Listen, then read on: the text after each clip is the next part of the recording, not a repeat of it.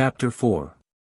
How Sir Mador impeached the Queen of treason, and there was no knight would fight for her at the first time. And ever Sir Mador stood still afore the king, and ever he appealed the Queen of treason. For the custom was such that time that all manner of shameful death was called treason.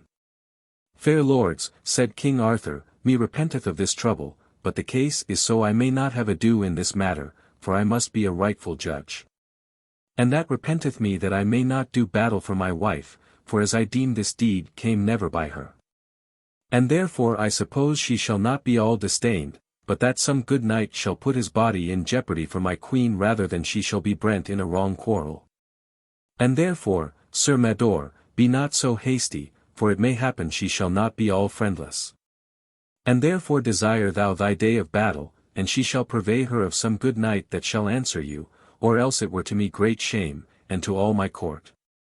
My gracious lord, said Sir Mador, ye must hold me excused, for though ye be our king in that degree, ye are but a knight as we are, and ye are sworn unto knighthood as well as we. And therefore I beseech you that ye be not displeased, for there is none of the 24 knights that were bidden to this dinner but all they have great suspicion unto the queen. What say ye all, my lords? Said Sir Mador. Then they answered by and by that they could not excuse the queen, for why she made the dinner, and either it must come by her or by her servants. Alas, said the queen, I made this dinner for a good intent, and never for none evil, so Almighty God me help in my right, as I was never purposed to do such evil deeds, and that I report me unto God. My lord, the king, said Sir Mador, I require you as ye be a righteous king give me a day that I may have justice. Well, said the king, I give the day this day 15 days that thou be ready armed on horseback in the meadow beside Westminster. And if it so fall that there be any knight to encounter with you, there mayst thou do the best, and God speed the right. And if it so fall that there be no knight at that day, then must my queen be burnt, and there she shall be ready to have her judgment. I am answered, said Sir Mador. And every knight went where it liked them. So when the king and the queen were together the king asked the queen how this case befell. The queen answered, So God me help, I wot not how or in what manner. Where is Sir Lancelot? Said King Arthur. An he were here he would not grudge to do battle for you. Sir, said the queen, I wot not where he is, but his brother and his kinsmen deem that he be not within this realm. That me repenteth, said King Arthur, for an he were here he would soon stint this strife. Then I will counsel you, said the king, and unto Sir Bors, that ye will do battle for her for Sir Lancelot's sake, and upon my life he will not refuse you. For well I see, said the king, that none of these 24 knights that were with you at your dinner where Sir Patrise was slain, that will do battle for you, nor none of them will say well of you. And that shall be a great slander for you in this court. Alas, said the queen, and I may not do withal, but now I miss Sir Lancelot, for an he were here he would put me soon to my heart's ease. What aileth you, said the king, ye cannot keep Sir Lancelot upon your side. For wit ye well, said the king, who that hath Sir Lancelot upon his part hath the most man of worship in the world upon his side. Now go your way, said the king unto the queen, and require Sir Bors to do battle for you for Sir Lancelot's sake. Chapter 5. How the queen required Sir Bors to fight for her, and how he granted upon condition, and how he warned Sir Lancelot thereof. So the queen departed from the king, and sent for Sir Bors into her chamber. And when he was come she besought him of succor. Madam, said he, what would ye that I did? For I may not with my worship have ado in this matter, because I was at the same dinner, for dread that any of those knights would have me in suspicion. Also, madam, said Sir Bors, now miss ye Sir Lancelot, for he would not have failed you neither in right nor in wrong, as ye have well proved when ye have been in danger. And now ye have driven him out of this country, by whom ye and all we were daily worshipped by. Therefore, madam, I marvel how ye dare for shame require me to do any thing for you, in so much ye have chased him out of your country by whom we were borne up and honored. Alas, fair knight, said the queen, I put me wholly in your grace, and all that is done amiss I will amend as ye will counsel me. And therewith she kneeled down upon both her knees, and besought Sir Bors to have mercy upon her, out her I shall have a shameful death, and thereto I never offended. Right so came King Arthur, and found the queen kneeling afore Sir Bors. Then Sir Bors pulled her up, and said, Madam, ye do me great dishonour.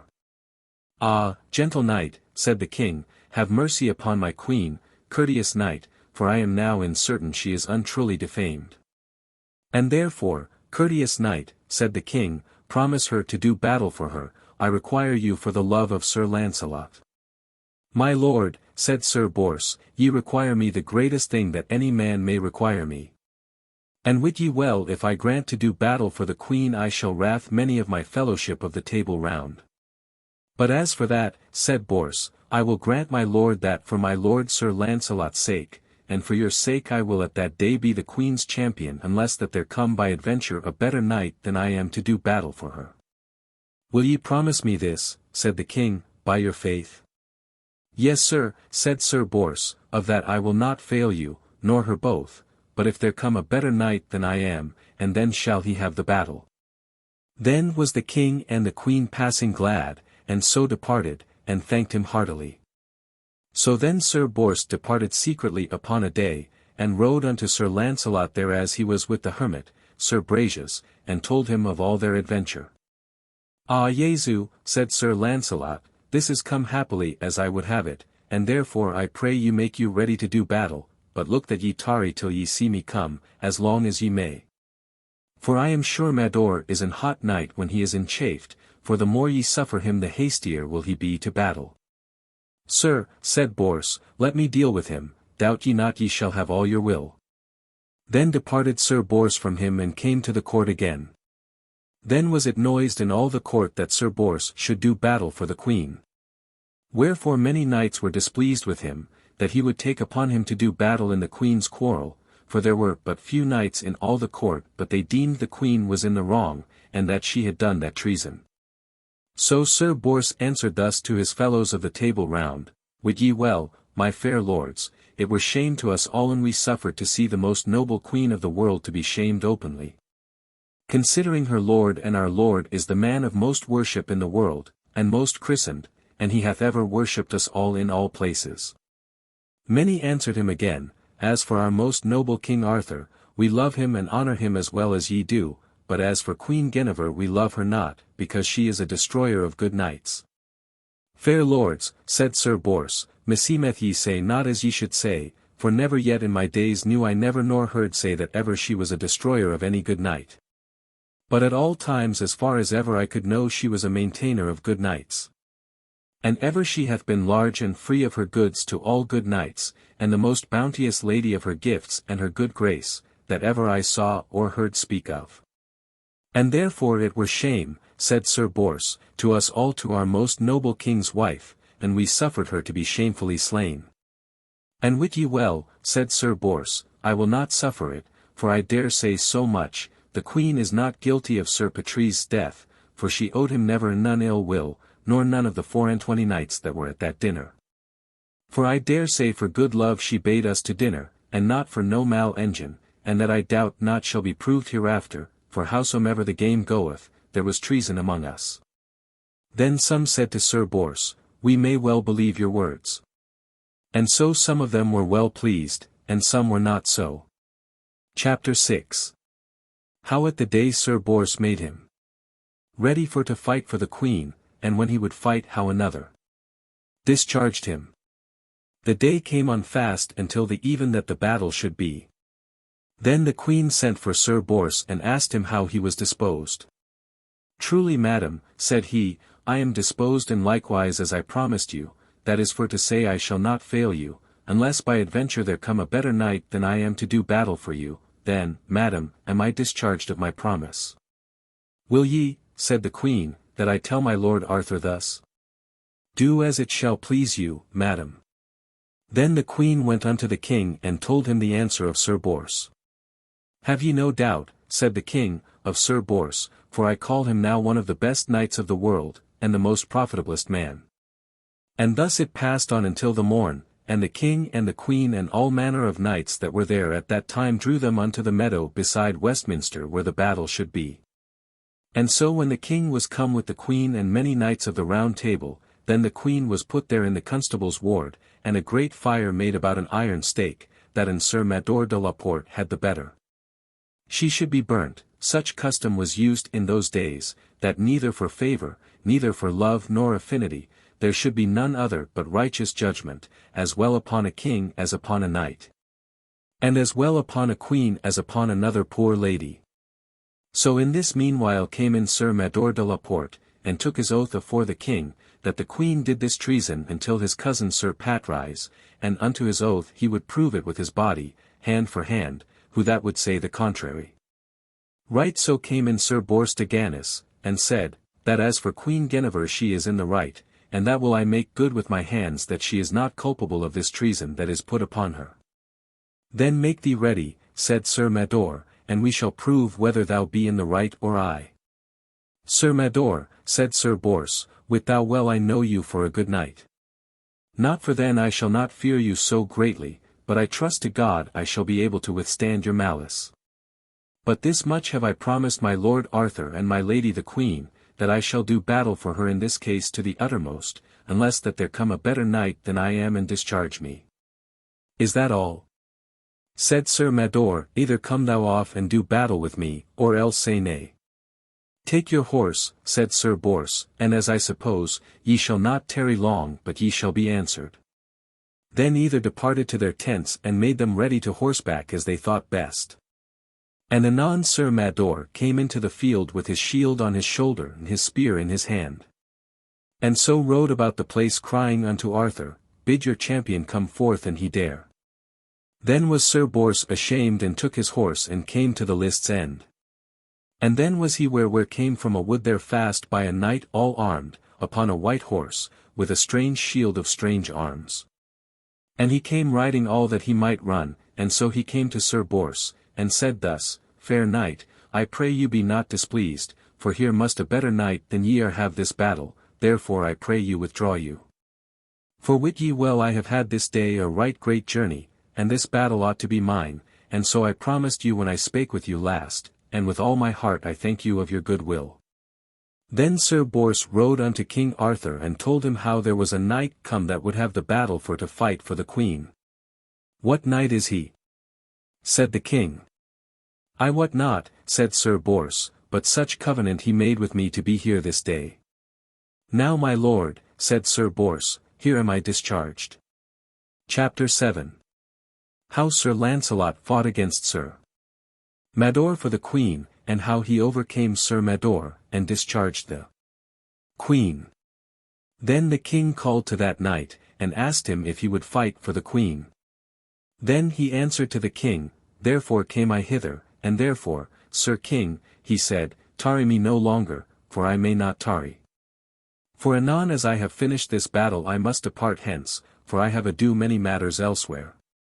For wit you well, said that knight, this is dishonour to you all knights of the Round Table, to see and know so noble a lady and so courteous a queen as Queen Guinevere is, thus to be rebuked and shamed amongst you. Then they all marvelled what knight that might be that so took the battle upon him. For there was not one that knew him, but if it were Sir Bors. Then said Sir Mador de la Porte unto the king, Now let me wit with whom I shall have ado withal. And then they rode to the list's end, and there they couched their spears, and ran together with all their might, and Sir Mador's spear brake all to pieces, but the other's spear held. And bare Sir Mador's horse and all backward to the earth a great fall. But mightily and suddenly he avoided his horse and put his shield afore him, and then drew his sword, and bade the other knight alight and do battle with him on foot. Then that knight descended from his horse lightly like a valiant man, and put his shield afore him and drew his sword. And so they came eagerly unto battle, and either gave other many great strokes, tracing and traversing, racing and foining, and hurtling together with their swords as it were wild boars. Thus were they fighting nigh an hour, for this Sir Mador was a strong knight, and mightily proved in many strong battles. But at the last this knight smote Sir Mador grovelling upon the earth, and the knight stepped near him to have pulled Sir Mador flatling upon the ground. And therewith suddenly Sir Mador arose, and in his rising he smote that knight through the thick of the thighs that the blood ran out fiercely. And when he felt himself so wounded, and saw his blood, he let him arise upon his feet. And then he gave him such a buffet upon the helm that he fell to the earth flatling, and therewith he strode to him to have pulled off his helm off his head. And then Sir Mador prayed that knight to save his life, and so he yielded him as overcome, and released the queen of his quarrel. I will not grant thee thy life, said that knight, only that thou freely release the queen for ever, and that no mention be made upon Sir Patrice's tomb that ever Queen Guinevere consented to that treason.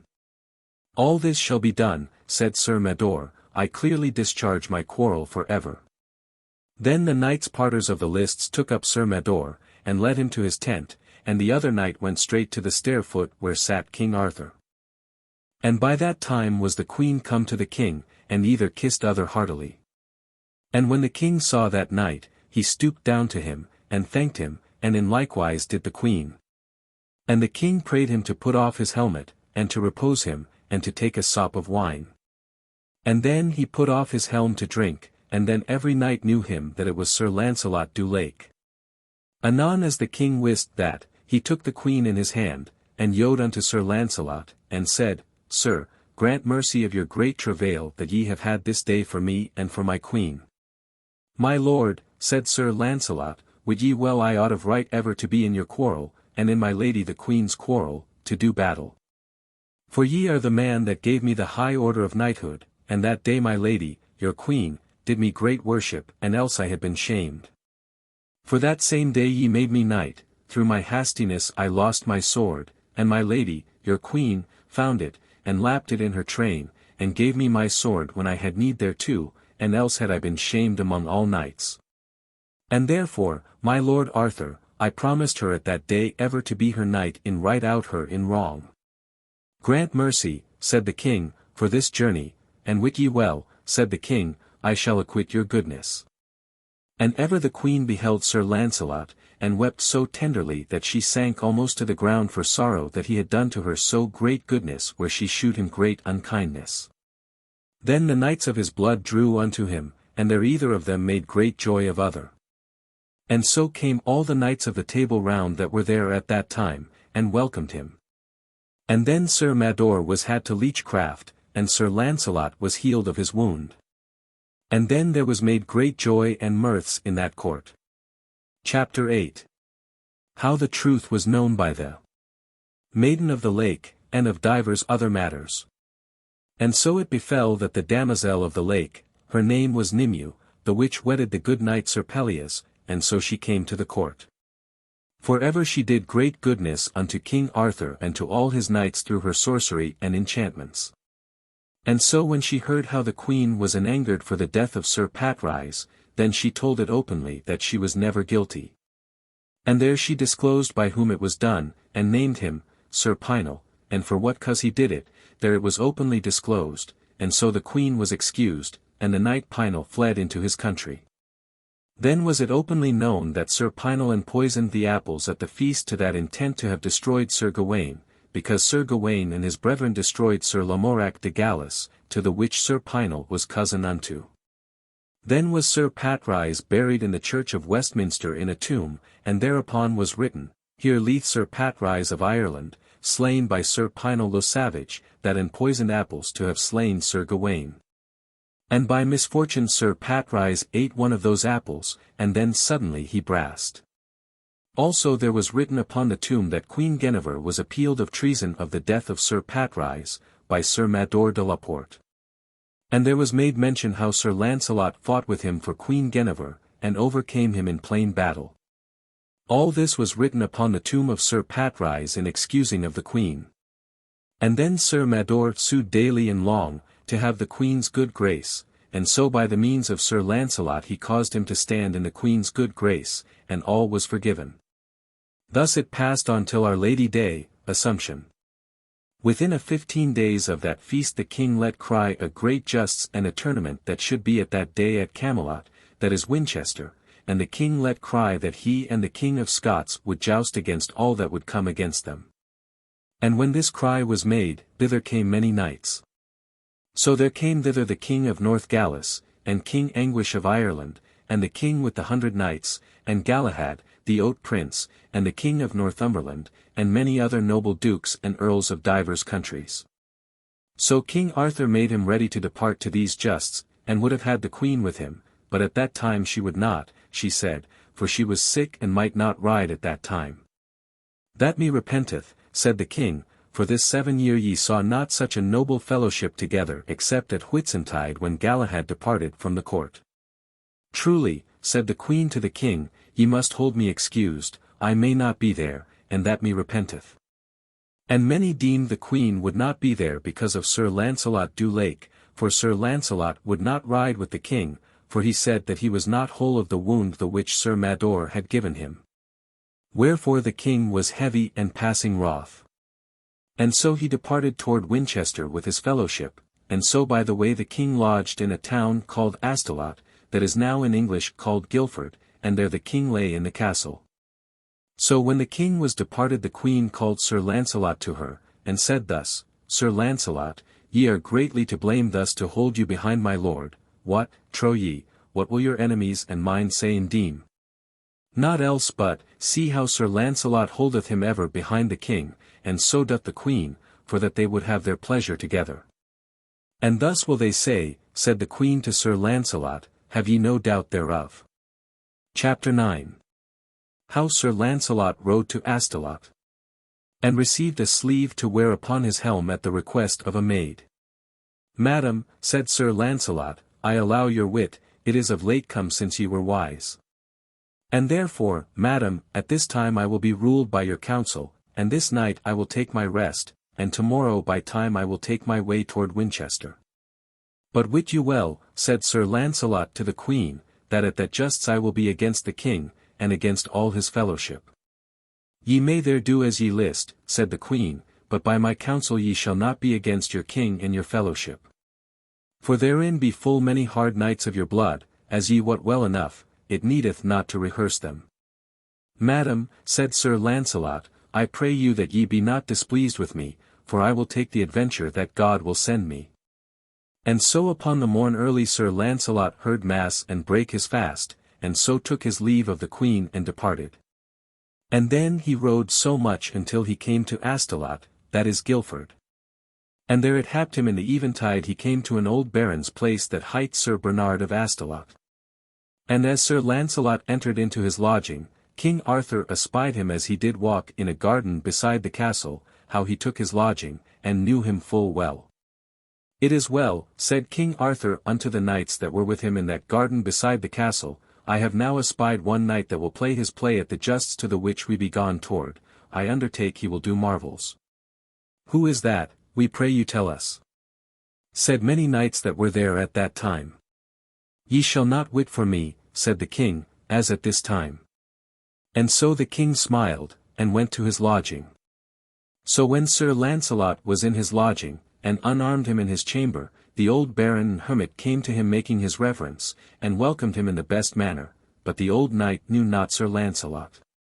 Fair sir, said Sir Lancelot to his host, I would pray you to lend me a shield that were not openly known, for mine is well known. Sir, said his host, ye shall have your desire, for meseemeth ye be one of the likeliest knights of the world, and therefore I shall shew you friendship. Sir, wit you well I have 2 sons that were but late made knights, and the eldest hight Sir Tyr, and he was hurt that same day he was made knight, that he may not ride, and his shield ye shall have. For that is not known I dare say but here, and in no place else. And my youngest son hight Lavaine, and if it please you, he shall ride with you unto that justs. And he is of his age strong and white, for much my heart giveth unto you that ye should be a noble knight, therefore I pray you, tell me your name, said Sir Bernard. As for that, said Sir Lancelot, ye must hold me excused as at this time, and if God give me grace to speed well at the justs I shall come again and tell you. But I pray you, said Sir Lancelot, in any wise let me have your son, Sir Lavaine, with me, and that I may have his brother's shield. All this shall be done, said Sir Bernard. This old baron had a daughter that was called that time the Fair Maiden of Astolat. And ever she beheld Sir Lancelot wonderfully. And as the book saith, she cast such a love unto Sir Lancelot that she could never withdraw her love, wherefore she died, and her name was Elaine Leblanc.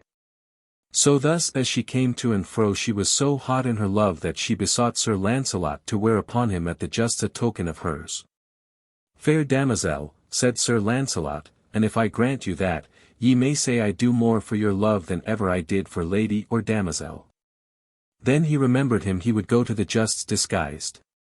And because he had never for that time borne no manner of token of no damosel, then he bethought him that he would bear one of her, that none of his blood thereby might know him, and then he said, Fair maiden, I will grant you to wear a token of yours upon mine helmet, and therefore what it is, shew it me.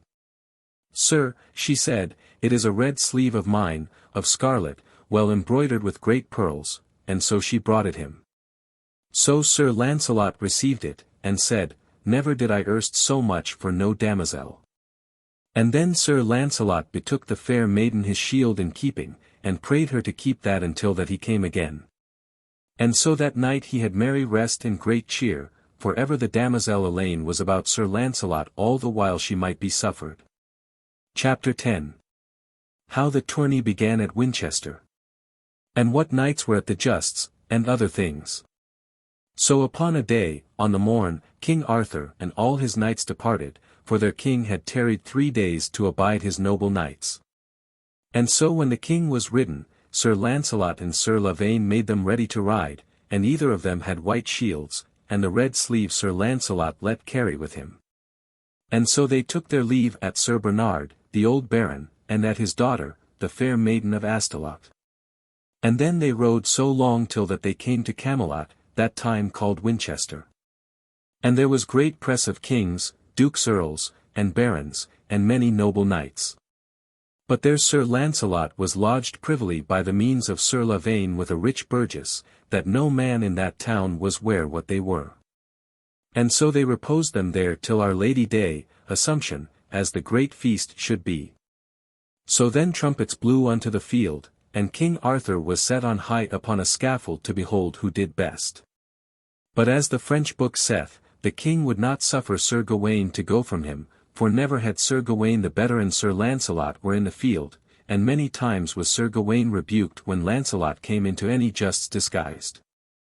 Then some of the kings, as King Anguish of Ireland and the King of Scots, were that time turned upon the side of King Arthur. And then on the other party was the King of North Galles, and the King with the 100 Knights, and the King of Northumberland, and Sir Galahad, the Oat Prince. But these 3 kings and this duke were passing weak to hold against King Arthur's party, for with him were the noblest knights of the world. So then they withdrew them either party from other, and every man made him ready in his best manner to do what he might. Then Sir Lancelot made him ready, and put the red sleeve upon his head, and fastened it fast. And so Sir Lancelot and Sir Lavaine departed out of Winchester privily, and rode until a little leaved wood behind the party that held against King Arthur's party, and there they held them still till the parties smote together. And then came in the King of Scots and the King of Ireland on Arthur's party, and against them came the King of Northumberland, and the King with the 100 Knights smote down the King of Northumberland. And the King with the 100 Knights smote down King Anguish of Ireland.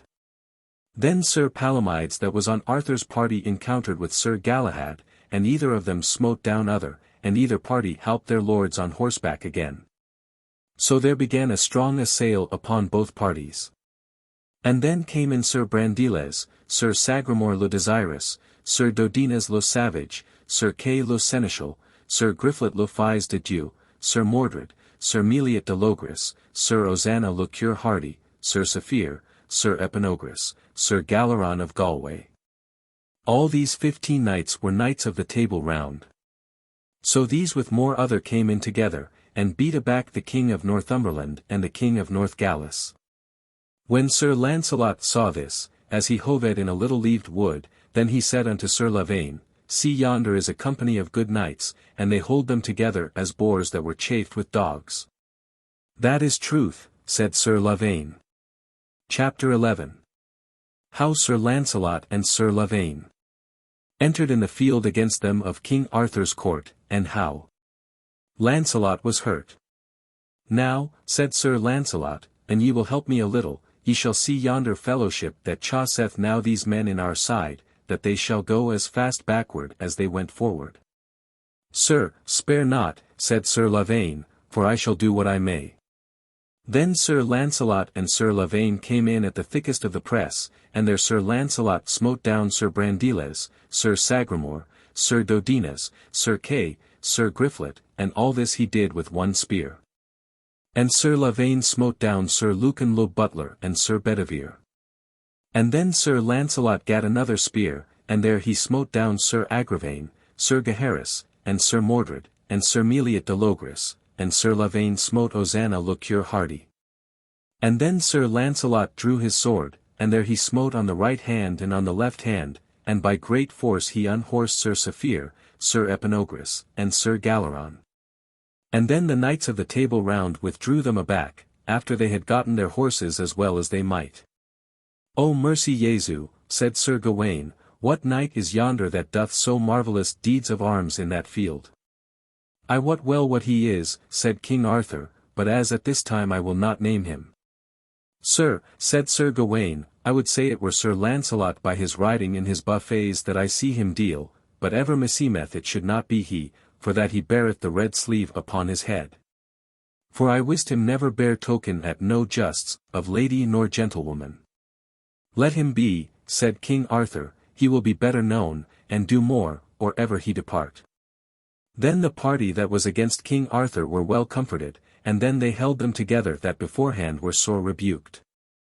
Then Sir Bors, Sir Ector de Maris, and Sir Lionel called unto them the knights of their blood, as Sir Blamore de Gannis, Sir Bleoberis, Sir Auliduc, Sir Galahad, Sir Galihodin, Sir Belandre le Beuse.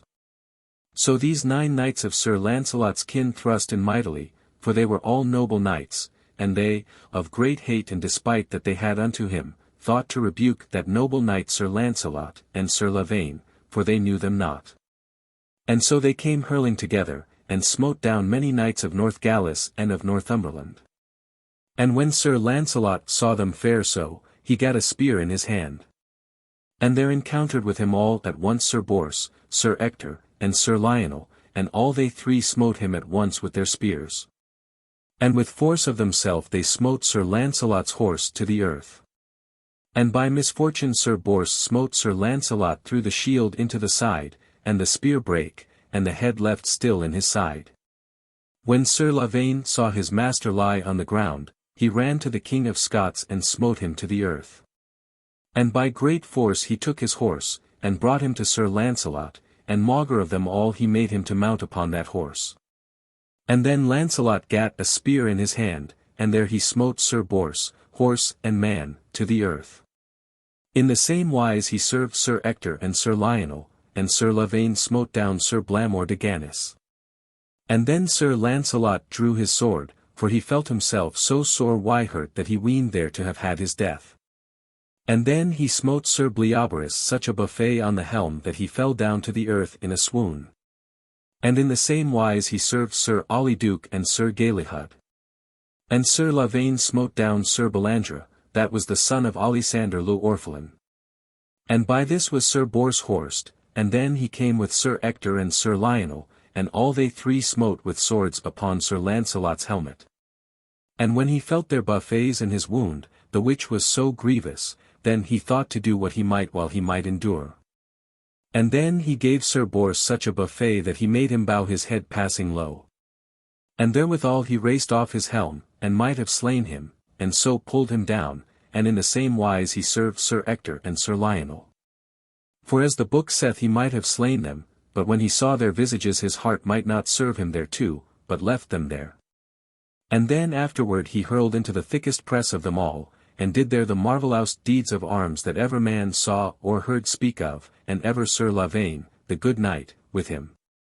And there Sir Lancelot with his sword smote down and pulled down, as the French book mocketh mention, mo than 30 knights, and the most part were of the Table Round. And Sir Lavaine did full well that day, for he smote down 10 knights of the Table Round. Chapter 12.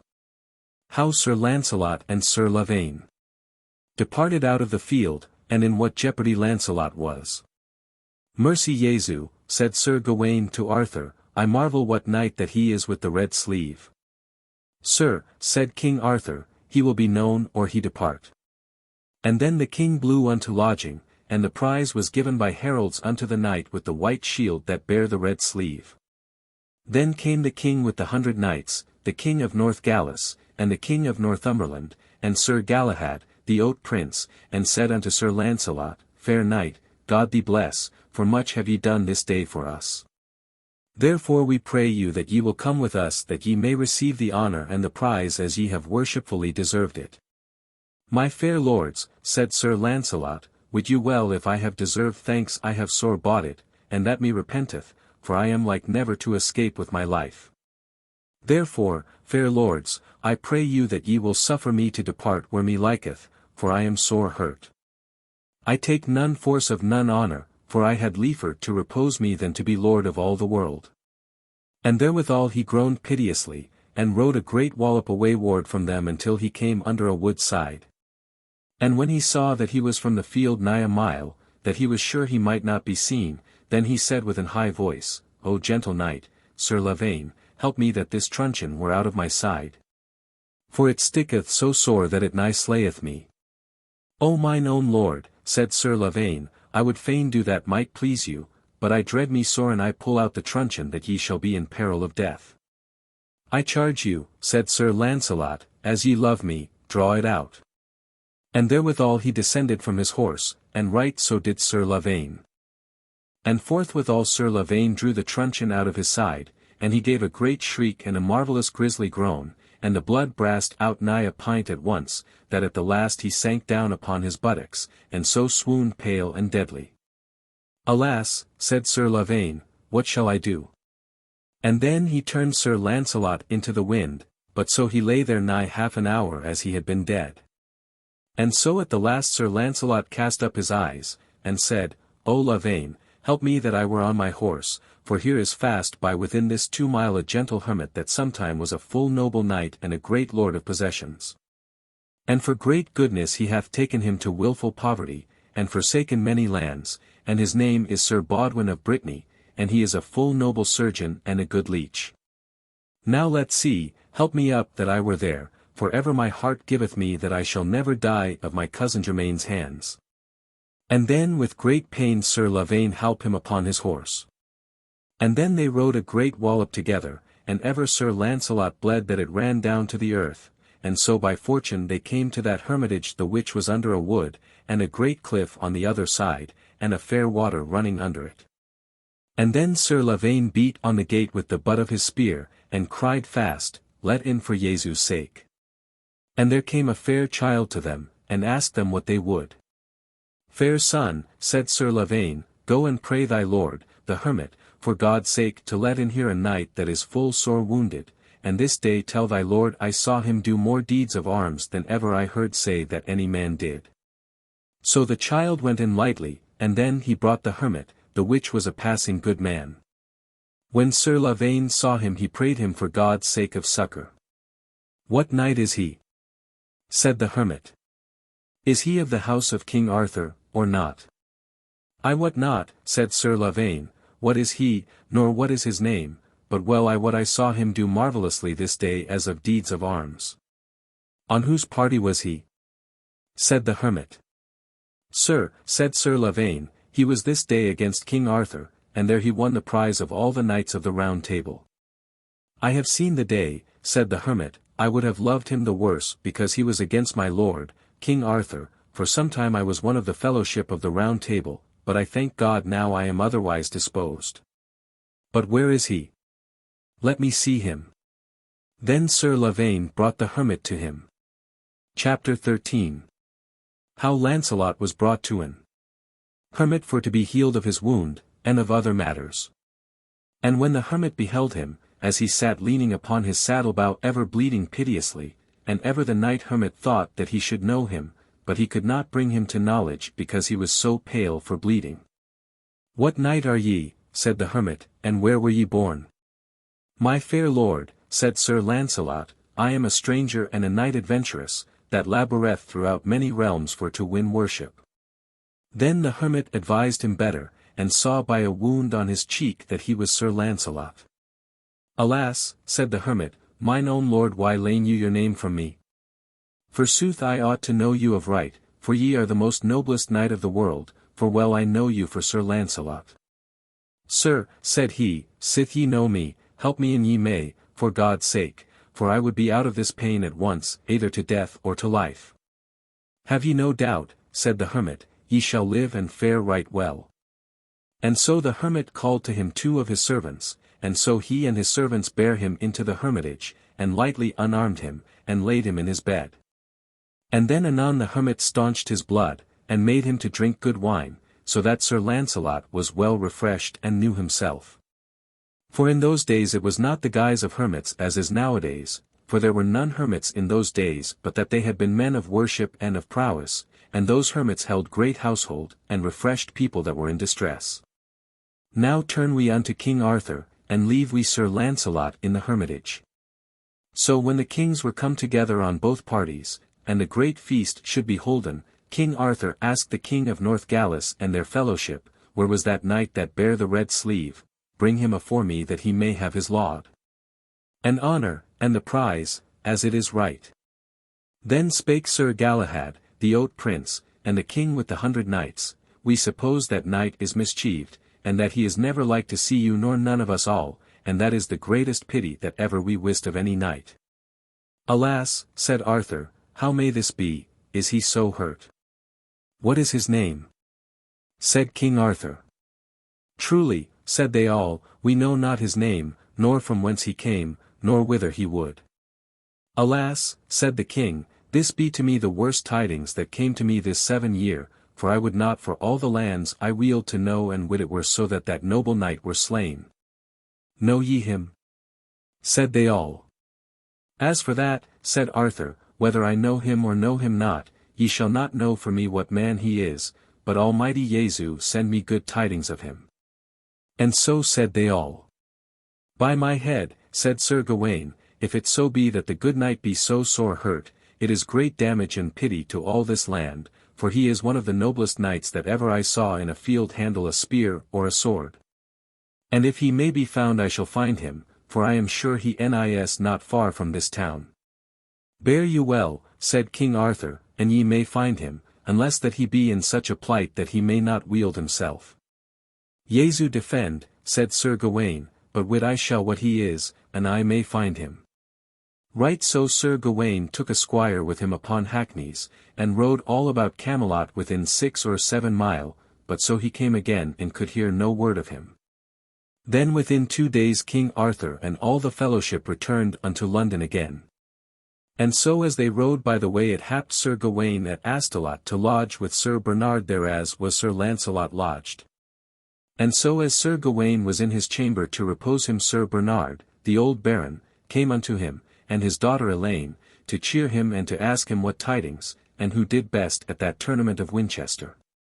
"So God me help," said Sir Gawain, "there were 2 knights that bare 2 white shields, but the one of them bare a red sleeve upon his head, and certainly he was one of the best knights that ever I saw joust in field. For I dare say," said Sir Gawain, "that one knight with the red sleeve smote down 40 knights of the Table Round, and his fellow did right well and worshipfully." "Now blessed be God," said the fair maiden of Astolat, "that that knight sped so well, for he is the man in the world that I first loved, and truly he shall be last that ever I shall love." "Now, fair maid," said Sir Gawain, "is that good knight your love?" "Certainly sir," said she, "wit ye well he is my love." "Then know ye his name?" said Sir Gawain. "Nay truly," said the damosel, "I know not his name nor from whence he cometh, but to say that I love him, I promise you and God that I love him." "How had ye knowledge of him first?" said Sir Gawain. Chapter 14. How Sir Gawain was lodged with the Lord of Astolat, and there had knowledge that it was Sir Lancelot that bare the red sleeve. Then she told him as ye have heard tofore, and how her father betook him her brother to do him service, and how her father lent him her brother's, Sir Tyr's, shield, and here with me he left his own shield. "For what cause did he so?" said Sir Gawain. For this cause, said the damosel, for his shield was too well known among many noble knights. Ah, fair damosel, said Sir Gawain, please it you let me have a sight of that shield. Sir, said she, it is in my chamber, covered with a case, and if ye will come with me ye shall see it. Not so, said Sir Bernard till his daughter, let's send for it. So when the shield was come, Sir Gawain took off the case, and when he beheld that shield he knew anon that it was Sir Lancelot's shield, and his own arms. Ah Jesu mercy, said Sir Gawain, now is my heart more heavier than ever it was tofore. Why? Said Elaine. For I have great cause, said Sir Gawain. Is that knight that oweth this shield your love? Yet truly, said she, my love he is, God would I were his love. So God me speed, said Sir Gawain, fair damosel ye have right, for an he be your love ye love the most honourable knight of the world, and the man of most worship. So me thought ever, said the damosel, for never or that time, for no knight that ever I saw, loved I never none erst. God grant, said Sir Gawain, that either of you may rejoice other, but that is in a great adventure. But truly, said Sir Gawain unto the damosel, ye may say ye have a fair grace, for why I have known that noble knight this 24 year, and never, or that day, I nor none other knight, I dare make good. Saw nor heard say that ever he bare token or sign of no lady, gentlewoman, any maiden, at no justs nor tournament. And therefore fair maiden, said Sir Gawain, ye are much beholden to him to give him thanks. But I dread me, said Sir Gawain, that ye shall never see him in this world, and that is great pity that ever was of earthly knight. Alas, said she, how may this be, is he slain? I say not so, said Sir Gawain, but wit ye well he is grievously wounded, by all manner of signs, and by men's sight more likelier to be dead than to be alive. And wit ye well he is the noble knight, Sir Lancelot, for by this shield I know him. Alas, said the fair maiden of Astolat, how may this be, and what was his hurt? Truly, said Sir Gawain, the man in the world that loved him best hurt him so. And I dare say, said Sir Gawain, and that knight that hurt him knew the very certainty that he had hurt Sir Lancelot, it would be the most sorrow that ever came to his heart. Now fair father, said then Elaine, I require you give me leave to ride and to seek him, or else I wot well I shall go out of my mind, for I shall never stint till that I find him and my brother, Sir Lavaine. Do as it liketh you, said her father, for me sore repenteth of the hurt of that noble knight. Right so the maid made her ready, and before Sir Gawain, making great dole. Then on the morn Sir Gawain came to King Arthur, and told him how he had found Sir Lancelot's shield in the keeping of the fair maiden of Astolat. All that knew I aforehand, said King Arthur, and that caused me I would not suffer you to have ado at the great justs, for I espied, said King Arthur, when he came in till his lodging full late in the evening in Astolat. But marvel have I, said Arthur, that ever he would bear any sign of any damosel, for now I never heard say nor knew that ever he bare any token of none earthly woman. By my head, said Sir Gawain, the fair maiden of Astolat loveth him marvellously well, what it meaneth I cannot say, and she is ridden after to seek him. So the king and all came to London, and there Sir Gawain openly disclosed to all the court that it was Sir Lancelot that jousted best. Chapter 15. Of the sorrow that Sir Bors had for the hurt of Lancelot, and of the anger that the queen had because Lancelot bare the sleeve. And when Sir Bors heard that, wit ye well he was an heavy man, and so were all his kinsmen. But when Queen Guinevere wist that Sir Lancelot bare the red sleeve of the fair maiden of Astolat she was nigh out of her mind for wrath. And then she sent for Sir Bors de Ganis in all the haste that might be. So when Sir Bors was come to fore the queen, then she said, Sir Bors, have ye heard say how falsely Sir Lancelot hath betrayed me? Alas madam, said Sir Bors, I am afeard he hath betrayed himself and us all. No force, said the queen, though he be destroyed, for he is a false traitor knight. Madam, said Sir Bors, I pray you say ye not so, for wit you well I may not hear such language of him. Why Sir Bors, said she, should I not call him traitor when he bare the red sleeve upon his head at Winchester, at the great justs? Madam, said Sir Bors, that sleeve-bearing repenteth me sore, but I dare say he did it to none evil intent, but for this cause he bare the red sleeve that none of his blood should know him. For then we, nor none of us all, never knew that ever he bare token or sign of maid, lady, any gentlewoman. Fie on him, said the queen, yet for all his pride and bobance there ye proved yourself his better. Nay madam, say ye never more so, for he beat me and my fellows, and might have slain us an he had would. Fie on him, said the queen, for I heard Sir Gawain say before my lord Arthur that it were marvel to tell the great love that is between the fair maiden of Astolat and him. Madam, said Sir Bors, I may not warn Sir Gawain to say what it pleased him. But I dare say, as for my lord, Sir Lancelot, that he loveth no lady, gentlewoman, nor maid, but all he loveth in like much. And therefore madam, said Sir Bors, ye may say what ye will, but wit ye well I will haste me to seek him, and find him wheresoever he be, and God send me good tidings of him. And so leave we them there, and speak we of Sir Lancelot that lay in great peril. So as fair Elaine came to Winchester she sought there all about, and by fortune Sir Lavaine was ridden to play him, to enchafe his horse. And anon as Elaine saw him she knew him, and then she cried aloud until him. And when he heard her anon he came to her, and then she asked her brother how did my lord, Sir Lancelot. Who told you, sister, that my lord's name was Sir Lancelot? Then she told him how Sir Gawain by his shield knew him. So they rode together till that they came to the hermitage, and anon she alighted. So Sir Lavaine brought her into Sir Lancelot. And when she saw him lie so sick and pale in his bed she might not speak, but suddenly she fell to the earth down suddenly in a swoon, and there she lay a great while. And when she was relieved, she shrieked and said, My lord, Sir Lancelot, alas why be ye in this plight? And then she swooned again. And then Sir Lancelot prayed Sir Lavaine to take her up, and bring her to me. And when she came to herself Sir Lancelot kissed her, and said, Fair maiden, why fare ye thus?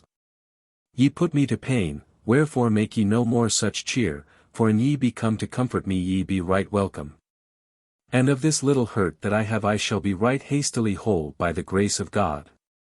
But I marvel, said Sir Lancelot, who told you my name? Then the fair maiden told him all how Sir Gawain was lodged with her father, and there by your shield he discovered your name. Alas, said Sir Lancelot, that me repenteth that my name is known, for I am sure it will turn unto anger. And then Sir Lancelot compassed in his mind that Sir Gawain would tell Queen Guinevere how he bare the red sleeve, and for whom, that he wist well would turn into great anger.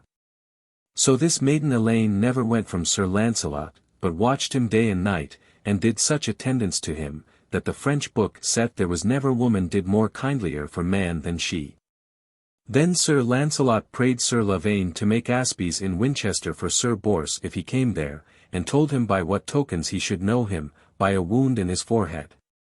For well I am sure, said Sir Lancelot, that Sir Bors will seek me, for he is the same good knight that hurt me.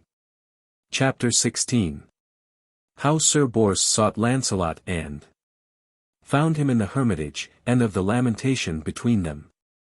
Now turn we unto Sir Bors de Ganis that came unto Winchester to seek after his cousin Sir Lancelot. And so when he came to Winchester, anon there were men that Sir Lavaine had made to lie in a watch for such a man, and anon Sir Lavaine had warning. And then Sir Lavaine came to Winchester and found Sir Bors, and there he told him what he was, and with whom he was, and what was his name. Now fair knight, said Sir Bors, I require you that ye will bring me to my lord, Sir Lancelot. Sir, said Sir Lavaine, take your horse, and within this hour ye shall see him. And so they departed, and came to the hermitage.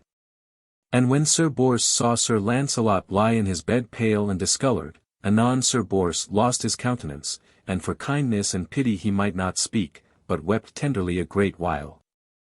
And then when he might speak he said thus, O my lord, Sir Lancelot, God you bless, and send you hasty recover, and full heavy am I of my misfortune and of mine unhappiness, for now I may call myself unhappy.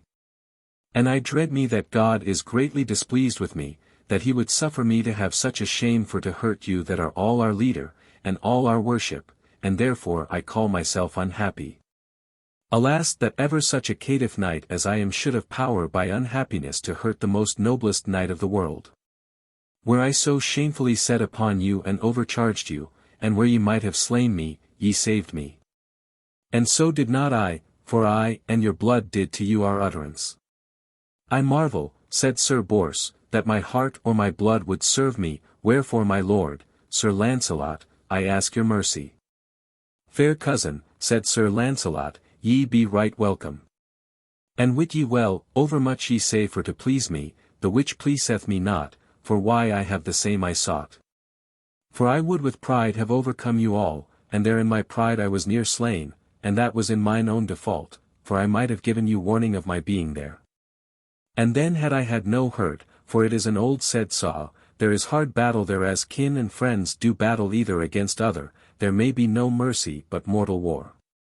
Therefore, fair cousin, said Sir Lancelot, let this speech overpass, and all shall be welcome that God sendeth, and let us leave off this matter and let us speak of some rejoicing, for this that is done may not be undone.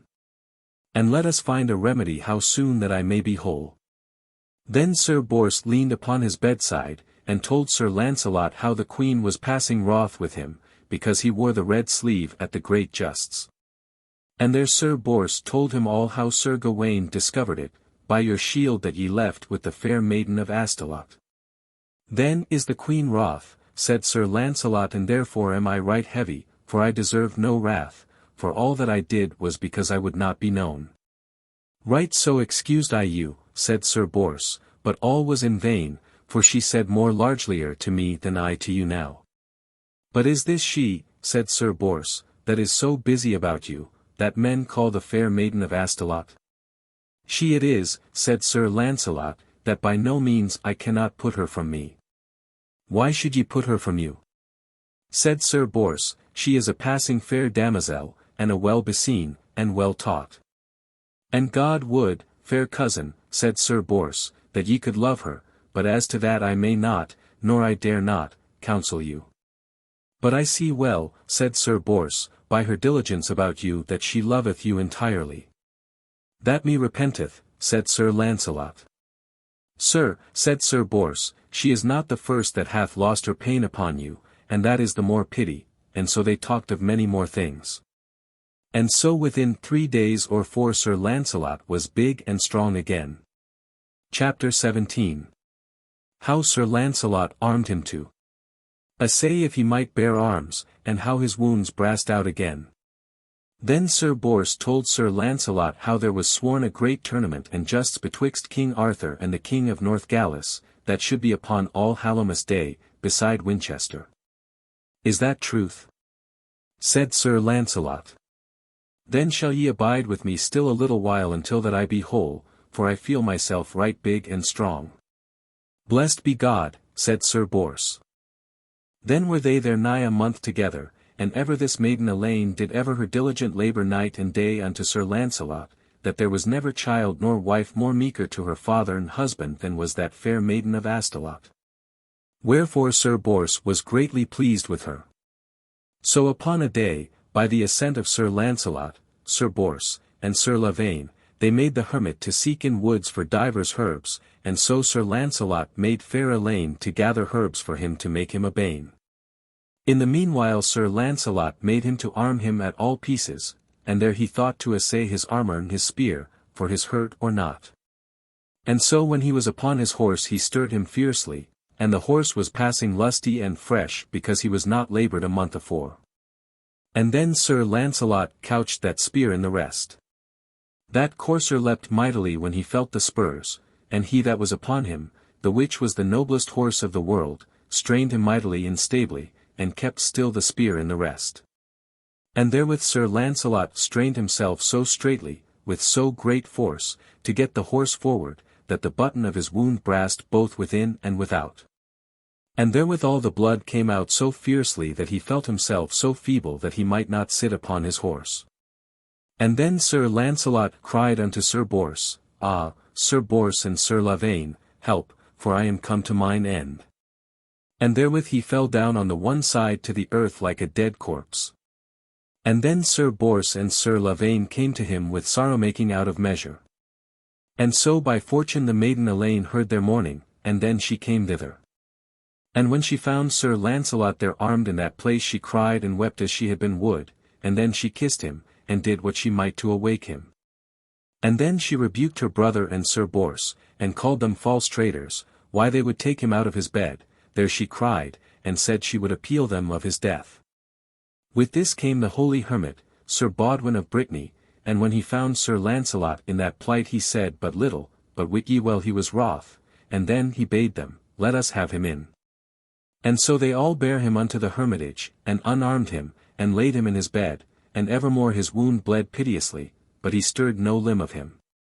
Then the knight hermit put a thing in his nose and a little deal of water in his mouth. And then Sir Lancelot waked of his swoon, and then the hermit staunched his bleeding. And when he might speak he asked Sir Lancelot why he put his life in jeopardy. Sir, said Sir Lancelot, because I weened I had been strong, and also Sir Bors told me that there should be at all Hallowmas a great justs betwixt King Arthur and the King of Northgalis. And therefore I thought to assay it myself whether I might be there or not. Ah, Sir Lancelot, said the hermit, your heart and your courage will never be done until your last day, but ye shall do now by my counsel. Let Sir Bors depart from you, and let him do at that tournament what he may, and by the grace of God, said the knight hermit, by that the tournament be done and ye come hither again, Sir Lancelot shall be as whole as ye. So that he will be governed by me. Chapter 18. How Sir Bors returned and told tidings of Sir Lancelot, and of the tourney, and to whom the prize was given. Then Sir Bors made him ready to depart from Sir Lancelot. And then Sir Lancelot said, Fair cousin, Sir Bors, recommend me unto all them unto whom ye ought to recommend me unto. And I pray you, enforce yourself at that justs that ye may be best, for my love. And here shall I abide you at the mercy of God till ye come again.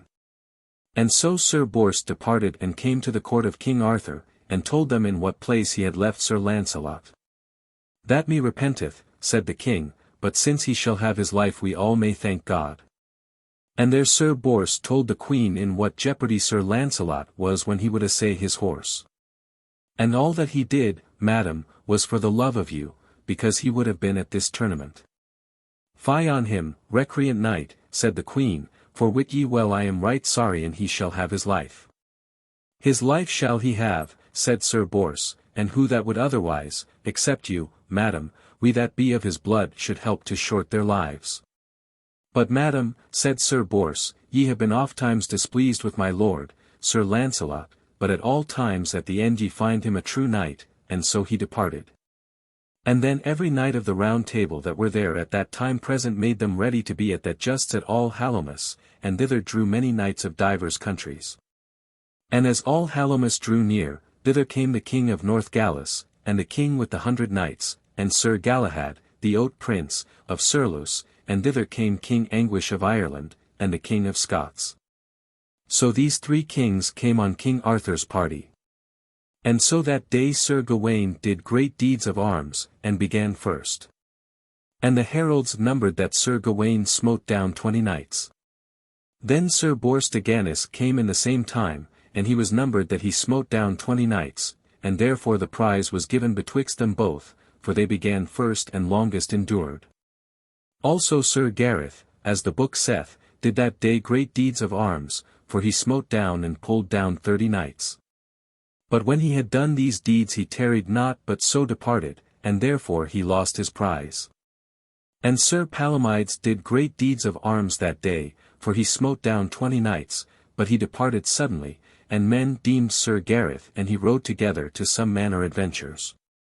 So when this tournament was done Sir Bors departed and rode till he came to Sir Lancelot, his cousin, and then he found him walking on his feet, and there either made great joy of other. And so Sir Bors told Sir Lancelot of all the justs like as ye have heard. I marvel, said Sir Lancelot, that Sir Gareth, when he had done such deeds of arms, that he would not tarry. Thereof we marvelled all, said Sir Bors, for but if it were you, or Sir Tristram, or Sir Lamorac de Galis, I saw never knight bear down so many in so little a while as did Sir Gareth, and anon he was gone we wist not where. By my head, said Sir Lancelot, he is a noble knight, and a mighty man and well breathed, and if he were well assayed, said Sir Lancelot, I would deem he were good enough for any knight that beareth the life. And he is a gentle knight, courteous, true, and bounteous, meek, and mild, and in him is no manner of mal engin, but plain, faithful, and true. So then they made them ready to depart from the hermit. And so upon a morn they took their horses and Elaine le Blanc with them, and when they came to Astolat there were they well lodged, and had great cheer of Sir Bernard, the old baron, and of Sir Tir, his son. And so upon the morn when Sir Lancelot should depart, fair Elaine brought her father with her, and Sir Lavaine, and Sir Tir, and thus she said. Chapter 19. Of the great lamentation of the fair maid of Astolat when Lancelot should depart, and how she died for his love. My lord, Sir Lancelot, now I see ye will depart. Now fair knight and courteous knight, have mercy upon me, and suffer me not to die for thy love. What would ye that I did? Said Sir Lancelot. I would have you to my husband, said Elaine. Fair damosel, I thank you, said Sir Lancelot, but truly, said he, I cast me never to be wedded man. Then, fair knight, said she, will ye be my paramour? Jesu defend me, said Sir Lancelot, for then I rewarded your father and your brother full evil for their great goodness. Alas, said she, then must I die for your love. Ye shall not so, said Sir Lancelot, for wit ye well, fair maiden, I might have been married and I had would, but I never applied me to be married yet. But because, fair damosel, that ye love me as ye say ye do, I will for your good will and kindness show you some goodness, and that is this, that wheresoever ye will beset your heart upon some good knight that will wed you, I shall give you together £1,000 yearly to you and to your heirs. Thus much will I give you, fair madam, for your kindness, and always while I live to be your own knight. Of all this, said the maiden, I will none, for but if ye will wed me, or else be my paramour at the least, wit you well, Sir Lancelot, my good days are done. Fair damosel, said Sir Lancelot, of these two things ye must pardon me. Then she shrieked shrilly, and fell down in a swoon, and then women bare her into her chamber, and there she made over much sorrow, and then Sir Lancelot would depart, and there he asked Sir Lavaine what he would do. What should I do, said Sir Lavaine, but follow you, but if ye drive me from you, or command me to go from you. Then came Sir Bernard to Sir Lancelot and said to him, I cannot see but that my daughter Elaine will die for your sake. I may not do withal, said Sir Lancelot, for that me sore repenteth, for I report me to yourself, that my proffer is fair, and me repenteth, said Sir Lancelot, that she loveth me as she doth. I was never the causer of it, for I report me to your son I early any late proffered her bount nor fair behests, and as for me, said Sir Lancelot, I dare do all that a knight should do that she is a clean maiden for me, both for deed and for will. And I am right heavy of her distress, for she is a full fair maiden, good and gentle, and well taught. Father, said Sir Lavaine, I dare make good she is a clean maiden as for my lord Sir Lancelot. But she doth as I do, for sithen I first saw my lord Sir Lancelot, I could never depart from him, nor not I will and I may follow him. Then Sir Lancelot took his leave, and so they departed, and came unto Winchester. And when Arthur wist that Sir Lancelot was come whole and sound the king made great joy of him, and so did Sir Gawain and all the knights of the Round Table except Sir Igraine and Sir Mordred. Also Queen Guinevere was wroth with Sir Lancelot, and would by no means speak with him, but estranged herself from him, and Sir Lancelot made all the means that he might for to speak with the queen, but it would not be. Now speak we of the fair maiden of Astolat that made such sorrow day and night that she never slept, ate, nor drank, and ever she made her complaint unto Sir Lancelot. So when she had thus endured 10 days, that she feebled so that she must needs pass out of this world, then she shrived her clean, and received her Creator. And ever she complained still upon Sir Lancelot. Then her ghostly father bade her leave such thoughts. Then she said, why should I leave such thoughts? Am I not an earthly woman? And all the while the breath is in my body I may complain me, for my belief is I do none offence though I love an earthly man. And I take God to my record I loved never none but Sir Lancelot du Lake, nor never shall, and a clean maiden I am for him and for all other. And sit hen it is the sufferance of God that I shall die for the love of so noble a knight. I beseech the High Father of Heaven to have mercy upon my soul, and upon mine innumerable pains that I suffered may be allegiance of part of my sins. For sweet Lord Jesu, said the fair maiden, I take thee to record, on thee I was never great offencer against thy laws. But that I loved this noble knight, Sir Lancelot, out of measure, and of myself, good Lord, I might not withstand the fervent love wherefore I have my death. And then she called her father, Sir Bernard, and her brother, Sir Tyr, and heartily she prayed her father that her brother might write a letter like as she did indite it, and so her father granted her. And when the letter was written word by word like as she devised, then she prayed her father that she might be watched until she were dead. And while my body is hot let this letter be put in my right hand, and my hand bound fast with the letter until that I be cold. And let me be put in a fair bed with all the richest clothes that I have about me, and so let my bed and all my richest clothes be laid with me in a chariot unto the next place where Thames is. And there let me be put within a barget, and but one man with me, such as ye trust to steer me thither, and that my barget be covered with black samite over and over, thus Father I beseech you let it be done. So her father granted it her faithfully, all things should be done like as she had devised. Then her father and her brother made great dole, for when this was done anon she died. And so when she was dead the corpse and the bed all was led the next way unto Thames, and there a man, and the corpse, and all, were put into Thames. And so the man steered the barget unto Westminster, and there he rode a great while to and fro or any espied it. Chapter 20.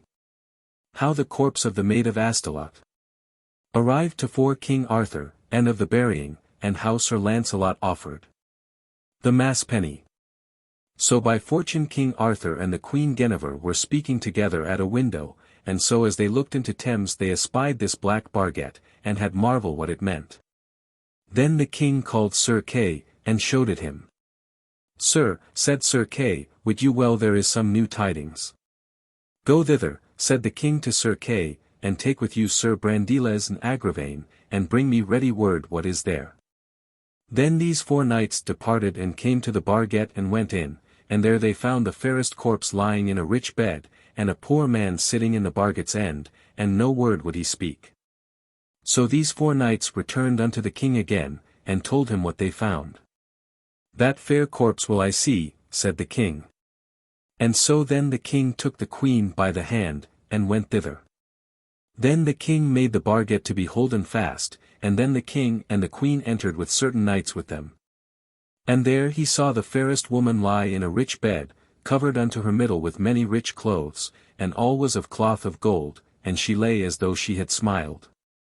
Then the queen espied a letter in her right hand, and told it to the king.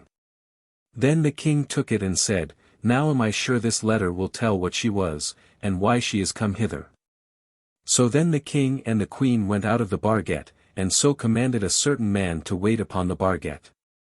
And so when the king was come within his chamber, he called many knights about him, and said that he would wit openly what was written within that letter. Then the king brake it, and made a clerk to read it, and this was the intent of the letter.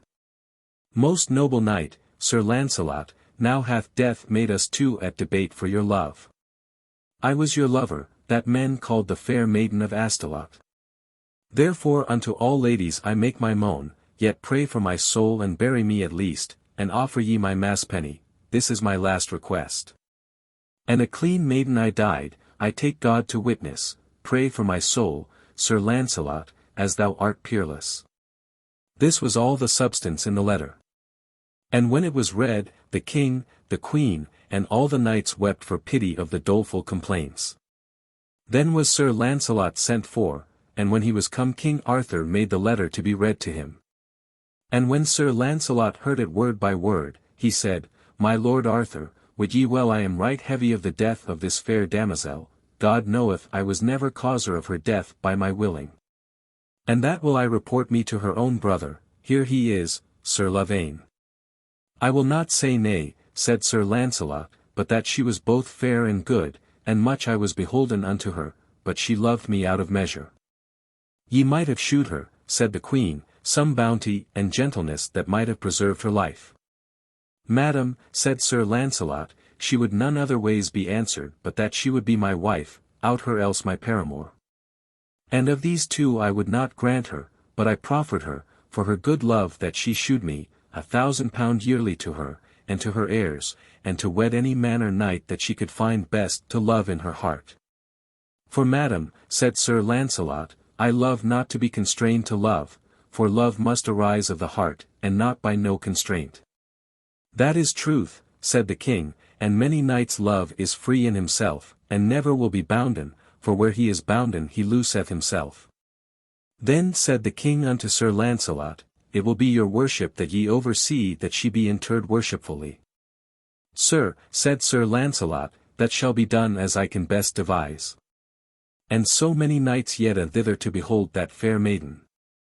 And so upon the morn she was interred richly, and Sir Lancelot offered her masspenny, and all the knights of the Table Round that were there at that time offered with Sir Lancelot.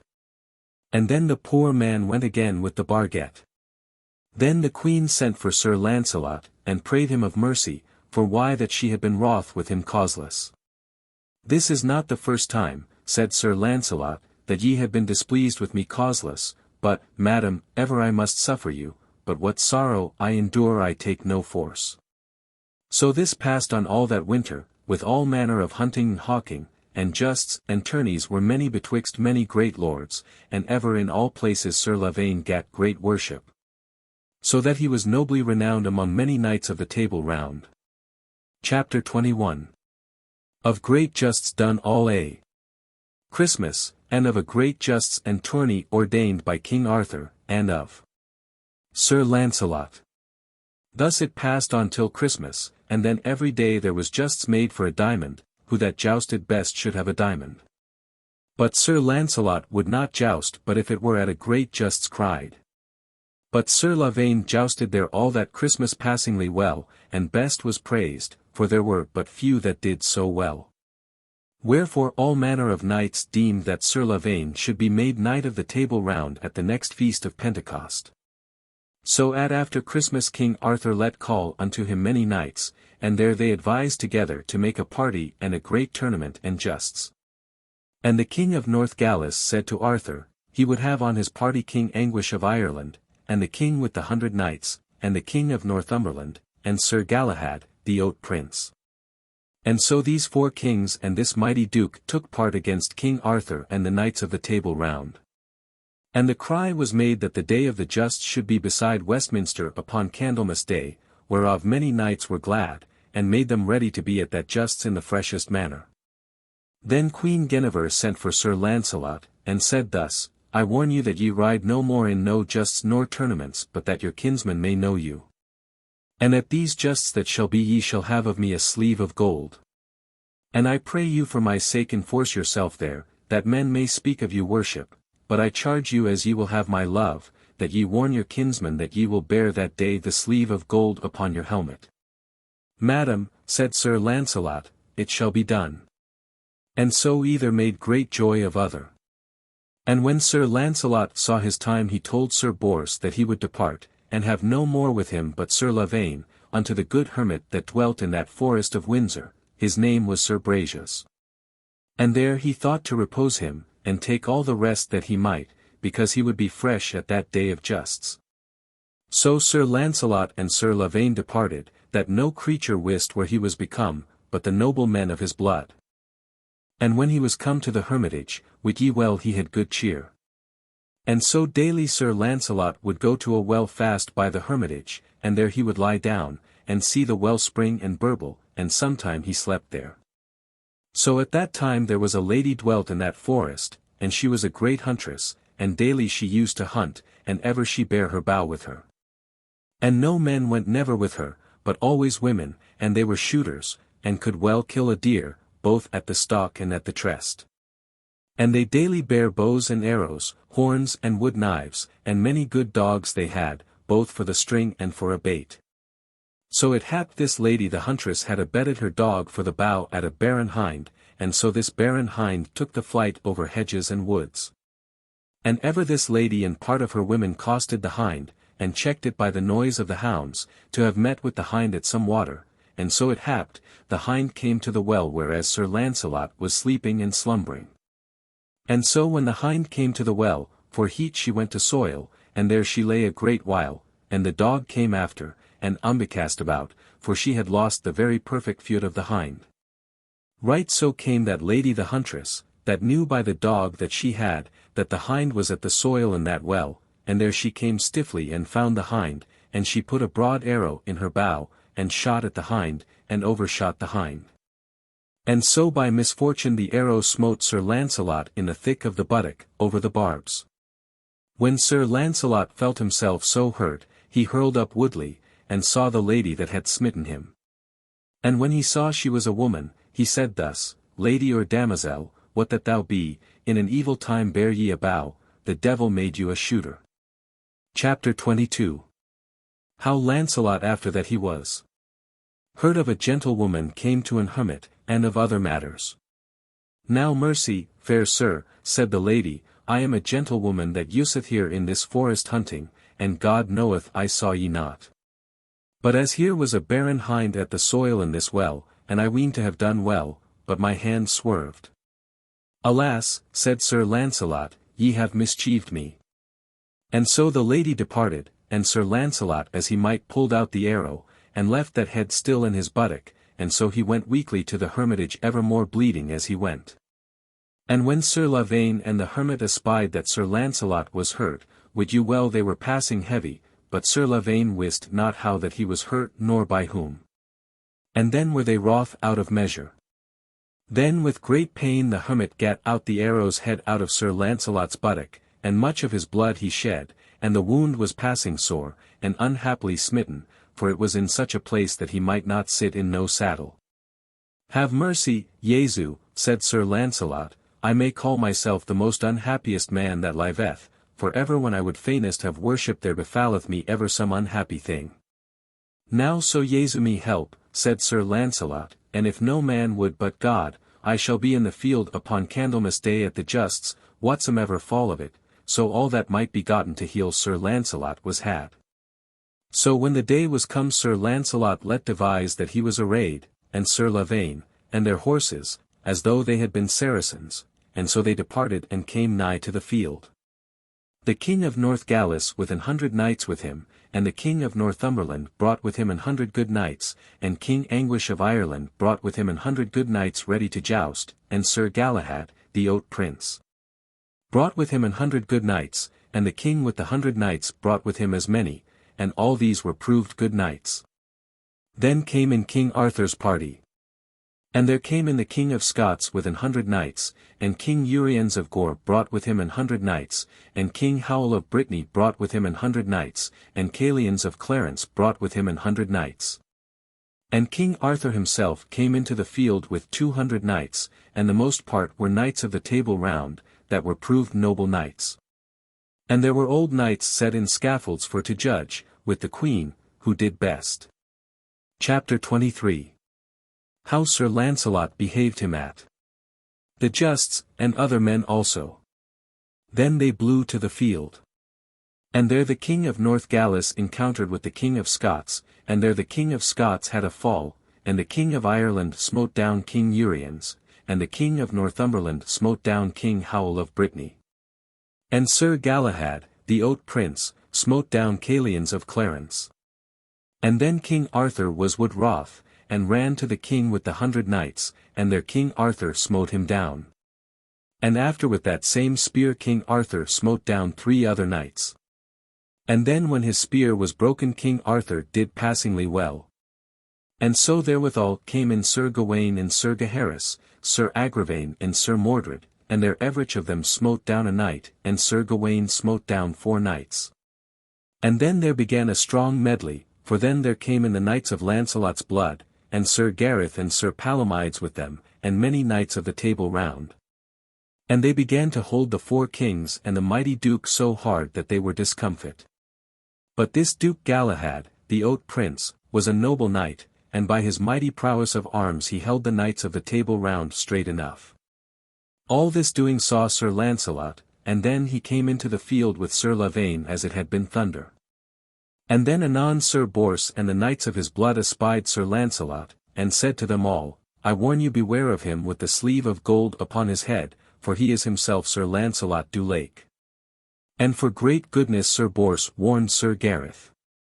I am well apaid, said Sir Gareth, that I may know him. But who is he, said they all, that rideth with him in the same array? That is the good and gentle knight Sir Lavaine, said Sir Bors. So Sir Lancelot encountered with Sir Gawain, and there by force Sir Lancelot smote down Sir Gawain and his horse to the earth, and so he smote down Sir Igraine and Sir Gaheris, and also he smote down Sir Mordred. And all this was with one spear. Then Sir Lavaine met with Sir Palomides, and either met other so hard and so fiercely that both their horses fell to the earth. And then were they horsed again, and then met Sir Lancelot with Sir Palomides, and their Sir Palomides had a fall. And so Sir Lancelot or ever he stint, as fast as he might get spears, he smote down 30 knights, and the most part of them were knights of the Table Round. And ever the knights of his blood withdrew them, and made them ado in other places where Sir Lancelot came not. And then King Arthur was wroth when he saw Sir Lancelot do such deeds. And then the king called unto him Sir Gawain, Sir Mordred, Sir Kay, Sir Griflet, Sir Lucan the butler, Sir Bedivere, Sir Palomides, Sir Saphir, his brother. And so the king with these 9 knights made them ready to set upon Sir Lancelot, and upon Sir Lavaine. All this espied Sir Bors and Sir Gareth. Now I dread me sore, said Sir Bors, that my lord, Sir Lancelot, will be hard matched.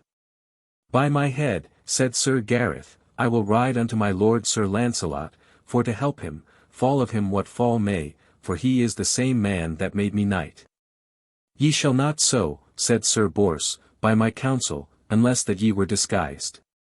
Ye shall see me disguised, said Sir Gareth, and therewithal he espied a Welsh knight where he was to repose him, and he was sore hurt afore by Sir Gawain, and to him Sir Gareth rode, and prayed him of his knighthood to lend him his shield for his.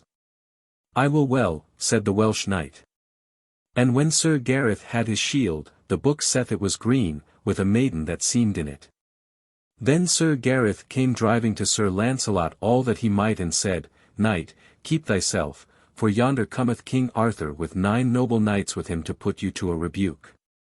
And so I am come to bear you fellowship for old love ye have shewed me. Gramercy, said Sir Lancelot.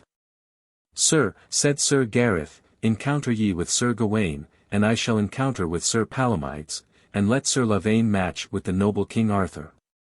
And when we have delivered them, let us 3 hold us sadly together.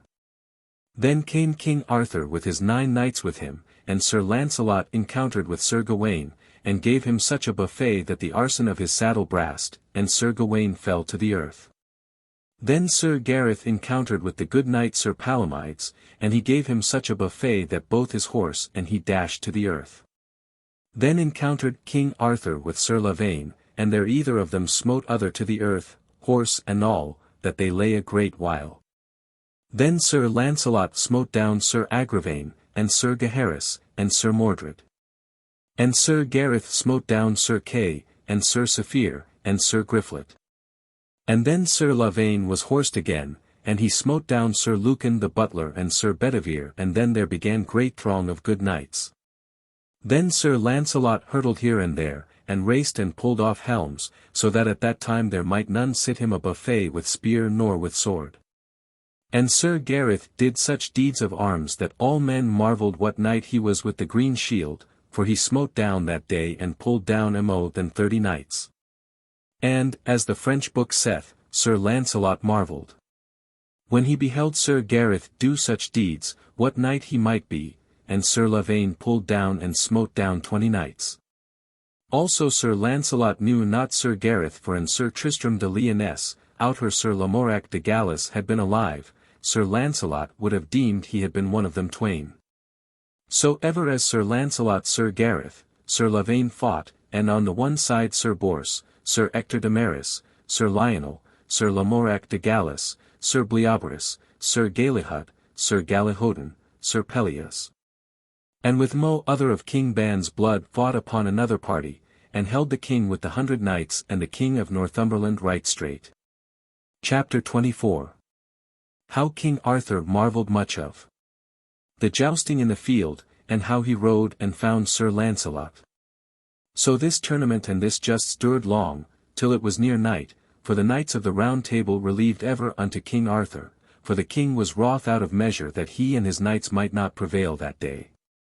Then Sir Gawain said to the king, I marvel where all this day be, Sir Bors de Ganis and his fellowship of Sir Lancelot's blood, I marvel all this day they be not about you, it is for some cause, said Sir Gawain. By my head, said Sir Kay, Sir Bors is yonder all this day upon the right hand of this field, and there he and his blood do more worshipfully than we do. It may well be, said Sir Gawain, but I dread me ever of guile. For on pain of my life, said Sir Gawain, this knight with the red sleeve of gold is himself Sir Lancelot, I see well by his riding and by his great strokes, and the other knight in the same colours is the good young knight, Sir Lavaine. Also that knight with the green shield is my brother, Sir Gareth, and yet he hath disguised himself, for no man shall never make him be against Sir Lancelot, because he made him knight. By my head, said Arthur, nephew, I believe you. Therefore tell me now what is your best counsel. Sir, said Sir Gawain, ye shall have my counsel, let blow unto lodging, for an he be Sir Lancelot du Lake, and my brother, Sir Gareth, with him, with the help of that good young knight, Sir Lavaine. Trust me truly it will be no boot to strive with them but if we should fall 10 or 12 upon one knight, and that were no worship, but shame. Ye say truth, said the king, and for to say sooth, said the king, it were shame to us so many as we be to set upon them any more, for wit ye well, said King Arthur, they be 3 good knights, and namely that knight with the sleeve of gold. So then they blew unto lodging, but forthwithal King Arthur let send unto the 4 kings, and to the mighty duke, and prayed them that the knight with the sleeve of gold depart not from them, but that the king may speak with him. Then forthwithal King Arthur alighted and unarmed him, and took a little hackney and rode after Sir Lancelot, for ever he had a spy upon him. And so he found him among the 4 kings and the duke. And there the king prayed them all unto supper, and they said they would with good will. And when they were unarmed then King Arthur knew Sir Lancelot, Sir Lavaine, and Sir Gareth. Ah, Sir Lancelot, said King Arthur, this day ye have heeded me and my knights. So they yede unto Arthur's lodging all together, and there was a great feast and great revel, and the prize was given unto Sir Lancelot. And by heralds they named him that he had smitten down 50 knights, and Sir Gareth 35, and Sir Lavaine 24 knights. Then Sir Lancelot told the king and the queen how the lady huntress shot him in the forest of Windsor, in the buttock, with an broad arrow, and how the wound thereof was that time 6 inches deep, and in like long. Also Arthur blamed Sir Gareth because he left his fellowship and held with Sir Lancelot. My lord, said Sir Gareth, he made me a knight, and when I saw him so hard bestead, methought it was my worship to help him, for I saw him do so much, and so many noble knights against him. And when I understood that he was Sir Lancelot du Lake, I shamed to see so many knights against him alone. Truly, said King Arthur unto Sir Gareth, ye say well, and worshipfully have ye done and to yourself great worship. And all the days of my life, said King Arthur unto Sir Gareth, wit you well I shall love you, and trust you the more better. For ever, said Arthur, it is a worshipful knight's deed to help another worshipful knight when he seeth him in a great danger, for ever a worshipful man will be loath to see a worshipful man shamed. And he that is of no worship, and fareth with cowardice, never shall he show gentleness, nor no manner of goodness where he seeth a man in any danger, for then ever will a coward show no mercy. And always a good man will do ever to another man as he would be done to himself. So then there were great feasts unto kings and dukes, and revel, game, and play, and all manner of noblesse was used. And he that was courteous, true, and faithful, to his friend was that time cherished. Chapter 25. How true love is likened to summer. And thus it passed on from Candlemas until after Easter, that the month of May was come, when every lusty heart beginneth to blossom, and to bring forth fruit. For like as herbs and trees bring forth fruit and flourish in May, in like wise every lusty heart that is in any manner a lover, springeth and flourisheth in lusty deeds. For it giveth unto all lovers courage, that lusty month of May, in something to constrain him to some manner of thing more in that month than in any other month, for divers causes. For then all herbs and trees renew a man and woman, and likewise lovers call again to their mind old gentleness and old service, and many kind deeds that were forgotten by negligence. For like as winter razure doth alway erase and deface green summer, so fareth it by unstable love in man and woman. For in many persons there is no stability. For we may see all day, for a little blast of winter's razure, anon we shall deface and lay apart true love for little or not, that cost much thing. This is no wisdom nor stability, but it is feebleness of nature and great disworship, whosoever useth this. Therefore, like as May month flowereth and flourisheth in many gardens, so in like wise let every man of worship flourish his heart in this world, first unto God, and next unto the joy of them that he promised his faith unto. For there was never worshipful man or worshipful woman, but they loved one better than another. And worship in arms may never be foiled, but first reserve the honor to God, and secondly the quarrel must come of thy lady, and such love I call virtuous love. But nowadays men cannot love 7 night but they must have all their desires, that love may not endure by reason, for where they be soon accorded in hasty heat, soon it cooleth. Right so fareth love nowadays, soon hot soon cold, this is no stability. But the old love was not so. Men and women could love together 7 years, and no liquor's lusts were between them, and then was love, truth, and faithfulness, and lo, in like wise was used love in King Arthur's days. Wherefore I liken love nowadays unto summer and winter. For like as the one is hot and the other cold, so fareth love nowadays.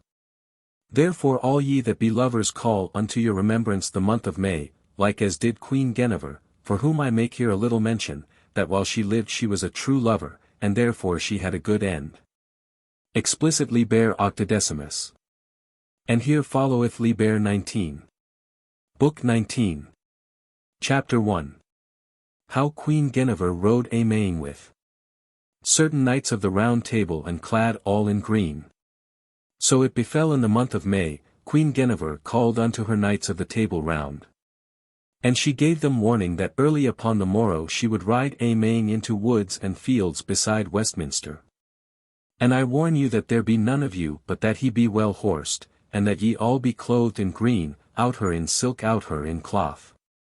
And I shall bring with me 10 ladies, and every knight shall have a lady behind him, and every knight shall have a squire and 2 yeomen, and I will that ye all be well horsed. So they made them ready in the freshest manner. And these were the names of the knights, Sir Kay le Seneschal, Sir Igraine, Sir Brandiles, Sir Sagramore le Desirous, Sir Dodinas le Savage, Sir Ozana le Cure Hardy, Sir Ladinas of the Forest Savage, Sir Persant of Ind, Sir Ironside. That was called the Knight of the Red Lawns, and Sir Pelias, the lover. And these 10 knights made them ready in the freshest manner to ride with the Queen. And so upon the morn they took their horses with the Queen, and rode a Maying in woods and meadows as it pleased them, in great joy and delights. For the Queen had cast to have been again with King Arthur at the furthest by 10 of the clock, and so was that time her purpose. Then there was a knight that hight Meleagrance, and he was son unto King Bagdemagus, and this knight had at that time a castle of the gift of King Arthur within 7 mile of Westminster. And this knight, Sir Meleagrance, loved passing well Queen Guinevere, and so had he done long and many years. And the book saith he had lain in a wait for to steal away the Queen, but evermore he forbare for because of Sir Lancelot. For in no wise he would meddle with the Queen, and Sir Lancelot were in her company, out her else and he were near hand her. And that time was such a custom, the Queen rode never without a great fellowship of men of arms about her, and they were many good knights, and the most part were young men that would have worship. And they were called the Queen's knights, and never in no battle, tournament, nor justs, they bear none of them no manner of knowledging of their own arms, but plain white shields, and thereby they were called the Queen's Knights.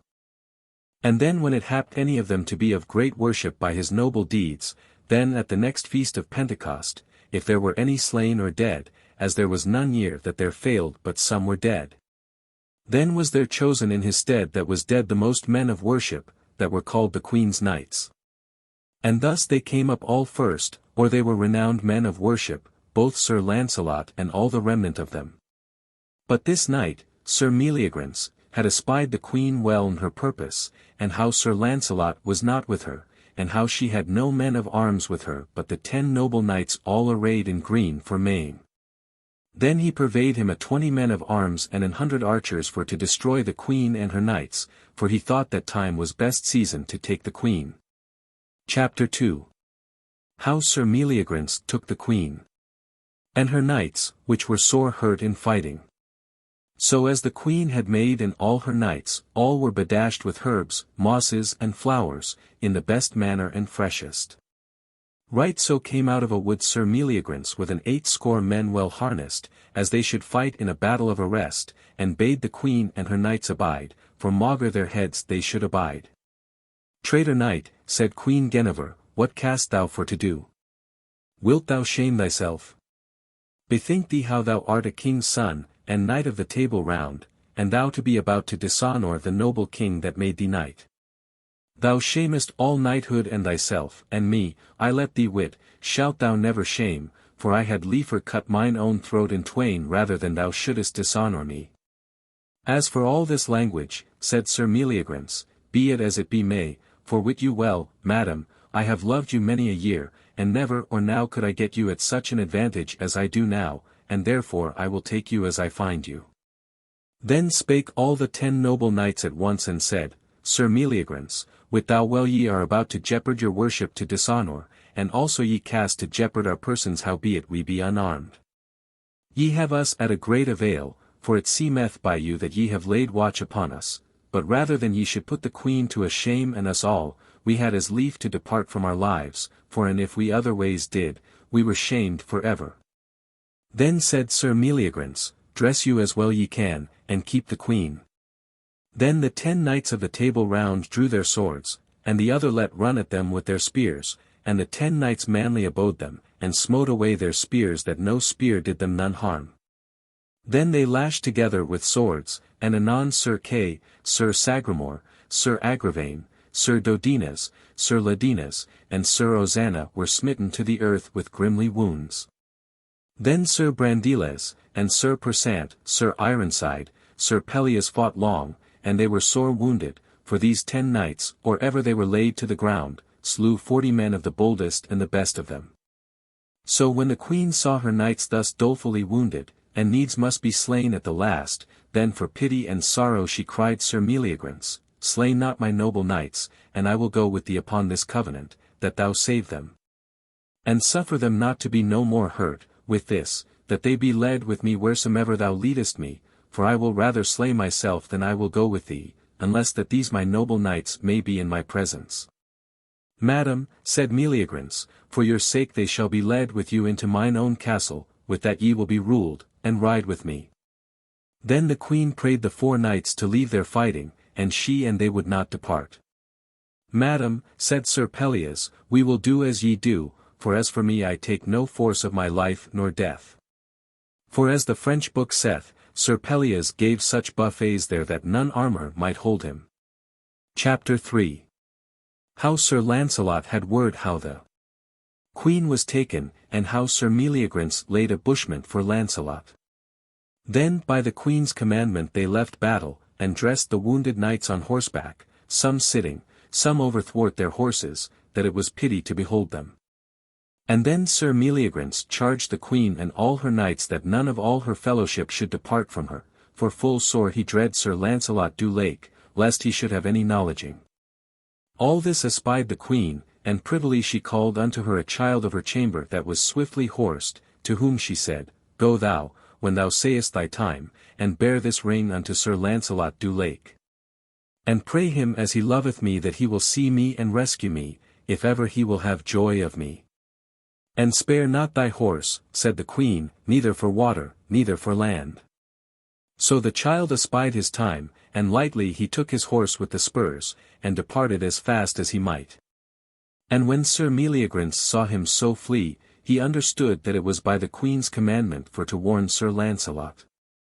Then they that were best horsed chased him and shot at him, but from them all the child went suddenly. And then Sir Meleagrance said to the queen, Madam, ye are about to betray me, but I shall ordain for Sir Lancelot that he shall not come lightly at you. And then he rode with her, and they all, to his castle, in all the haste that they might. And by the way Sir Meleagrance laid in an ambushment the best archers that he might get in his country, to the number of 30, to await upon Sir Lancelot, charging them that if they saw such a manner of knight come by the way upon a white horse, that in any wise they slay his horse, but in no manner of wise have not ado with him bodily, for he is over hardy to be overcome. So this was done, and they were come to his castle, but in no wise the queen would never let none of the 10 knights and her ladies out of her sight, but always they were in her presence. For the book saith, Sir Meleagrance durst make no masteries, for dread of Sir Lancelot, insomuch he deemed that he had warning. So when the child was departed from the fellowship of Sir Meleagrance, within a while he came to Westminster, and anon he found Sir Lancelot. And when he had told his message, and delivered him the queen's ring, Alas, said Sir Lancelot, now I am shamed for ever, unless that I may rescue that noble lady from dishonour. Then eagerly he asked his armour. And ever the child told Sir Lancelot how the 10 knights fought marvellously, and how Sir Pelleas, and Sir Ironside, and Sir Brandiles, and Sir Persant of Ind, fought strongly, but namely Sir Pelleas, there might none withstand him. And how they all fought till at the last they were laid to the earth, and then the queen made appointment for to save their lives, and go with Sir Meleagrance. Alas, said Sir Lancelot, that most noble lady, that she should be so destroyed. I had liefer, said Sir Lancelot, than all France, that I had been there well armed. So when Sir Lancelot was armed and upon his horse, he prayed the child of the queen's chamber to warn Sir Lavaine how suddenly he was departed, and for what cause. And pray him as he loveth me, that he will hie him after me, and that he stint not until he come to the castle where Sir Meleagrance abideth, or dwelleth. For there, said Sir Lancelot, he shall hear of me and I am a man living, and rescue the queen and the 10 knights the which he traitorously hath taken, and that shall I prove upon his head, and all them that hold with him. Chapter 4.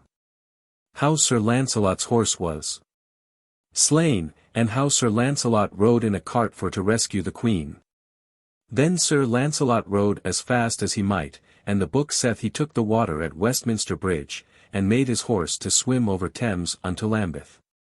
And then within a while he came to the same place there as the 10 noble knights fought with Sir Meleagrance. And then Sir Lancelot followed the track until that he came to a wood, and there was a straight way, and there the 30 archers bade Sir Lancelot turn again, and follow no longer that track. What commandment have ye thereto, said Sir Lancelot, to cause me that am a knight of the Round Table to leave my right way? This way shalt thou leave, other else thou shalt go it on thy foot, for wit thou well thy horse shall be slain. That is little mastery, said Sir Lancelot, to slay mine horse, but as for myself, when my horse is slain, I give right not for you, not an ye were 500 more. So then they shot Sir Lancelot's horse, and smote him with many arrows. And then Sir Lancelot avoided his horse, and went on foot, but there were so many ditches and hedges betwixt them and him that he might not meddle with none of them. Alas for shame, said Lancelot, that ever one knight should betray another knight. But it is an old saw, a good man is never in danger but when he is in the danger of a coward. Then Sir Lancelot went a while, and then he was foul cumbered of his armour, his shield, and his spear, and all that longed unto him. Wit ye well he was full sore annoyed, and full loath he was for to leave anything that longed unto him, for he dread sore the treason of Sir Meleagrance. Then by fortune there came by him a chariot that came thither for to fetch wood. Say me, carter, said Sir Lancelot, what shall I give thee to suffer me to leap into thy chariot, and that thou bring me unto a castle within this 2 mile? Thou shalt not come within my chariot, said the carter, for I am sent for to fetch wood for my lord, Sir Meleagrance. With him would I speak. Thou shalt not go with me, said the carter. Then Sir Lancelot leapt to him, and gave him such a buffet that he fell to the earth stark dead. Then the other carter, his fellow, was afeard, and weened to have gone the same way. And then he cried, Fair lord, save my life, and I shall bring you where ye will. Then I charge thee, said Sir Lancelot, that thou drive me and this chariot even unto Sir Meleagrance's gate. Leap up into the chariot, said the carter, and ye shall be there anon. So the carter drove on a great wallop, and Sir Lancelot's horse followed the chariot, with more than 40 arrows broad and rough in him. And more than an hour and an half Dame Guinevere was awaiting in a bay window with her ladies, and espied an armed knight standing in a chariot. See, madam, said a lady, where rideth in a chariot a goodly armed knight. I suppose he rideth unto hanging. Where? Said the queen. Then she espied by his shield that he was there himself, Sir Lancelot du Lake. And then she was where came his horse ever after that chariot, and ever he trod his guts and his paunch under his feet. Alas, said the queen, now I see well and prove, that well is him that hath a trusty friend. Ha, ha, most noble knight, said Queen Guinevere, I see well thou art hard bestead when thou ridest in a chariot. Then she rebuked that lady that likened Sir Lancelot to ride in a chariot to hanging. It was foul-mouthed, said the queen, and evil likened, so for to liken the most noble knight of the world unto such a shameful death. O Jesu defend him and keep him, said the queen, from all mischievous end. By this was Sir Lancelot come to the gates of that castle, and there he descended down, and cried, that all the castle rang of it, Where art thou, false traitor, Sir Meleagrance, and knight of the Table Round? Now come forth here, thou traitor knight, thou and thy fellowship with thee, for here I am, Sir Lancelot du Lake, that shall fight with you. And therewithal he bare the gate wide open upon the porter, and smote him under his ear with his gauntlet, that his neck brast asunder. Chapter 5. How Sir Meleagrance required forgiveness of the queen, and how she appeased Sir Lancelot. And other matters. When Sir Meleagrance heard that Sir Lancelot was there he ran unto Queen Guinevere, and fell upon his knee, and said, Mercy, madam, now I put me wholly into your grace. What aileth you now? Said Queen Guinevere. Forsooth I might well wit some good knight would revenge me, though my lord Arthur wist not of this your work. Madam, said Sir Meleagrance, all this that is amiss on my part shall be amended right as yourself will devise, and wholly I put me in your grace. What would ye that I did? Said the queen. I would no more, said Meleagrance, but that ye would take all in your own hands, and that ye will rule my lord Sir Lancelot. And such cheer as may be made him in this poor castle ye and he shall have until to morn, and then may ye and all they return unto Westminster, and my body and all that I have I shall put in your rule. Ye say well, said the queen, and better is peace than ever war, and the less noise the more is my worship. Then the queen and her ladies went down unto the knight, Sir Lancelot, that stood wroth out of measure in the inner court, to abide battle. And ever he bade, Thou traitor knight come forth.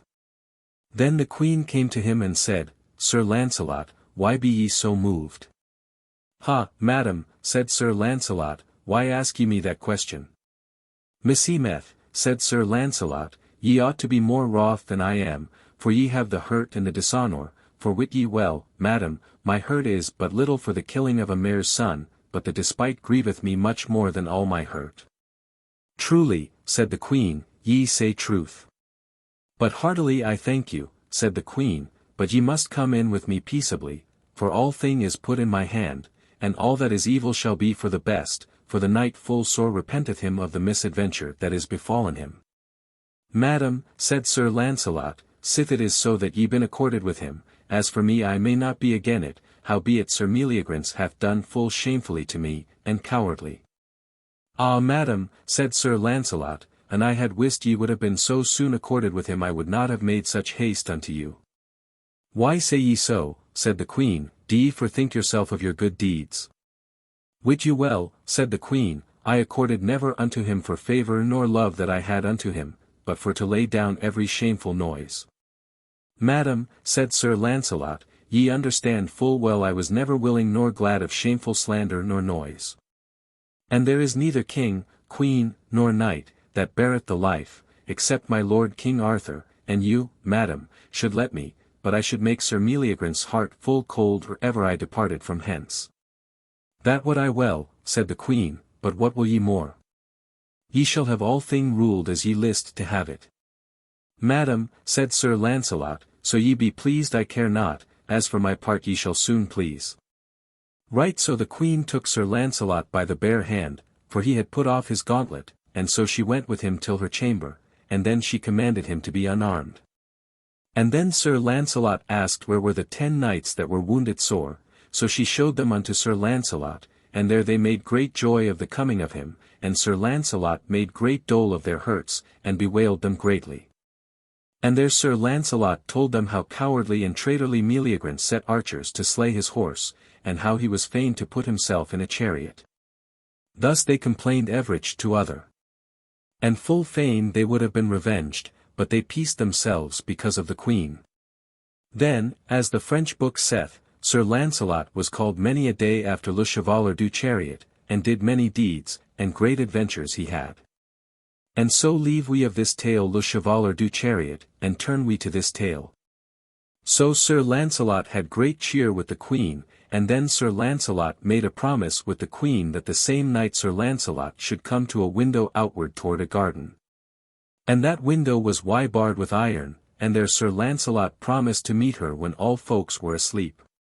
So then came Sir Lavaine driving to the gates, crying, Where is my lord, Sir Lancelot du Lake? Then was he sent for, and when Sir Lavaine saw Sir Lancelot, he said, My lord, I found well how ye were hard bestead, for I have found your horse that was slain with arrows. As for that, said Sir Lancelot, I pray you, Sir Lavaine, speak ye of other matters, and let ye this pass, and we shall write it another time when we best may. Chapter 6. How Sir Lancelot came in the night to the queen and lay with her, and how Sir Meleagrance appeached the queen of treason. Then the knights that were hurt were searched, and soft salves were laid to their wounds. And so it passed on till supper time, and all the cheer that might be made them there was done unto the queen and all her knights. Then when season was, they went unto their chambers, but in no wise the queen would not suffer the wounded knights to be from her, but that they were laid within draughts by her chamber, upon beds and pillows, that she herself might see to them. That they wanted nothing. So when Sir Lancelot was in his chamber that was assigned unto him, he called unto him Sir Lavaine, and told him that night he must go speak with his lady, Dame Guinevere. Sir, said Sir Lavaine, let me go with you and it please you, for I dread me sore of the treason of Sir Meleagrance. Nay, said Sir Lancelot, I thank you, but I will have nobody with me. Then Sir Lancelot took his sword in his hand, and privily went to a place where he had espied a ladder to forehand, and that he took under his arm, and bare it through the garden, and set it up to the window. And there anon the queen was ready to meet him. And then they made either to other their complaints of many divers things, and then Sir Lancelot wished that he might have come into her. Wit ye well, said the queen, I would as fain as ye, that ye might come into me. Would ye, madam, said Sir Lancelot, with your heart that I were with you? Yea, truly, said the queen. Now shall I prove my might, said Sir Lancelot, for your love. And then he set his hands upon the bars of iron, and he pulled at them with such a might that he brast them clean out of the stone walls, and therewithal one of the bars of iron cut the brawn of his hands throughout to the bone. And then he leapt into the chamber to the queen. Make ye no noise, said the queen, for my wounded knights lie here fast by me. So, to pass upon this tale, Sir Lancelot went unto bed with the queen, and he took no force of his hurt hand, but took his pleasance and his liking until it was in the dawning of the day. And wit ye well he slept not but watched, and when he saw his time that he might tarry no longer he took his leave and departed at the window, and put it together as well as he might again, and so departed unto his own chamber. And there he told Sir Lavaine how he was hurt. Then Sir Lavaine dressed his hand and staunched it, and put upon it a glove, that it should not be espied, and so the queen lay long in her bed until it was 9 of the clock. Then Sir Meleagrance went to the queen's chamber, and found her ladies there ready clothed. Jesu mercy, said Sir Meleagrance, what aileth you, madam, that ye sleep thus long? And right therewithal he opened the curtain for to behold her. And then was he where she lay, and all the sheet and pillow was bebbled with the blood of Sir Lancelot and of his hurt hand. When Sir Meleagrance espied that blood, then he deemed in her that she was false to the king, and that some of the wounded knights had lain by her all that night. Ah, madam, said Sir Meleagrance, now I have found you a false traitress unto my lord Arthur, for now I prove well it was not for naught that ye laid these wounded knights within the bounds of your chamber. Therefore I will call you of treason before my lord, King Arthur. And now I have proved you, madam, with a shameful deed, and that they be all false, or some of them, I will make good, for a wounded knight this night hath lain by you. That is false, said the queen, and that I will report me unto them all. Then when the 10 knights heard Sir Meleagrance's words, they spake all in one voice and said to Sir Meleagrance, Thou sayest falsely, and wrongfully puttiest upon us such a deed, and that we will make good any of us. Choose which thou list of us when we are whole of our wounds. Ye shall not, said Sir Meleagrance, away with your proud language, for here ye may all see, said Sir Meleagrance, that by the queen this night a wounded knight hath lain. Then were they all ashamed when they saw that blood, and wit you well Sir Meleagrance was passing glad that he had the queen at such an advantage, for he deemed by that to hide his treason. So with this rumour came in Sir Lancelot, and found them all at a great array. Chapter 7. How Sir Lancelot answered for the queen, and waged battle against Sir Meleagrance, and how Sir Lancelot was taken in a trap. What array is this? Said Sir Lancelot. Then Sir Meleagrance told them what he had found, and showed them the queen's bed. Truly, said Sir Lancelot, ye did not your part nor knightly, to touch a queen's bed while it was drawn, and she lying therein. For I dare say my lord Arthur himself would not have displayed her curtains, she being within her bed, unless that it had pleased him to have lain down by her, and therefore ye have done unworshipfully and shamefully to yourself. I wot not what ye mean, said Sir Meleagrance, but well I am sure there hath one of her wounded knights lain by her this night, and therefore I will prove with my hands that she is a traitress unto my lord Arthur. Beware what ye do, said Lancelot, for an ye say so, and ye will prove it, it will be taken at your hands. My lord, Sir Lancelot, said Sir Meleagrance, I rede you beware what ye do. For though ye are never so good a knight, as ye wot well ye are renowned the best knight of the world, yet should ye be advised to do battle in a wrong quarrel, for God will have a stroke in every battle. As for that, said Sir Lancelot, God is to be dread, but as to that I say nay plainly, that this night there lay none of these 10 wounded knights with my lady Queen Guinevere, and that will I prove with my hands, that ye say untruly in that now. Hold, said Sir Meleagrance, here is my glove that she is traitress unto my lord, King Arthur, and that this night one of the wounded knights lay with her. And I receive your glove, said Sir Lancelot. And so they were sealed with their signets, and delivered unto the 10 knights. At what day shall we do battle together? Said Sir Lancelot. This day 8 days, said Sir Meleagrance, in the field beside Westminster. I am agreed, said Sir Lancelot. But now, said Sir Meleagrance, sithen it is so that we must fight together, I pray you, as ye be a noble knight, await me with no treason, nor none villainy the meanwhile, nor none for you. So God me help, said Sir Lancelot, ye shall right well wit I was never of no such conditions, for I report me to all knights that ever have known me, I fared never with no treason, nor I loved never the fellowship of no man that fared with treason. Then let us go to dinner, said Meleagrance, and after dinner ye and the queen and ye may ride all to Westminster. I will well, said Sir Lancelot. Then Sir Meleagrance said to Sir Lancelot, Pleaseth it you to see the estures of this castle? With a good will, said Sir Lancelot.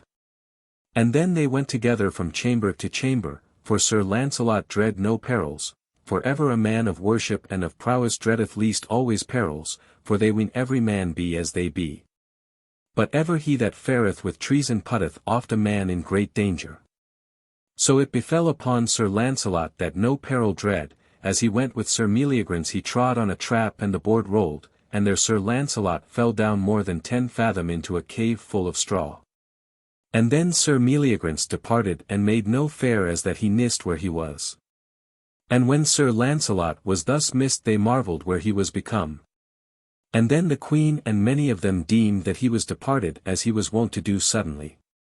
For Sir Meleagrance made suddenly to put away aside Sir Lavaine's horse, that they might all understand that Sir Lancelot was departed suddenly. So it passed on till after dinner, and then Sir Lavaine would not stint until that he ordained litters for the wounded knights, that they might be laid in them. And so with the queen and them all, both ladies and gentlewomen and other, went unto Westminster. And there the knights told King Arthur how Meleagrance had appealed the queen of high treason, and how Sir Lancelot had received the glove of him, and this day 8 days they shall do battle afore you. By my head, said King Arthur, I am afeard Sir Meleagrance hath taken upon him a great charge, but where is Sir Lancelot? Said the king. Sir, said they all, we wot not where he is, but we deem he is ridden to some adventures, as he is ofttimes wont to do, for he hath Sir Lavaine's horse. Let him be, said the king, he will be founden, but if he be trapped with some treason. Chapter 8. How Sir Lancelot was delivered out of prison by a lady, and took a white courser and came for to keep his day. So leave we Sir Lancelot lying within that cave in great pain. And every day there came a lady and brought him his meat and his drink, and wooed him, to have lain by him, and ever the noble knight, Sir Lancelot, said her nay. Sir Lancelot, said she, ye are not wise, for ye may never out of this prison, but if ye have my help, and also your lady, Queen Guinevere, shall be brent in your default, unless that ye be there at the day of battle. God defend, said Sir Lancelot, that she should be brent in my default. And if it be so, said Sir Lancelot, that I may not be there, it shall be well understanded, both at the king and at the queen, and with all men of worship, that I am dead, sick, out her in prison. For all men that know me will say for me that I am in some evil case and I be not there that day, and well I wot there is some good knight either of my blood, or some other that loveth me, that will take my quarrel in hand. And therefore, said Sir Lancelot, wit ye well ye shall not fear me, and if there were no more women in all this land but ye, I will not have ado with you. Then art thou shamed, said the lady, and destroyed for ever. As for world's shame, Jesu defend me, and as for my distress, it is welcome whatsoever it be that God sendeth me. So she came to him the same day that the battle should be, and said, Sir Lancelot, methinketh ye are too hard-hearted, but wouldest thou but kiss me once I should deliver thee, and thine armour, and the best horse that is within Sir Meleagrance's stable. As for to kiss you, said Sir Lancelot, I may do that and lose no worship, and wit ye well and I understood there were any disworship for to kiss you I would not do it. Then he kissed her, and then she gat him, and brought him to his armour. And when he was armed, she brought him to a stable, where stood 12 good coursers, and bade him choose the best. Then Sir Lancelot looked upon a white courser the which liked him best. And anon he commanded the keepers fast to saddle him with the best saddle of war that there was, and so it was done as he bade. Then gat he his spear in his hand, and his sword by his side, and commended the lady unto God, and said, Lady, for this good deed I shall do you service if ever it be in my power. Chapter 9. How Sir Lancelot came the same time that Sir Meleagrance abode him in the field and dressed him to battle. Now leave we Sir Lancelot wallop all that he might, and speak we of Queen Guinevere that was brought to a fire to be brent. For Sir Meleagrance was sure, him thought, that Sir Lancelot should not be at that battle, therefore he ever cried upon King Arthur to do him justice, other else bring forth Sir Lancelot du Lake. Then was the king and all the court full sore abashed and shamed that the queen should be brent in the default of Sir Lancelot. My lord Arthur, said Sir Lavaine, ye may understand that it is not well with my lord Sir Lancelot, for an he were alive, so he be not sick out her in prison, wit ye well he would be here. For never heard ye that ever he failed his part for whom he should do battle for. And therefore, said Sir Lavaine, my lord, King Arthur, I beseech you give me license to do battle here this day for my lord and master, and for to save my lady, the queen. Gramercy gentle Sir Lavaine, said King Arthur, for I dare say all that Sir Meleagrance putteth upon my lady the queen is wrong, for I have spoken with all the 10 wounded knights, and there is not one of them, and he were whole and able to do battle. But he would prove upon Sir Meleagrance's body that it is false that he putteth upon my queen. So shall I, said Sir Lavaine, in the defence of my lord, Sir Lancelot, and ye will give me leave. Now I give you leave, said King Arthur, and do your best, for I dare well say there is some treason done to Sir Lancelot. Then was Sir Lavaine armed and horsed, and suddenly at the lists' end he rode to perform this battle, and right as the heralds should cry, less aller, right so came in Sir Lancelot driving with all the force of his horse. And then Arthur cried, Ho! And abide! Then was Sir Lancelot called on horseback to fore King Arthur, and there he told openly to fore the king and all, how Sir Meleagrance had served him first to last. And when the king, and the queen, and all the lords, knew of the treason of Sir Meleagrance they were all ashamed on his behalf. Then was Queen Guinevere sent for, and set by the king in great trust of her champion. And then there was no more else to say, but Sir Lancelot and Sir Meleagrance dressed them unto battle, and took their spears, and so they came together as thunder, and there Sir Lancelot bare him down quite over his horse's croup. And then Sir Lancelot alighted and dressed his shield on his shoulder, with his sword in his hand, and Sir Meleagrance in the same wise dressed him unto him, and there they smote many great strokes together. And at the last Sir Lancelot smote him such a buffet upon the helmet that he fell on the one side to the earth. And then he cried upon him aloud, Most noble knight, Sir Lancelot du Lake, save my life, for I yield me unto you, and I require you, as ye be a knight and fellow of the Table Round, slay me not, for I yield me as overcome. And whether I shall live or die I put me in the king's hands and yours. Then Sir Lancelot wist not what to do, for he had had liefer than all the good of the world he might have been revenged upon Sir Meleagrance. And Sir Lancelot looked up to the Queen Guinevere, if he might espy by any sign or countenance what she would have done. And then the queen wagged her head upon Sir Lancelot, as though she would say, Slay him. Full well knew Sir Lancelot by the wagging of her head that she would have him dead, then Sir Lancelot bade him rise for shame and perform that battle to the utterance. Nay, said Sir Meleagrance, I will never arise until ye take me as yolden and recreant.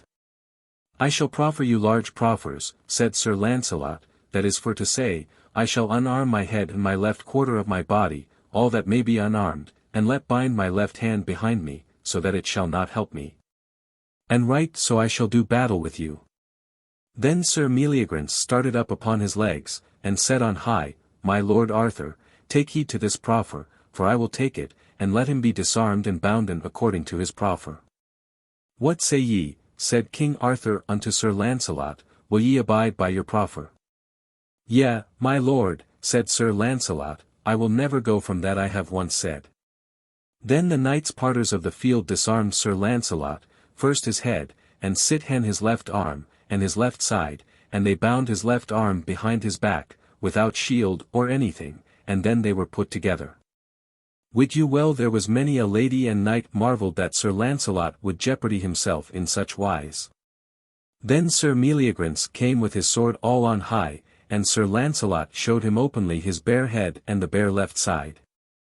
And when he weened to have smitten him upon the bare head, then lightly he avoided the left leg and the left side, and put his right hand and his sword to that stroke, and so put it on side with great sleight.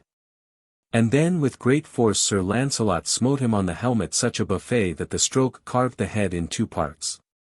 Then there was no more to do, but he was drawn out of the field. And at the great instance of the knights of the Table Round, the king suffered him to be interred, and the mention made upon him, who slew him, and for what cause he was slain. And then the king and the queen made more of Sir Lancelot du Lake, and more he was cherished, than ever he was aforehand. Chapter 10. How Sir came into Arthur's court for to be healed of his wounds, and how King Arthur would begin to handle Him. Then, as the French book mocketh mention, there was a good knight in the land of Hungary, his name was Sir, and he was an adventurous knight, and in all places where he might hear of any deeds of worship there would he be.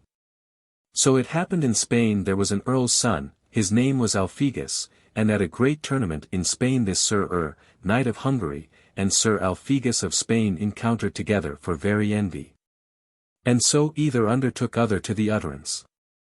And by fortune Sir slew Sir Alphegus, the earl's son of Spain, but this knight that was slain had given Sir or ever he was slain, 7 great wounds, 3 on the head, and 4 on his body and upon his left hand. And this Sir Alphegus had a mother, the which was a great sorceress. And she, for the despite of her son's death, wrought by her subtle crafts that Sir should never be whole, but ever his wounds should one time fester and another time bleed. So that he should never be whole until the best knight of the world had searched his wounds. And thus she made her avaunt, wherethrough it was known that Sir should never be whole. Then his mother let make an horse litter, and put him therein under 2 palfreys. And then she took Sir sister with him, a full fair damosel, whose name was Philelily, and then she took a page with him to keep their horses, and so they led Sir through many countries. For as the French book saith, she led him so 7 year through all lands christened, and never she could find no knight that might ease her son. So she came into Scotland and into the lands of England, and by fortune she came nigh the feast of Pentecost until King Arthur's court, that at that time was holden at Carlisle. And when she came there, then she made it openly to be known how that she was come into that land for to heal her son. Then King Arthur let call that lady, and asked her the cause why she brought that hurt knight into that land. My most noble king, said that lady, wit you well I brought him hither for to be healed of his wounds, that of all this 7 year he might not be whole. And then she told the king where he was wounded, and of whom.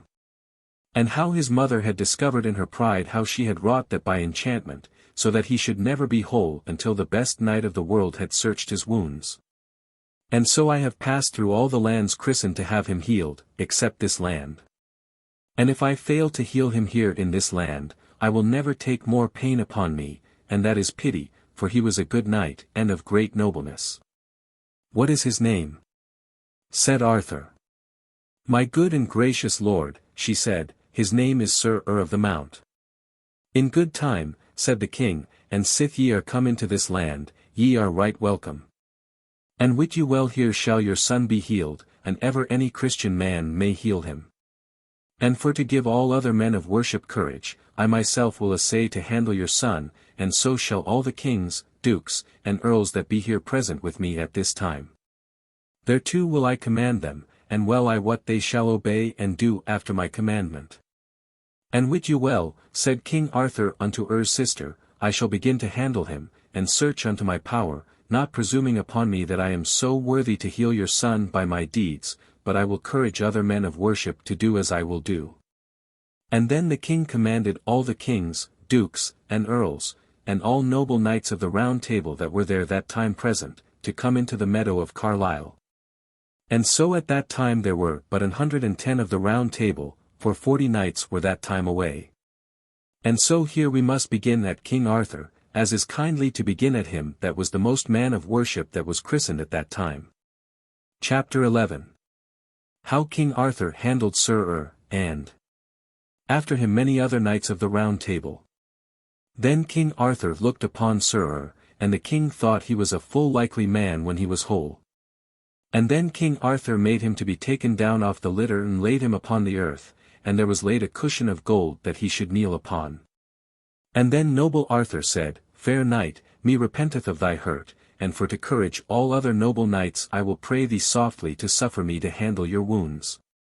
Most noble christened king, said do as ye list, for I am at the mercy of God, and at your commandment. So then Arthur softly handled him, and then some of his wounds renewed upon bleeding. Then the King Clarence of Northumberland searched, and it would not be.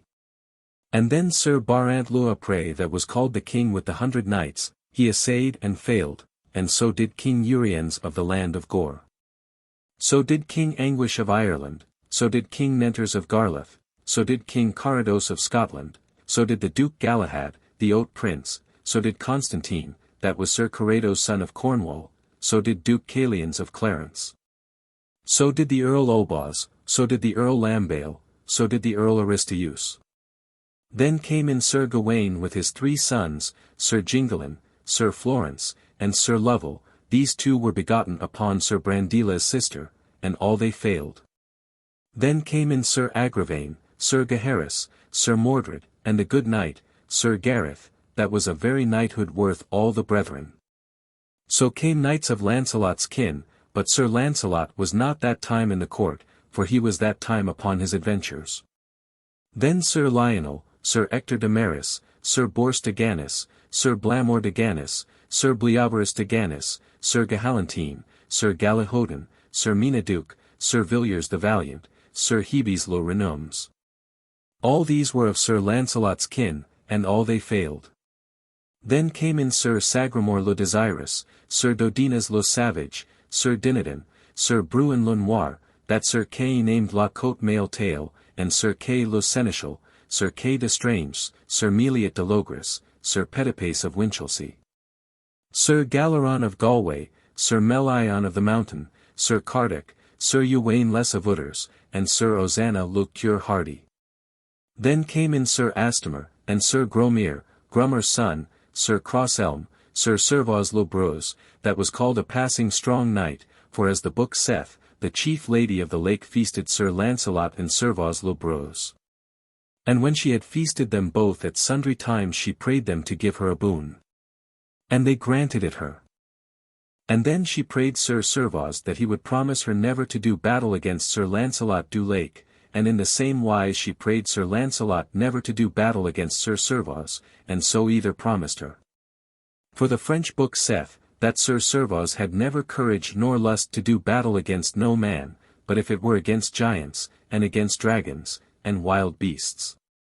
So we pass unto them that at the king's request made them all that were there at that high feast, as of the knights of the Table Round, for to search Sir, to that intent the king did it, to wit which was the noblest knight among them. Then came Sir Aglavale, Sir Durnor, Sir Tor, that was begotten upon Ares, the cowherd's wife, but he was begotten afore Ares wedded her, and King Pellinore begot them all, first Sir Tor, Sir Aglavale, Sir Durnor, Sir Lamorak. The most noblest knight one that ever was in Arthur's days as for a worldly knight, and Sir Percival that was peerless except Sir Galahad in holy deeds, but they died in the quest of the Sangreal. Then came Sir Griflet le Fils de Dieu, Sir Lucan the butler, Sir Bedivere his brother, Sir Brandiles, Sir Constantine, Sir Cader son of Cornwall, that was king after Arthur's days, and Sir Clegus, Sir Sadoc, Sir Dinas le Seneschal of Cornwall. Sir Fergus, Sir Driant, Sir Lamgus, Sir Clarus of Claremont, Sir Claudrus, Sir Hectomere, Sir Edward of Carnarvon, Sir Dinas, Sir Priamus, that was christened by Sir Tristram the noble knight, and these 3 were brethren.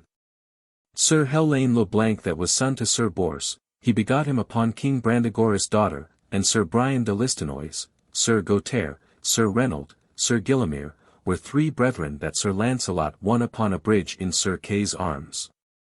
Sir Gaillart le Petit, Sir Belanger le Buse, that was son to the good knight, Sir Alisander le Orphelin, that was slain by the treason of King Mark.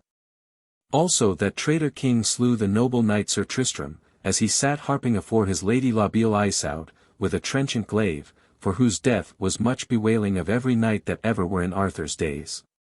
There was never none so bewailed as was Sir Tristram and Sir Lamorak, for they were traitorously slain, Sir Tristram by King Mark, and Sir Lamorak by Sir Gawain and his brethren. And this Sir Belanger revenged the death of his father Alisander, and Sir Tristram slew King Mark, and La Beale Isoud died swooning upon the corse of Sir Tristram, whereof was great pity. And all that were with King Mark that were consenting to the death of Sir Tristram were slain, as Sir Andred and many other. Then came Sir Hebes, Sir Morganor, Sir Centrail, Sir Supinabilis, Sir Belanger le Orgulus, that the good knight Sir Lamorak won in plain battle, Sir Nerovius and Sir Plenorius, 2 good knights that Sir Lancelot won. Sir Darus, Sir Harry le Fils Lake, Sir Ermenide, brother to King Hermance, for whom Sir Palomides fought at the Red City with 2 brethren. And Sir Celices of the Dolorous Tower, Sir Edward of Orkney, Sir Ironside, that was called the noble knight of the Red Lawns that Sir Gareth won for the love of Dame Lyonesse, Sir Eric de Gravant. Sir Igraine sans Villany that fought with the giant of the Black Low, Sir Epinogris, that was the king's son of Northumberland. Sir Pelleas that loved the Lady Eddard, and he had died for her love had not been one of the ladies of the lake, her name was Dame Nimue, and she wedded Sir Pelleas, and she saved him that he was never slain, and he was a full noble knight. And Sir Lamiel of Cardiff that was a great lover. Sir Plain de Furs, Sir Mellos de Lisle, Sir Bohart le Cure Hardy that was King Arthur's son, Sir Mador de la Porte, Sir Colgrevance, Sir Hervice de la Forest Savage, Sir Maric, the good knight that was betrayed with his wife. For she made him 7 year a Wr wolf, Sir Persant, Sir Pertolope, his brother, that was called the Green Knight, and Sir Paramones, brother to them both, that was called the Red Knight, that Sir Gareth won when he was called Beaumains. All these 100 knights and 10 searched Sir Ur's wounds by the commandment of King Arthur. Chapter 12. How Sir Lancelot was commanded by Arthur to handle his wounds, and anon he was all whole, and how they thanked God. Mercy Jesu, said King Arthur, where is Sir Lancelot du Lake that he is not here at this time? Thus, as they stood and spake of many things, there was espied Sir Lancelot that came riding toward them, and told the king. Peace, said the king, let no manner thing be said until he be come to us. So when Sir Lancelot espied King Arthur, he descended from his horse and came to the king, and saluted him and them all. Anon as the maid, Sir Ur's sister, saw Sir Lancelot, she ran to her brother there as he lay in his litter, and said, Brother, here is come a knight that my heart giveth greatly unto. Fair sister, said Sir Ur, so doth my heart light against him, and certainly I hope now to be healed, for my heart giveth unto him more than to all these that have searched me. Then said Arthur unto Sir Lancelot, Ye must do as we have done. And told Sir Lancelot what they had done, and showed him them all, that had searched him. Jesu defend me, said Sir Lancelot, when so many kings and knights have essayed and failed, that I should presume upon me to enchieve that all ye, my lords, might not enchieve. Ye shall not choose, said King Arthur, for I will command you for to do as we all have done. My most renowned lord, said Sir Lancelot, ye know well I dare not nor may not disobey your commandment, but an I might or durst, which you well I would not take upon me to touch that wounded knight in that intent that I should pass all other knights. Jesu defend me from that shame. Ye take it wrong, said King Arthur, ye shall not do it for no presumption, but for to bear us fellowship, insomuch ye be a fellow of the Table Round. And wit you well, said King Arthur, an ye prevail not and heal him, I dare say there is no knight in this land may heal him, and therefore I pray you, do as we have done. And then all the kings and knights for the most part prayed Sir Lancelot to search him. And then the wounded knight, Sir Ur, set him up weakly, and prayed Sir Lancelot heartily, saying, Courteous knight, I require thee for God's sake heal my wounds, for methinketh ever sithen ye came here my wounds grieve me not. Ah, my fair lord, said Sir Lancelot, Jesu would that I might help you, I shame me sore that I should be thus rebuked, for never was I able in worthiness to do so high a thing. Then Sir Lancelot kneeled down by the wounded knight saying, My lord Arthur, I must do your commandment, the which is sore against my heart. And then he held up his hands, and looked into the east, saying secretly unto himself, Thou blessed Father, Son, and Holy Ghost, I beseech thee of thy mercy, that my simple worship and honesty be saved, and thou blessed Trinity. Thou mayst give power to heal this sick knight by thy great virtue and grace of thee, but, good Lord, never of myself. And then Sir Lancelot prayed Sir Ur to let him see his head, and then devoutly kneeling he ransacked the 3 wounds, that they bled a little, and forthwith all the wounds fair healed, and seemed as they had been whole a 7 year. And in likewise he searched his body of other 3 wounds, and they healed in likewise, and then the last of all he searched the which was in his hand, and anon it healed fair. Then King Arthur and all the kings and knights kneeled down and gave thankings and lovings unto God and to his blessed mother. And ever Sir Lancelot wept as he had been a child that had been beaten. Then King Arthur let array priests and clerks in the most devoutest manner, to bring in Sir within Carlisle, with singing and loving to God. And when this was done, the king let clothe him in the richest manner that could be thought. And then were there but few better made knights in all the court, for he was passingly well made and bigly, and Arthur asked Sir how he felt himself. My good lord, he said, I felt myself never so lusty. Will ye joust and do deeds of arms? Said King Arthur. Sir, said and I had all that longed unto justs I would be soon ready. Chapter 13. How there was a party made of 100 knights against 100 knights, and of other matters. Then Arthur made a party of 100 knights to be against 100 knights. And so upon the morn they jousted for a diamond, but there jousted none of the dangerous knights. And so for to shorten this tale, Sir and Sir Lavaine jousted best that day, for there was none of them but he overthrew and pulled down 30 knights. And then by the assent of all the kings and lords, Sir and Sir Lavaine were made knights of the Table Round.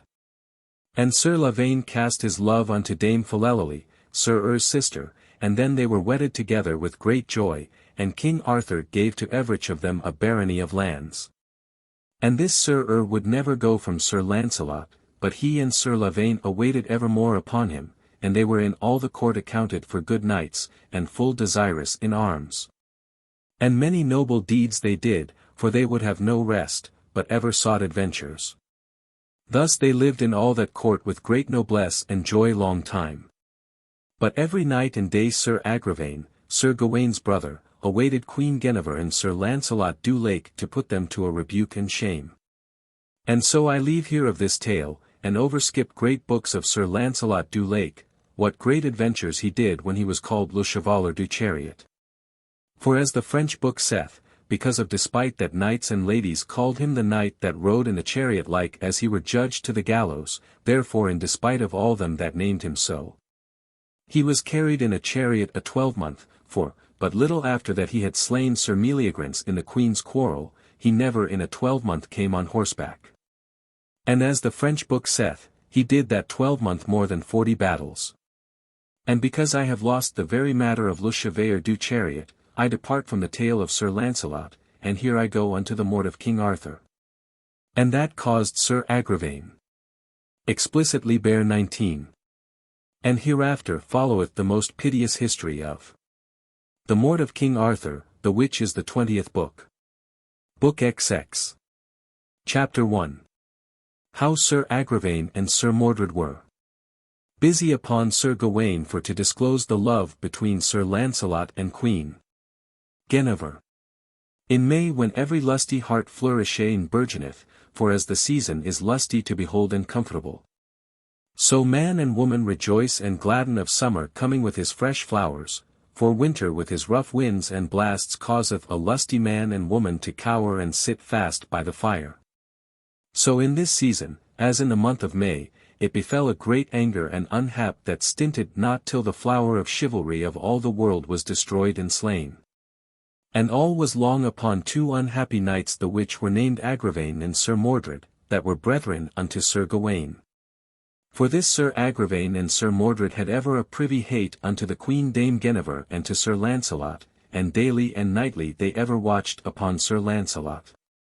So it mishapped, Sir Gawain and all his brethren were in King Arthur's chamber. And then Sir Agravaine said thus openly, and not in no council, that many knights might hear it, I marvel that we all be not ashamed both to see and to know how Sir Lancelot lieth daily and nightly by the Queen, and all we know it so. And it is shamefully suffered of us all, that we all should suffer so noble a king as King Arthur is so to be shamed. Then spake Sir Gawain, and said, Brother Sir Agravaine, I pray you and charge you move no such matters no more afore me, for wit you well, said Sir Gawain, I will not be of your counsel. So God me help, said Sir Gaheris and Sir Gareth, we will not be knowing, Brother Agravaine, of your deeds. Then will I, said Sir Mordred. I leave well that, said Sir Gawain, for ever unto all unhappiness, Brother Sir Mordred, thereto will ye grant. And I would that ye left all this, and made you not so busy, for I know, said Sir Gawain, what will fall of it. Fall of it what fall may, said Sir Agravaine, I will disclose it to the king. Not by my counsel, said Sir Gawain, for in there rise war and wrack betwixt Sir Lancelot and us, wit you well brother, there will many kings and great lords hold with Sir Lancelot. Also, brother Sir Agravaine, said Sir Gawain, ye must remember how ofttimes Sir Lancelot hath rescued the king and the queen. And the best of us all had been full cold at the heart-root had not Sir Lancelot been better than we, and that hath he proved himself full oft. And as for my part, said Sir Gawain, I will never be against Sir Lancelot for one day's deed, when he rescued me from King Carados of the Dolorous Tower, and slew him, and saved my life. Also, brother Sir Agravaine and Sir Mordred, in like wise Sir Lancelot rescued you both, and 62, from Sir Turquin. Methinketh brother, such kind deeds and kindness should be remembered. Do as ye list, said Sir Agravaine, for I will lane it no longer. With these words came to them King Arthur. Now brother, stint your noise, said Sir Gawain. We will not, said Sir Agravaine and Sir Mordred. Will ye so? Said Sir Gawain. Then God speed you, for I will not hear your tales any be of your counsel. No more will I, said Sir Gareth and Sir Gaheris, for we will never say evil by that man. For because, said Sir Gareth, Sir Lancelot made me knight, by no manner owe I to say ill of him, and therewithal they three departed, making great dole. Alas, said Sir Gawain and Sir Gareth, now is this realm wholly mischieved, and the noble fellowship of the Round Table shall be disparpled, so they departed. Chapter 2. How Sir Agravaine disclosed their love to King Arthur, and how King Arthur gave them license to take him. And then Sir Arthur asked them what noise they made. My lord, said Agravaine, I shall tell you that I may keep no longer. Here is I, and my brother Sir Mordred, break unto my brothers Sir Gawain, Sir Gaheris, and to Sir Gareth, how this we know all, that Sir Lancelot holdeth your queen, and hath done long. And we be your sister's sons, and we may suffer it no longer, and all we wot that ye should be above Sir Lancelot, and ye are the king that made him knight, and therefore we will prove it, that he is a traitor to your person. If it be so, said Sir Arthur, wit you well he is none other, but I would be loath to begin such a thing but I might have proofs upon it, for Sir Lancelot is an hardy knight, and all ye know he is the best knight among us all. And but if he be taken with the deed, he will fight with him that bringeth up the noise, and I know no knight that is able to match him. Therefore an it be sooth as ye say, I would he were taken with the deed. For as the French book saith, the king was full loath thereto, that any noise should be upon Sir Lancelot and his queen. For the king had a deeming, but he would not hear of it, for Sir Lancelot had done so much for him and the queen so many times, that wit ye well the king loved him passingly well. My lord, said Sir Agravaine, ye shall ride to Morte hunting, and doubt ye not Sir Lancelot will not go with you. Then when it draweth toward night, ye may send the queen word that ye will lie out all that night, and so may ye send for your cooks, and then upon pain of death we shall take him that night with the queen. And out her we shall bring him to you dead or quick. I will well, said the king, then I counsel you, said the king, take with you sure fellowship. Sir, said Agravaine, my brother, Sir Mordred, and I, will take with us 12 knights of the Round Table. Beware, said King Arthur, for I warn you ye shall find him white. Let us deal, said Sir Agravaine and Sir Mordred. So on the morn King Arthur rode a-hunting, and sent word to the queen that he would be out all that night. Then Sir Agravaine and Sir Mordred gat to them 12 knights, and hid themselves in a chamber in the castle of Carlisle, and these were their names, Sir Colgrevance, Sir Mador de la Porte, Sir Gingaline, Sir Meliot de Logres, Sir Petipace of Winchelsea, Sir Galeron of Galway, Sir Melion of the Mountain, Sir Astamor, Sir Gromor Somir Jower, Sir Kerslane, Sir Florence, Sir Lovell. So these 12 knights were with Sir Mordred and Sir Agravaine, and all they were of Scotland, out her of Sir Gawain's kin, either well-willers to his brethren. So when the night came, Sir Lancelot told Sir Bors how he would go that night and speak with the queen. Sir, said Sir Bors, ye shall not go this night by my counsel. Why? Said Sir Lancelot. Sir, said Sir Bors, I dread me ever of Sir Agravaine, that waiteth you daily to do you shame and us all, and never gave my heart against no going, that ever ye went to the Queen, so much as now. For I mistrust that the King is out this night from the Queen because peradventure he hath lain some watch for you and the Queen, and therefore I dread me sore of treason.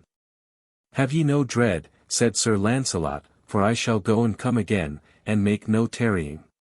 Sir, said Sir Bors, that me repenteth, for I dread me sore that your going out this night shall wrath us all. Fair nephew, said Sir Lancelot, I marvel much why ye say thus, sit hen the Queen hath sent for me, and wit ye well I will not be so much a coward, but she shall understand I will see her good grace. God speed you well, said Sir Bors, and send you sound and safe again. Chapter 3. How Sir Lancelot was espied in the Queen's chamber, and how Sir Agravaine and Sir Mordred came with 12 knights to slay him.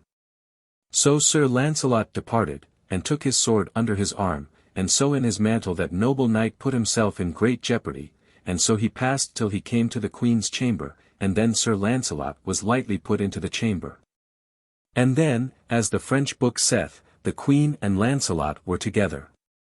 And whether they were abed or at other manner of disports, me list not hereof make no mention, for love that time was not as is nowadays.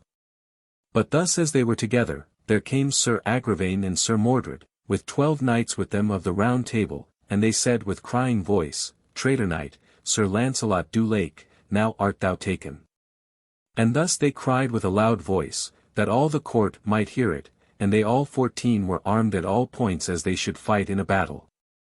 Alas, said Queen Guinevere, now are we mischieved both. Madam, said Sir Lancelot, is there here any armour within your chamber, that I might cover my poor body withal? And if there be any give it me, and I shall soon stint their malice, by the grace of God. Truly, said the Queen, I have none armour, shield, sword, nor spear. Wherefore I dread me sore our long love is come to a mischievous end, for I hear by their noise there be many noble knights, and well I wot they be surely armed, and against them ye may make no resistance. Wherefore ye are likely to be slain, and then shall I be brent. For an ye might escape them, said the Queen, I would not doubt but that ye would rescue me in what danger that ever I stood in.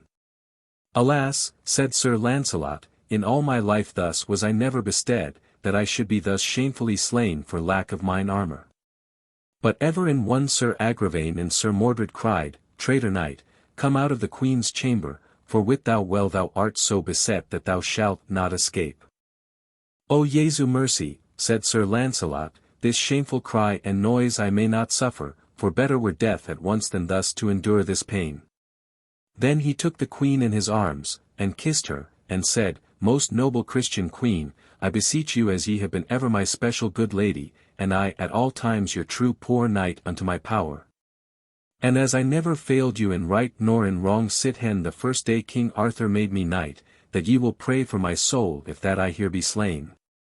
For well I am assured that Sir Bors, my nephew, and all the remnant of my kin, with Sir Lavaine and Sir that they will not fail you to rescue you from the fire. And therefore, mine own lady, recomfort yourself, whatsoever come of me, that ye go with Sir Bors, my nephew, and Sir and they all will do you all the pleasure that they can or may, that ye shall live like a queen upon my lands. Nay, Lancelot, said the Queen, wit thou well I will never live after thy days, but an thou be slain I will take my death as meekly for Jesu Christ's sake as ever did any Christian queen. Well, madam, said Ionslet, sith it is so that the day is come that our love must depart, wit you well I shall sell my life as dear as I may, and 1,000-fold, said Sir Lancelot, I am more heavier for you than for myself. And now I had liefer than to be lord of all Christendom, that I had sure armour upon me, that men might speak of my deeds or ever I were slain. Truly, said the Queen, I would and it might please God that they would take me and slay me, and suffer you to escape. That shall never be, said Sir Lancelot, God defend me from such a shame, but Jesu be thou my shield and mine armour. Chapter 4. How Sir Lancelot slew Sir Colgrevance, and armed him in his harness, and after slew Sir Agravaine, and 12 of his fellows. And therewith Sir Lancelot wrapped his mantle about his arm well and surely. And by then they had gotten a great form out of the hall, and therewithal they rushed at the door. Fair lords, said Sir Lancelot, leave your noise and your rashing, and I shall set open this door, and then may ye do with me what it liketh you. Come off then, said they all, and do it, for it availeth thee not to strive against us all, and therefore let us into this chamber, and we shall save thy life until thou come to King Arthur. Then Lancelot unbarred the door, and with his left hand he held it open a little, so that but one man might come in at once. And so there came striding a good knight, a much man and large, and his name was Colgrevance of Gore, and he with a sword struck at Sir Lancelot mightily. And he put aside the stroke, and gave him such a buffet upon the helmet, that he fell grovelling dead within the chamber door. And then Sir Lancelot with great might drew that dead knight within the chamber door. And Sir Lancelot with help of the queen and her ladies was lightly armed in Sir Colgrevance's armour. And ever stood Sir Agravaine and Sir Mordred crying, Traitor knight, come out of the queen's chamber. Leave your noise, said Sir Lancelot unto Sir Agravaine, for wit you well, Sir Agravaine, ye shall not prison me this night. And therefore an ye do by my counsel, go ye all from this chamber door, and make not such crying and such manner of slander as ye do. For I promise you by my knighthood, and ye will depart and make no more noise, I shall as to morn appear afore you all before the king, and then let it be seen which of you all, out or else ye all, that will accuse me of treason. And there I shall answer you as a knight should, that hither I came to the queen for no manner of mal engin, and that will I prove and make it good upon you with my hands.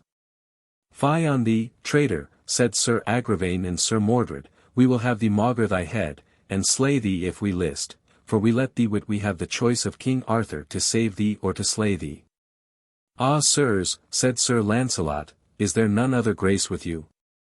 Then keep yourself. So then Sir Lancelot set all open the chamber door, and mightily and knightly he strode in amongst them, and anon at the first buffet he slew Sir Agravaine. And 12 of his fellows after, within a little while after, he laid them cold to the earth, for there was none of the 12 that might stand Sir Lancelot one buffet. Also Sir Lancelot wounded Sir Mordred, and he fled with all his might. And then Sir Lancelot returned again unto the queen, and said, Madam, now wit you well all our true love is brought to an end, for now will King Arthur ever be my foe. And therefore, madam, an it like you that I may have you with me, I shall save you from all manner adventures dangerous. That is not best, said the queen, meseemeth now ye have done so much harm, it will be best ye hold you still with this. And if ye see that as to morn they will put me unto the death, then may ye rescue me as ye think best. I will well, said Sir Lancelot, for have ye no doubt, while I am living I shall rescue you. And then he kissed her, and either gave other a ring. And so there he left the queen, and went until his lodging. Chapter 5. How Sir Lancelot came to Sir Bors. And told him how he had sped, and in what adventure he had been, and how he had escaped. When Sir Bors saw Sir Lancelot he was never so glad of his homecoming as he was then. Jesu mercy, said Sir Lancelot, why be ye all armed, what meaneth this? Sir, said Sir Bors, after ye were departed from us, we all that be of your blood and your well-willers were so dretched that some of us leapt out of our beds naked, and some in their dreams caught naked swords in their hands. Therefore, said Sir Bors, we deem there is some great strife at hand, and then we all deemed that ye were bet wrapped with some treason, and therefore we made us thus ready, what need that ever ye were in. My fair nephew, said Sir Lancelot unto Sir Bors, now shall ye wit all, that this night I was more harder bestead than ever I was in my life, and yet I escaped. And so he told them all how and in what manner, as ye have heard tofore. And therefore, my fellows, said Sir Lancelot, I pray you all that ye will be of good heart in what need sombre I stand, for now is war come to us all. Sir, said Bors, all is welcome that God sendeth us, and we have had much will with you and much worship, and therefore we will take the woe with you as we have taken the weal. And therefore, they said all, there were many good knights, look ye take no discomfort, for there is no bands of knights under heaven but we shall be able to grieve them as much as they may us. And therefore discomfort not yourself by no manner, and we shall gather together that we love, and that loveth us, and what that ye will have done shall be done. And therefore, Sir Lancelot, said they, we will take the woe with the weal. Grant mercy, said Sir Lancelot, of your good comfort, for in my great distress, my fair nephew, ye comfort me greatly, and much I am beholding unto you. But this, my fair nephew, I would that ye did in all haste that ye may, or it be 4th days, that ye will look in their lodging that be lodged here nigh about the king, which will hold with me, and which will not. For now I would know which were my friends from my foes. Sir, said Sir Bors, I shall do my pain, and or it be 7 of the clock I shall wit of such as ye have said before, who will hold with you. Then Sir Bors called unto him Sir Lionel, Sir Ector de Maris, Sir Blamor de Gannis, Sir Bleoberis de Gannis, Sir Gahalantine, Sir Galihodin, Sir Galahad, Sir Meneduc Sir Villiers the Valiant, Sir Hebes le Renoms, Sir Lavaine Sir of Hungary, Sir Naraunds, Sir Planorius. These 2 knights Sir Lancelot made, and the one he won upon a bridge, and therefore they would never be against him. And Harry le Fise du Lake, and Sir Celices of the Dolorous Tower, and Sir Melias de Lisle, and Sir Belandre le Buse, that was Sir Alisander's son le Orphelin, because his mother Alice le Bele Pellerin and she was kin unto Sir Lancelot. And he held with him.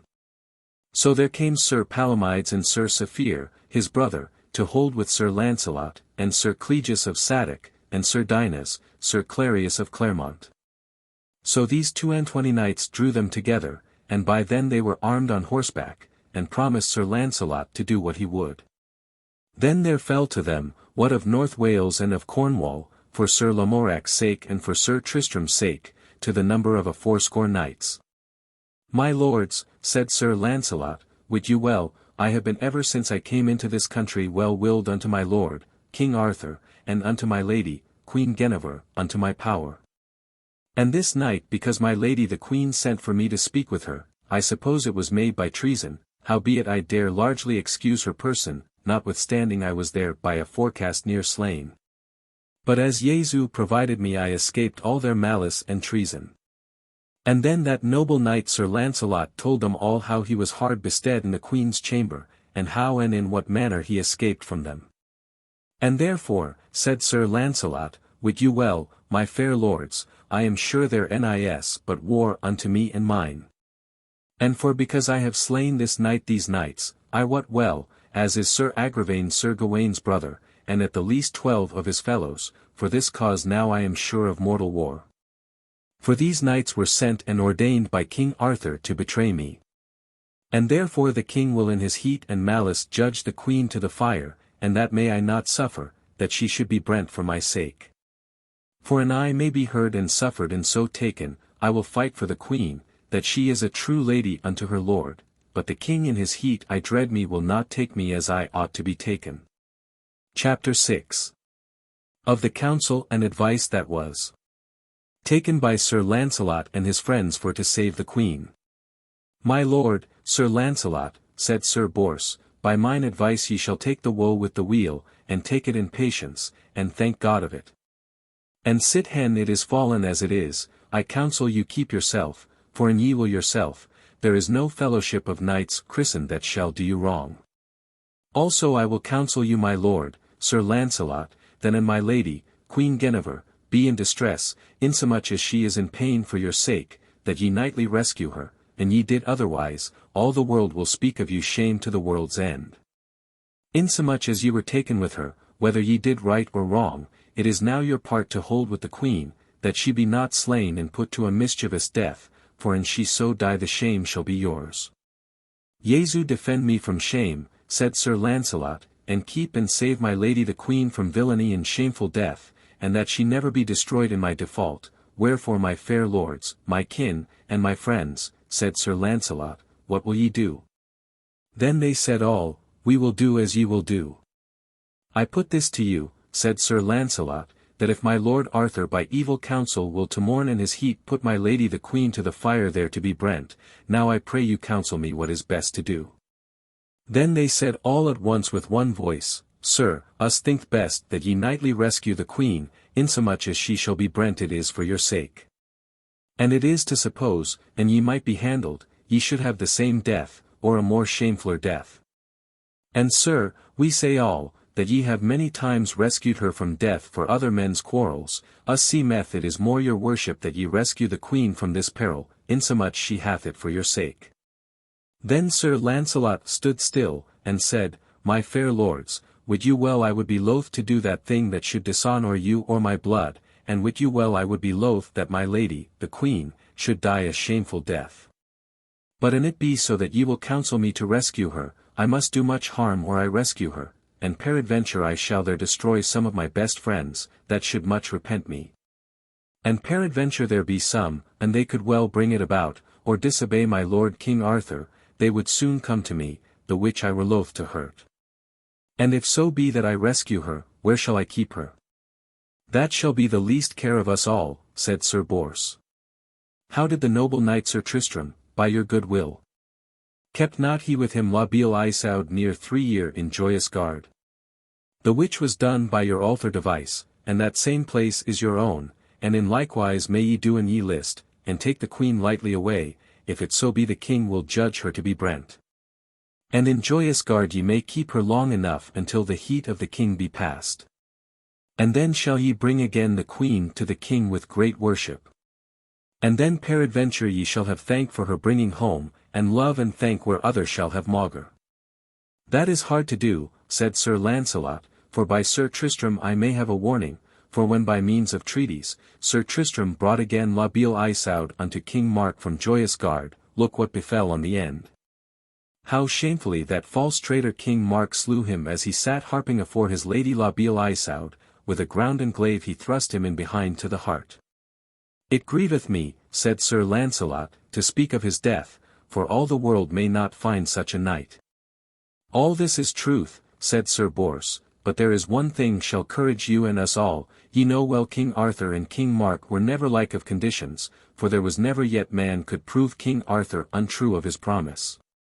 So to make short tale, they were all consented that for better out her for worse, if so were that the queen were on that morn brought to the fire, shortly they all would rescue her. And so by the advice of Sir Lancelot, they put them all in an embushment in a wood, as nigh Carlisle as they might, and there they abode still, to wit what the king would do. Chapter 7.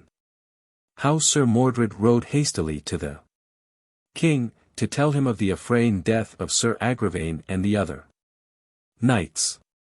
Now turn we again unto Sir Mordred, that when he was escaped from the noble knight, Sir Lancelot, he anon gat his horse and mounted upon him, and rode unto King Arthur, sore wounded and smitten, and all for bled. And there he told the king all how it was, and how they were all slain save himself all only. Jesu mercy, how may this be? Said the king, took ye him in the queen's chamber?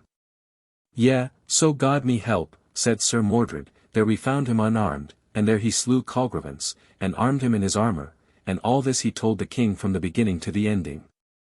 Jesu mercy, said the king, he is a marvellous knight of prowess. Alas, me sore repenteth, said the king, that ever Sir Lancelot should be against me. Now I am sure the noble fellowship of the Round Table is broken for ever, for with him will many a noble knight hold, and now it is fallen so, said the king, that I may not with my worship, but the queen must suffer the death. So then there was made great ordinance in this heat, that the queen must be judged to the death. And the law was such in those days that whatsoever they were, of what estate or degree, if they were found guilty of treason, there should be none other remedy but death. And out her the men or the taking with the deed should be causer of their hasty judgment. And right so was it ordained for Queen Guinevere, because Sir Mordred was escaped sore wounded, and the death of 13 knights of the Round Table. These proofs and experiences caused King Arthur to command the queen to the fire there to be brent. Then spake Sir Gawain, and said, My lord Arthur, I would counsel you not to be over hasty, but that ye would put it in respite, this judgment of my lady the queen, for many causes. One it is, though it were so that Sir Lancelot were found in the queen's chamber, yet it might be so that he came thither for none evil. For ye know my lord, said Sir Gawain, that the queen is much beholden unto Sir Lancelot, more than unto any other knight, for ofttimes he hath saved her life, and done battle for her when all the court refused the queen. And peradventure she sent for him for goodness and for none evil, to reward him for his good deeds that he had done to her in times past. And peradventure my lady, the queen, sent for him to that intent that Sir Lancelot should come to her good grace privily and secretly, weening to her that it was best so to do, in eschewing and dreading of slander. For ofttimes we do many things that we ween it be for the best, and yet peradventure it turneth to the worst. For I dare say, said Sir Gawain, my lady, your queen, is to you both good and true. And as for Sir Lancelot, said Sir Gawain, I dare say he will make it good upon any knight living that will put upon himself villainy or shame, and in like wise he will make good for my lady, Dame Guinevere. That I believe well, said King Arthur, but I will not that way with Sir Lancelot, for he trusteth so much upon his hands and his might that he doubteth no man, and therefore for my queen he shall never fight more, for she shall have the law. And if I may get Sir Lancelot, wit you well he shall have a shameful death. Jesu defend, said Sir Gawain, that I may never see it. Why say ye so? Said King Arthur. Forsooth ye have no cause to love Sir Lancelot, for this night last past he slew your brother, Sir Igraine, a full good knight, and almost he had slain your other brother, Sir Mordred, and also there he slew 13 noble knights. And also, Sir Gawain, remember you he slew 2 sons of yours, Sir Florence and Sir Lovel. My lord, said Sir Gawain, of all this I have knowledge, of whose deaths I repent me sore. But insomuch I gave them warning, and told my brethren and my sons aforehand what would fall in the end, insomuch they would not do by my counsel, I will not meddle me thereof, nor revenge me nothing of their deaths. For I told them it was no boot to strive with Sir Lancelot. Howbeit I am sorry of the death of my brethren and of my sons, for they are the causers of their own death. For ofttimes I warned my brother Sir Igraine, and I told him the perils the which be now fallen. Chapter 8. How Sir Lancelot and his kinsmen rescued the queen from the fire, and how he slew many knights. Then said the noble King Arthur to Sir Gawain, Dear nephew, I pray you make you ready in your best armor, with your brethren, Sir Gaheris and Sir Gareth, to bring my queen to the fire, there to have her judgment and receive the death. Nay, my most noble lord, said Sir Gawain, that will I never do, for wit you well I will never be in that place where so noble a queen as is my lady, Dame Guinevere, shall take a shameful end. For wit you well, said Sir Gawain, my heart will never serve me to see her die, and it shall never be said that ever I was of your counsel of her death. Then said the king to Sir Gawain, Suffer your brothers Sir Gaheris and Sir Gareth to be there. My lord, said Sir Gawain, wit you well they will be loath to be there present, because of many adventures the which be like there to fall, but they are young and full unable to say you nay. Then spake Sir Gaheris, and the good knight Sir Gareth, unto Sir Arthur, Sir, ye may well command us to be there, but wit you well it shall be sore against our will. But an we be there by your straight commandment ye shall plainly hold us there excused, we will be there in peaceable wise, and bear none harness of war upon us. In the name of God, said the king, then make you ready, for she shall soon have her judgment anon. Alas, said Sir Gawain, that ever I should endure to see this woeful day. So Sir Gawain turned him and wept heartily, and so he went into his chamber. And then the queen was led forth without Carlisle, and there she was despoiled into her smock. And so then her ghostly father was brought to her, to be shriven of her misdeeds. Then was there weeping, and wailing, and wringing of hands, of many lords and ladies, but there were but few in comparison that would bear any armor for to strength the death of the queen. Then was there one that Sir Lancelot had sent unto that place for to espy what time the queen should go unto her death, and anon as he saw the queen despoiled into her smock, and so shriven, then he gave Sir Lancelot warning. Then was there but spurring and plucking up of horses, and right so they came to the fire. And who that stood against them, there were they slain. There might none withstand Sir Lancelot, so all that bare arms and withstood them, there were they slain, full many a noble knight. For there was slain Sir Belliance Loorgulus, Sir Segwarides, Sir Griflet, Sir Brandiles, Sir Aglavale, Sir Tor, Sir Goddard, Sir Gillimer, Sir Reynolds 3 brethren, Sir Damas, Sir Priamus, Sir Kay the Stranger, Sir Driant, Sir Lamgus, Sir Hermond, Sir Pertilope, Sir Paramones, 2 brethren that were called the Green Knight and the Red Knight. And so in this rushing and hurling, as Sir Lancelot thrang here and there, it mishapped him to slay Gaheris and Sir Gareth, the noble knight, for they were unarmed and unware. For as the French book saith, Sir Lancelot smote Sir Gareth and Sir Gaheris upon the brainpans, wherethrough they were slain in the field. Howbeit in very truth Sir Lancelot saw them not, and so were they found dead among the thickest of the press. Then when Sir Lancelot had thus done, and slain and put to flight all that would withstand him, then he rode straight unto Dame Guinevere, and made a kirtle and a gown to be cast upon her. And then he made her to be set behind him, and prayed her to be of good cheer. Wit you well the queen was glad that she was escaped from the death. And then she thanked God and Sir Lancelot. And so he rode his way with the queen, as the French book saith, unto Joyous Gard, and there he kept her as a noble knight should do. And many great lords and some kings sent Sir Lancelot many good knights, and many noble knights drew unto Sir Lancelot. When this was known openly, that King Arthur and Sir Lancelot were at debate, many knights were glad of their debate, and many were full heavy of their debate. Chapter 9. Of the sorrow and lamentation of King Arthur for the death of his nephews and other good knights, and also for the Queen, his wife. So turn we again unto King Arthur, that when it was told him how and in what manner of wise the Queen was taken away from the fire, and when he heard of the death of his noble knights, and in especial of Sir Gaheris and Sir Gareth's death. Then the king swooned for pure sorrow. And when he awoke of his swoon, then he said, Alas, that ever I bare crown upon my head. For now have I lost the fairest fellowship of noble knights that ever held Christian king together. Alas, my good knights be slain away from me, now within these 2 days I have lost 40 knights, and also the noble fellowship of Sir Lancelot and his blood, for now I may never hold them together no more with my worship. Alas that ever this war began. Now fair fellows, said the king, I charge you that no man tell Sir Gawain of the death of his 2 brethren.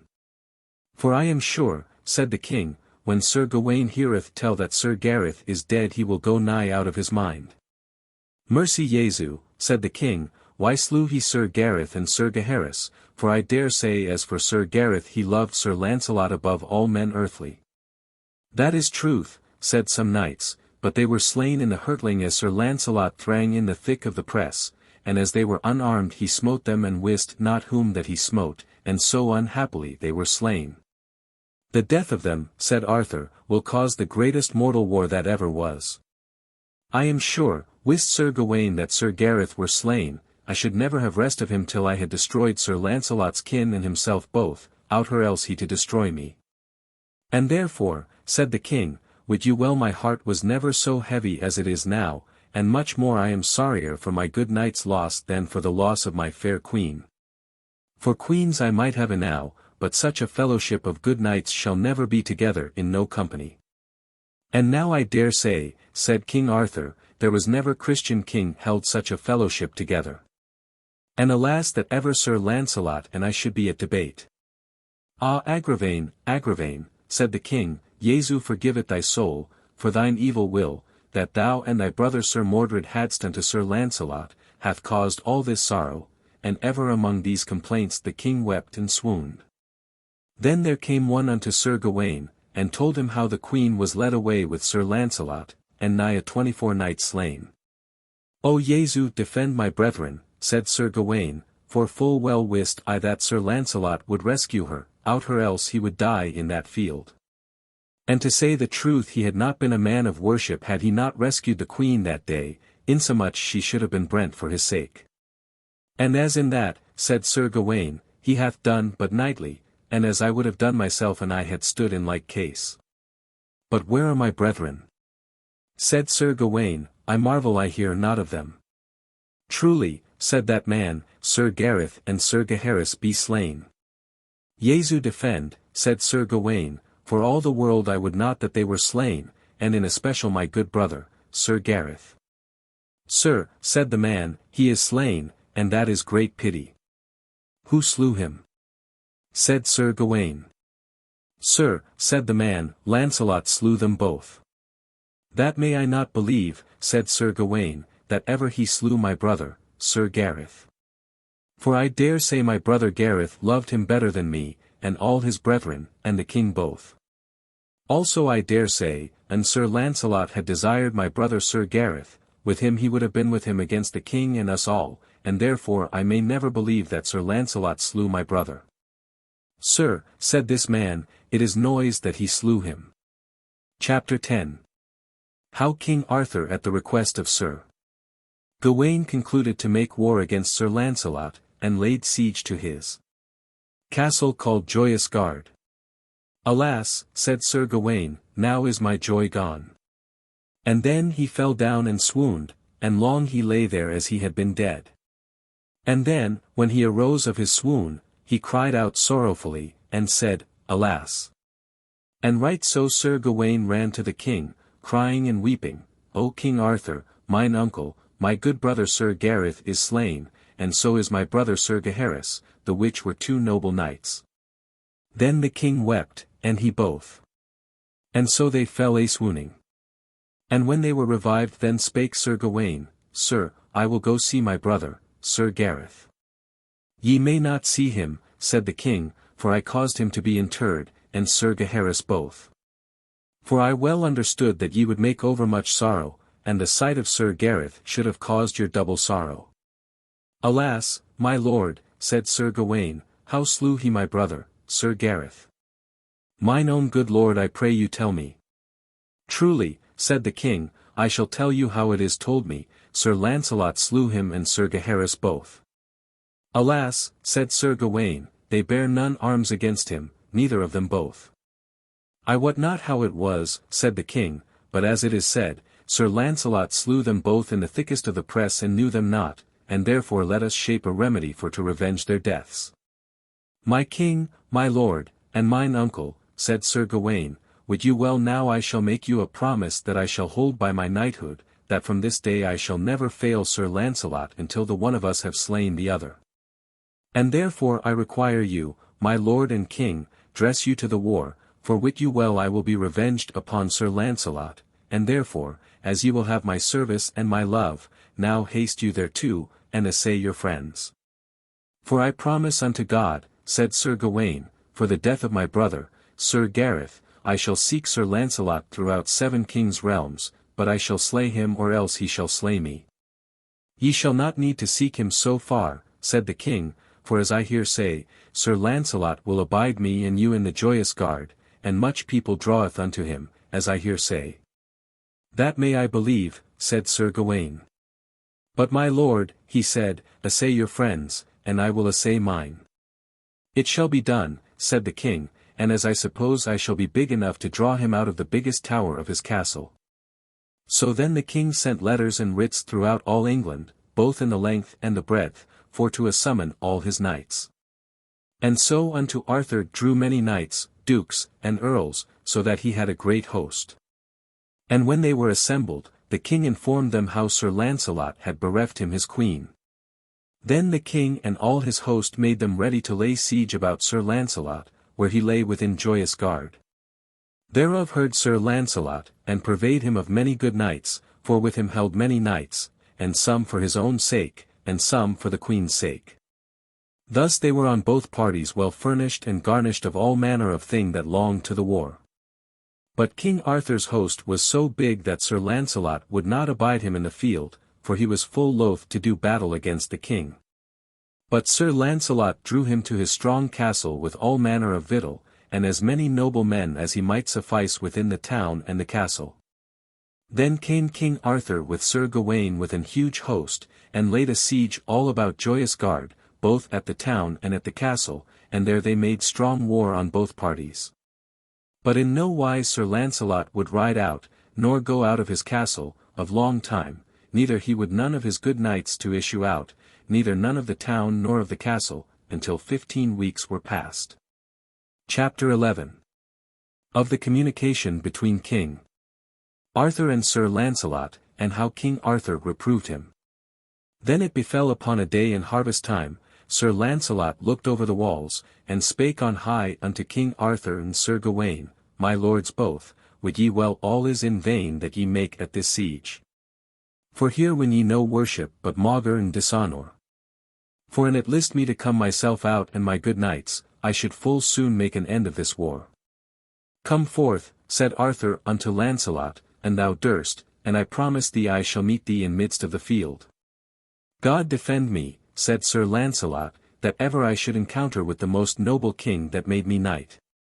Fie upon thy fair language, said the king, for wit you well and trust it, I am thy mortal foe, and ever will to my death day. For thou hast slain my good knights, and full noble men of my blood, that I shall never recover again.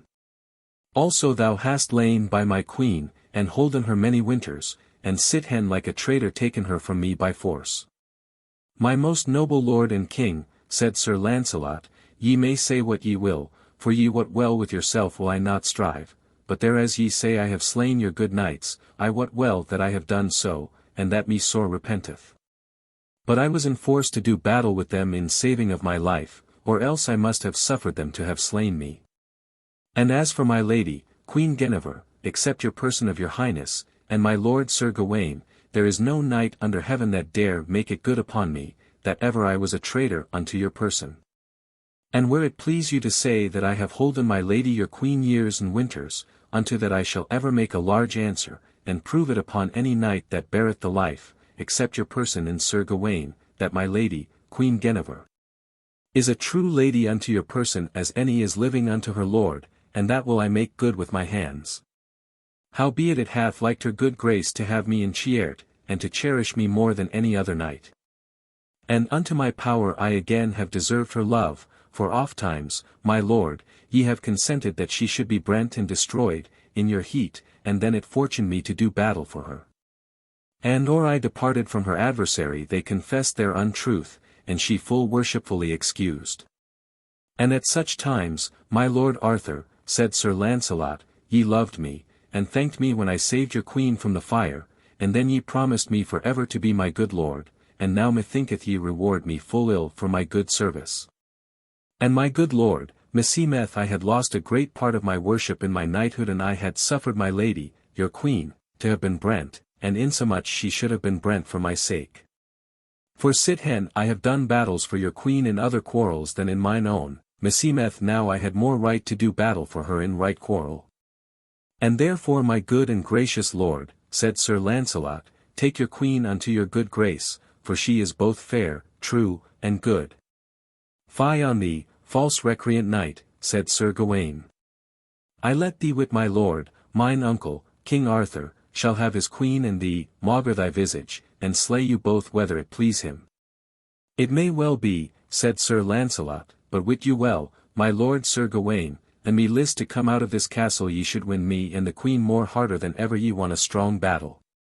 Fie on thy proud words, said Sir Gawain.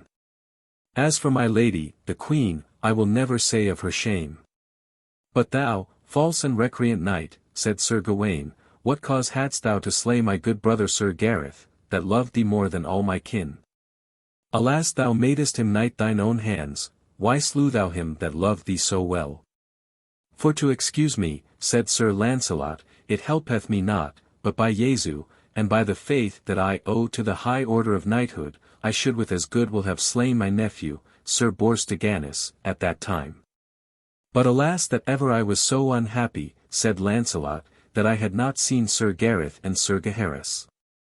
Thou least, recreant knight, said Sir Gawain, thou slewest him in despite of me. And therefore, wit thou well I shall make war to thee, and all the while that I may live. That me repenteth, said Sir Lancelot, for well I understand it helpeth not to seek none accordment while ye, Sir Gawain, are so mischievously set. And if ye were not, I would not doubt to have the good grace of my lord Arthur. I believe it well, false recreant knight, said Sir Gawain, for thou hast many long days overled me and us all, and destroyed many of our good knights.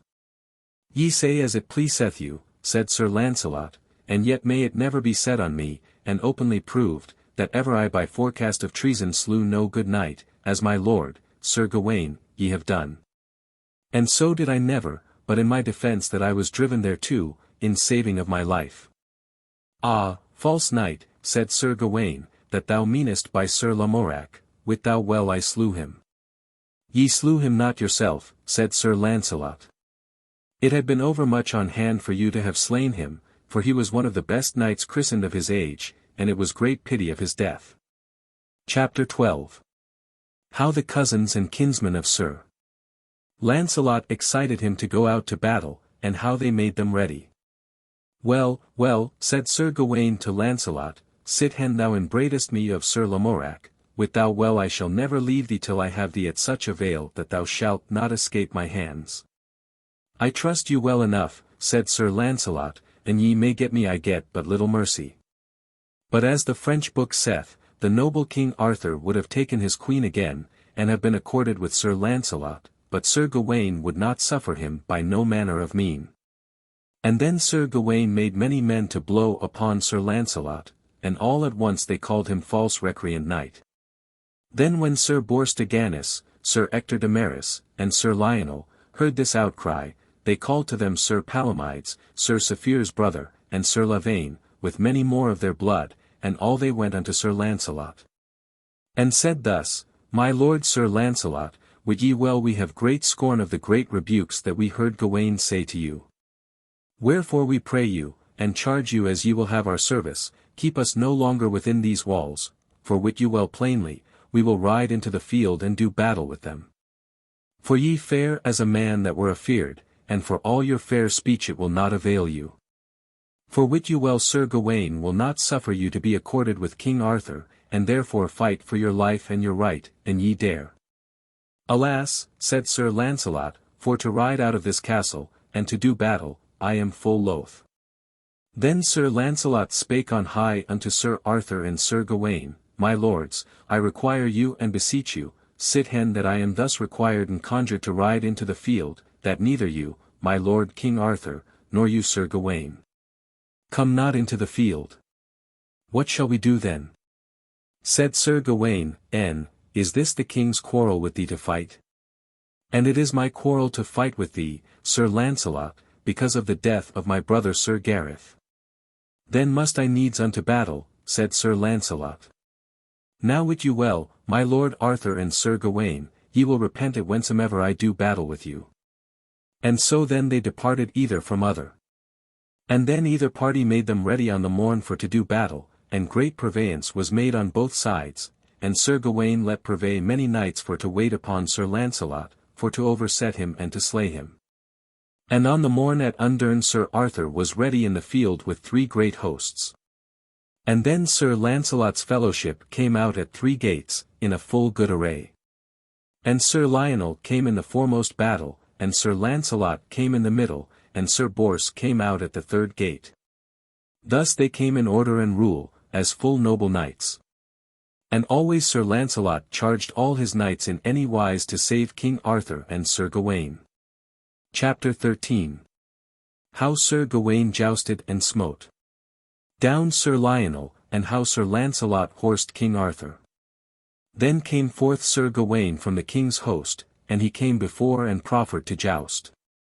And Sir Lionel was a fierce knight, and lightly he encountered with Sir Gawain. And there Sir Gawain smote Sir Lionel throughout the body, that he dashed to the earth like as he had been dead, and then Sir Ector de Maris and other more bare him into the castle. Then there began a great stir, and much people was slain. And ever Sir Lancelot did what he might to save the people on King Arthur's party, for Sir Palomides, and Sir Bors, and Sir Saphir, overthrew many knights, for they were deadly knights. And Sir Blamor de Ganis, and Sir Bleoberis de Ganis, with Sir Belandre Lobuse, these 6 knights did much harm, and ever King Arthur was nigh about Sir Lancelot to have slain him, and Sir Lancelot suffered him, and would not strike again. So Sir Bors encountered with King Arthur, and there with a spear Sir Bors smote him down, and so he alighted and drew his sword, and said to Sir Lancelot, Shall I make an end of this war? And that he meant to have slain King Arthur. Not so hardy, said Sir Lancelot, upon pain of thy head, that thou touch him no more, for I will never see that most noble king that made me knight neither slain any shamed. And therewithal Sir Lancelot alighted off his horse and took up the king and horsed him again, and said thus, My lord Arthur, for God's love stint this strife, for ye get here no worship, and I would do mine utterance, but always I forbear you. And ye nor none of yours forbeareth me. My lord, remember what I have done in many places, and now I am evil rewarded. Then when King Arthur was on horseback, he looked upon Sir Lancelot, and then the tears brast out of his eye and, thinking on the great courtesy that was in Sir Lancelot more than in any other man. And therewith the king rode his way, and might no longer behold him, and said, Alas, that ever this war began.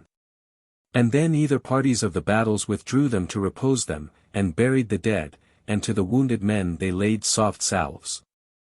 And thus they endured that night till on the morn.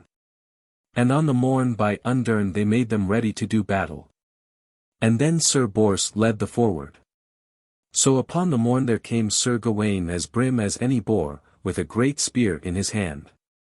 And when Sir Bors saw him he thought to revenge his brother Sir Lionel of the despite that Sir Gawain did him the other day. And so they that knew either other feutred their spears, and with all their mights of their horses and themselves, they met together so feloniously that either bare other through, and so they fell both to the earth. And then the battles joined, and there was much slaughter on both parties. Then Sir Lancelot rescued Sir Bors, and sent him into the castle, but neither Sir Gawain nor Sir Bors died not of their wounds, for they were all holpen. Then Sir Lavaine and Sir Ur prayed Sir Lancelot to do his pain, and fight as they had done, for we see ye forbear and spare, and that doth much harm, therefore we pray you spare not your enemies no more than they do you. Alas, said Sir Lancelot, I have no heart to fight against my lord Arthur, for ever meseemeth I do not as I ought to do. My lord, said Sir Palomides, though ye spare them all this day they will never con you thank. And if they may get you at avail ye are but dead. So then Sir Lancelot understood that they said him truth, and then he strained himself more than he did aforehand, and because his nephew Sir Bors was sore wounded. And then within a little while, by evensong time, Sir Lancelot and his party better stood, for their horses went in blood past the fetlocks, there was so much people slain. And then for pity Sir Lancelot withheld his knights, and suffered King Arthur's party for to withdraw them aside. And then Sir Lancelot's party withdrew them into his castle, and either parties buried the dead, and put salve unto the wounded men.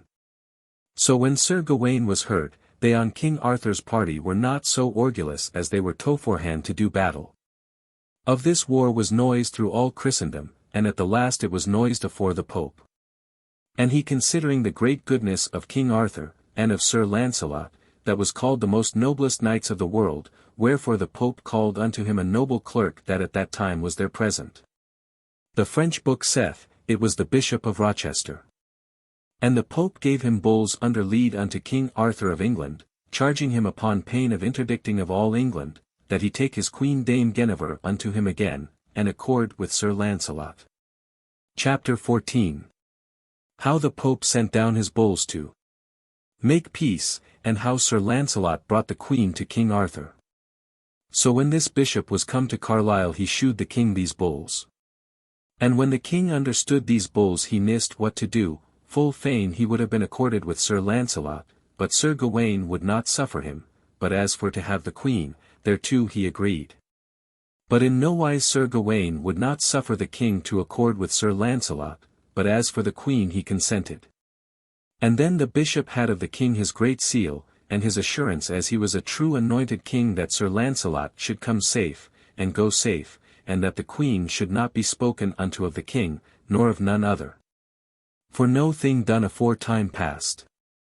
And of all these appointments the bishop brought with him sure assurance and writing, to shew Sir Lancelot. So when the bishop was come to Joyous Gard, there he shewed Sir Lancelot how the Pope had written to Arthur and unto him, and there he told him the perils if he withheld the Queen from the king. It was never in my thought, said Lancelot, to withhold the Queen from my lord Arthur, but, insomuch she should have been dead for my sake, meseemeth it was my part to save her life, and put her from that danger, till better recover might come. And now I thank God, said Sir Lancelot, that the Pope hath made her peace, for God knoweth, said Sir Lancelot, I will be 1,000-fold more gladder to bring her again, than ever I was of her taking away. With this, I may be sure to come safe and go safe, and that the Queen shall have her liberty as she had before, and never for no thing that hath been surmised afore this time, she never from this day stand in no peril. For else, said Sir Lancelot, I dare adventure me to keep her from an harder shower than ever I kept her. It shall not need you, said the bishop, to dread so much.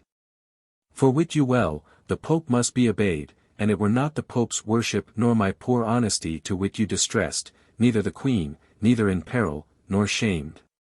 And then he shewed Sir Lancelot all his writing, both from the Pope and from King Arthur. This is sure enough, said Sir Lancelot, for full well I dare trust my lord's own writing in his seal, for he was never shamed of his promise. Therefore, said Sir Lancelot unto the bishop, ye shall ride unto the king afore, and recommend me unto his good grace, and let him have knowledging that this same day 8 days, by the grace of God, I myself shall bring my lady, Queen Guinevere, unto him. And then say ye unto my most redoubt king, that I will say largely for the Queen, that I shall none except for dread nor fear, but the king himself, and my lord Sir Gawain, and that is more for the king's love than for himself. So the bishop departed and came to the king at Carlisle, and told him all how Sir Lancelot answered him, and then the tears brast out of the king's eyen. Then Sir Lancelot purveyed him 100 knights, and all were clothed in green velvet, and their horses trapped to their heels, and every knight held a branch of olive in his hand, in tokening of peace. And the queen had 24 gentlewomen following her in the same wise. And Sir Lancelot had 12 coursers following him, and on every courser sat a young gentleman, and all they were arrayed in green velvet, with sarps of gold about their quarters, and the horse trapped in the same wise down to the heels. With many ouches, wyset with stones and pearls in gold, to the number of 1,000. And she and Sir Lancelot were clothed in white cloth of gold tissue, and right so as ye have heard, as the French book mocketh mention, he rode with the Queen from Joyous Gard to Carlisle. And so Sir Lancelot rode throughout Carlisle, and so in the castle, that all men might behold, and wit you well there was many a weeping eye. And then Sir Lancelot himself alighted and avoided his horse, and took the Queen, and so led her where King Arthur was in his seat, and Sir Gawain sat afore him, and many other great lords. So when Sir Lancelot saw the king and Sir Gawain, then he led the Queen by the arm, and then he kneeled down, and the Queen both. Wit you well then was there many bold knight there with King Arthur that wept as tenderly as though they had seen all their kin afore them. So the king sat still, and said no word. And when Sir Lancelot saw his countenance, he arose and pulled up the Queen with him, and thus he spake full knightly. Chapter 15. Of the deliverance of the Queen to the King by Sir Lancelot, and what language Sir Gawain had to Sir Lancelot. My most redoubt king, ye shall understand, by the Pope's commandment and yours, I have brought to you my lady the Queen, as right requireth. And if there be any knight, of whatsoever degree that he be, except your person, that will say or dare say but that she is true and clean to you, I hear myself, Sir Lancelot du Lake, will make it good upon his body, that she is a true lady unto you. But liars ye have listened, and that hath caused debate betwixt you and me. For time hath been, my lord Arthur, that ye have been greatly pleased with me when I did battle for my lady, your Queen. And full well ye know, my most noble king, that she hath been put to great wrong or this time. And sithen it pleased you at many times that I should fight for her, meseemeth, my good lord, I had more cause to rescue her from the fire, insomuch she should have been brent for my sake. For they that told you those tales were liars, and so it fell upon them, for by likelihood had not the might of God been with me, I might never have endured 14 nights, and they armed and afore purposed, and I unarmed and not purposed. For I was sent for unto my lady your Queen, I wot not for what cause, but I was not so soon within the chamber door, but anon Sir Igraine and Sir Mordred called me traitor and recreant knight. They called thee right, said Sir Gawain. My lord Sir Gawain, said Sir Lancelot, in their quarrel they proved themselves not in the right. Well, well, Sir Lancelot, said the king, I have given thee no cause to do to me as thou hast done, for I have worshipped thee and thine more than any of all my knights. My good lord, said Sir Lancelot, so ye be not displeased, ye shall understand I and mine have done you oft better service than any other knights have done, in many divers places. And where ye have been full hard bestead divers times, I have myself rescued you from many dangers, and ever unto my power I was glad to please you, and my lord Sir Gawain.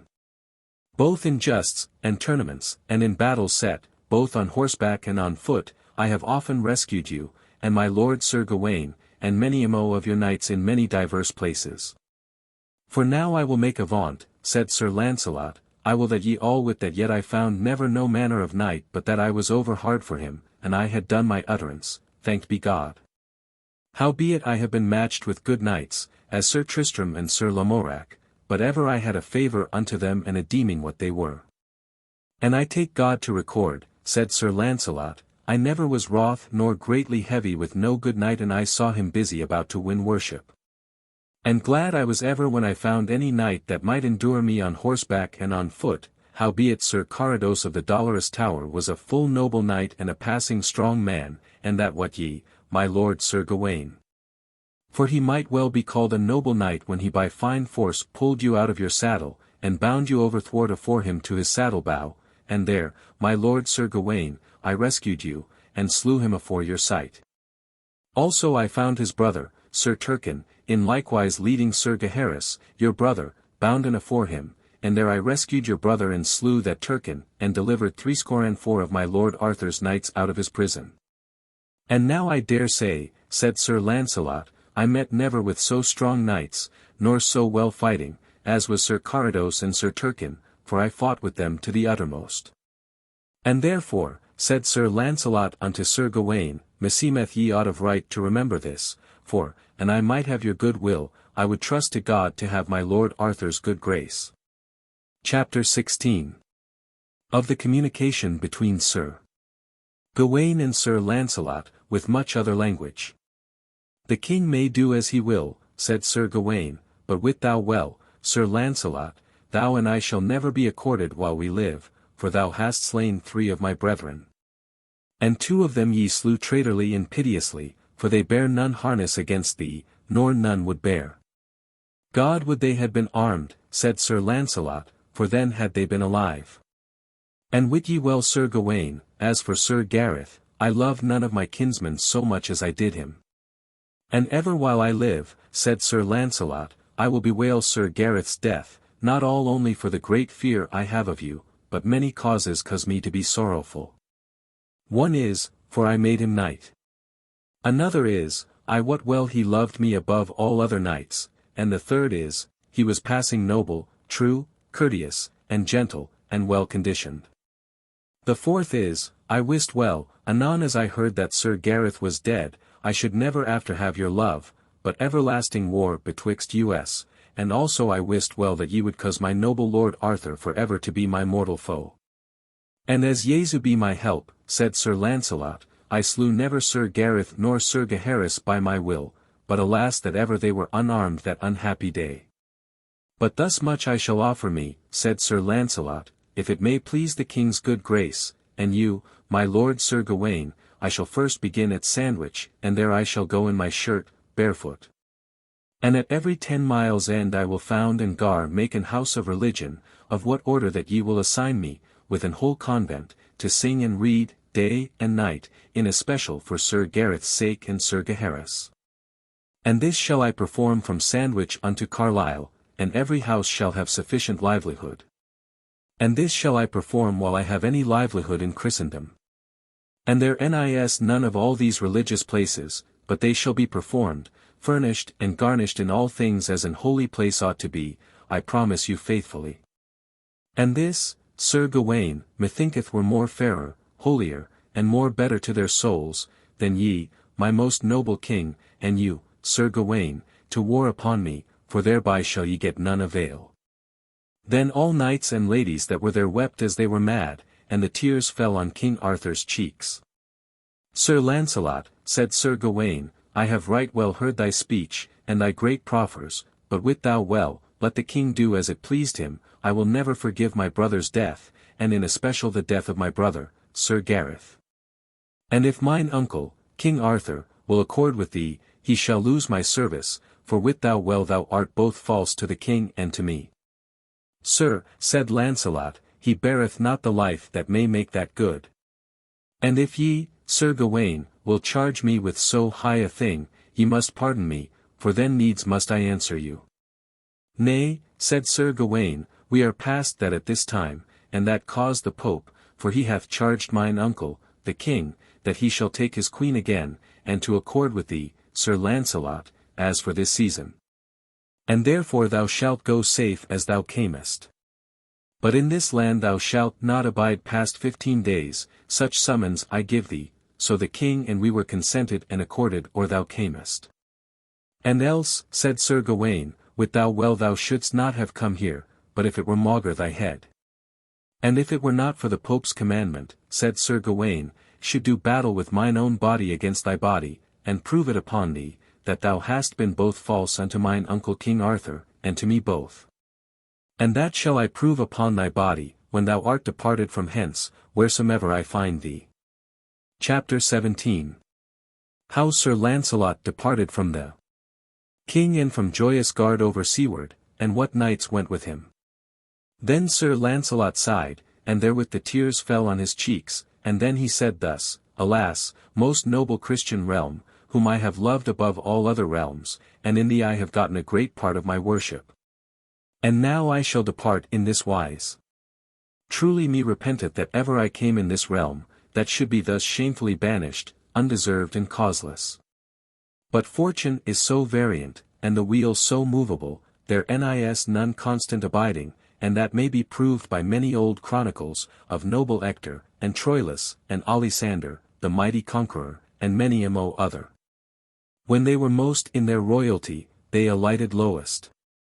And so fareth it by me, said Sir Lancelot, for in this realm I had worship, and by me in mine all the whole round table hath been increased more in worship, by me in mine blood, than by any other. And therefore wit thou well, Sir Gawain, I may live upon my lands as well as any knight that here is. And if ye, most redoubt king, will come upon my lands with Sir Gawain to war upon me, I must endure you as well as I may. But as to you, Sir Gawain, if that ye come there, I pray you charge me not with treason nor felony, for an ye do, I must answer you. Do thou thy best, said Sir Gawain. Therefore hie thee fast that thou were gone, and wit thou well we shall soon come after, and break the strongest castle that thou hast, upon thy head. That shall not need, said Sir Lancelot, for an I were as orgulous set as ye are, wit you well I should meet you in midst of the field. Make thou no more language, said Sir Gawain, but deliver the queen from thee, and pike thee lightly out of this court. Well, said Sir Lancelot, an I had wist of this shortcoming, I would have advised me twice or that I had come hither. For an the queen had been so dear to me as ye noise her, I durst have kept her from the fellowship of the best knights under heaven. And then Sir Lancelot said unto Guinevere, in hearing of the king and them all, Madam, now I must depart from you and this noble fellowship for ever, and sithen it is so, I beseech you to pray for me, and say me well. And if ye be hard bestead by any false tongues, lightly my lady send me word, and if any knight's hands may deliver you by battle, I shall deliver you. And therewithal Sir Lancelot kissed the queen, and then he said all openly, Now let's see what he be in this place that dare say the queen is not true unto my lord Arthur, let's see who will speak and he dare speak. And therewith he brought the queen to the king, and then Sir Lancelot took his leave and departed. And there was neither king, duke, nor earl, baron nor knight, lady nor gentlewoman, but all they wept as people out of their mind, except Sir Gawain. And when the noble Sir Lancelot took his horse to ride out of Carlisle, there was sobbing and weeping for pure dole of his departing, and so he took his way unto Joyous Gard. And then ever after he called it the Dolorous Gard. And thus departed Sir Lancelot from the court for ever. And so when he came to Joyous Gard he called his fellowship unto him, and asked them what they would do. Then they answered all wholly together with one voice they would as he would do. My fair fellows, said Sir Lancelot, I must depart out of this most noble realm, and now I shall depart it grieveth me sore, for I shall depart with no worship, for a flemmed man departed never out of a realm with no worship. And that is my heaviness, for ever I fear after my days that men shall chronicle upon me that I was flemmed out of this land, and else, my fair lords, be ye sure, and I had not dread shame, my lady, Queen Guinevere, and I should never have departed. Then spake many noble knights, as Sir Palomides, Sir Saphir his brother, and Sir Bellinger le Beauce, and Sir with Sir Lavaine, with many others, Sir, an ye be so disposed to abide in this land we will never fail you. And if ye list not to abide in this land there is none of the good knights that here be will fail you, for many causes. One is, all we that be not of your blood shall never be welcome to the court. And sit hen it liked us to take a part with you in your distress and heaviness in this realm, which you well it shall like us as well to go in other countries with you, and there to take such part as ye do. My fair lords, said Sir Lancelot, I well understand you, and as I can, thank you, and ye shall understand, such livelihood as I am born unto I shall depart with you in this manner of wise. That is for to say, I shall depart all my livelihood and all my lands freely among you, and I myself will have as little as any of you, for have I sufficient that may long to my person, I will ask none other rich array. And I trust to God to maintain you on my lands as well as ever were maintained any knights. Then spake all the knights at once, he have shame that will leave you. For we all understand in this realm will be now no quiet, but ever strife and debate, now the fellowship of the Round Table is broken. For by the noble fellowship of the Round Table was King Arthur upborne, and by their noblesse the king and all his realm was in quiet and rest, and a great part they said all was because of your noblesse. Chapter 18.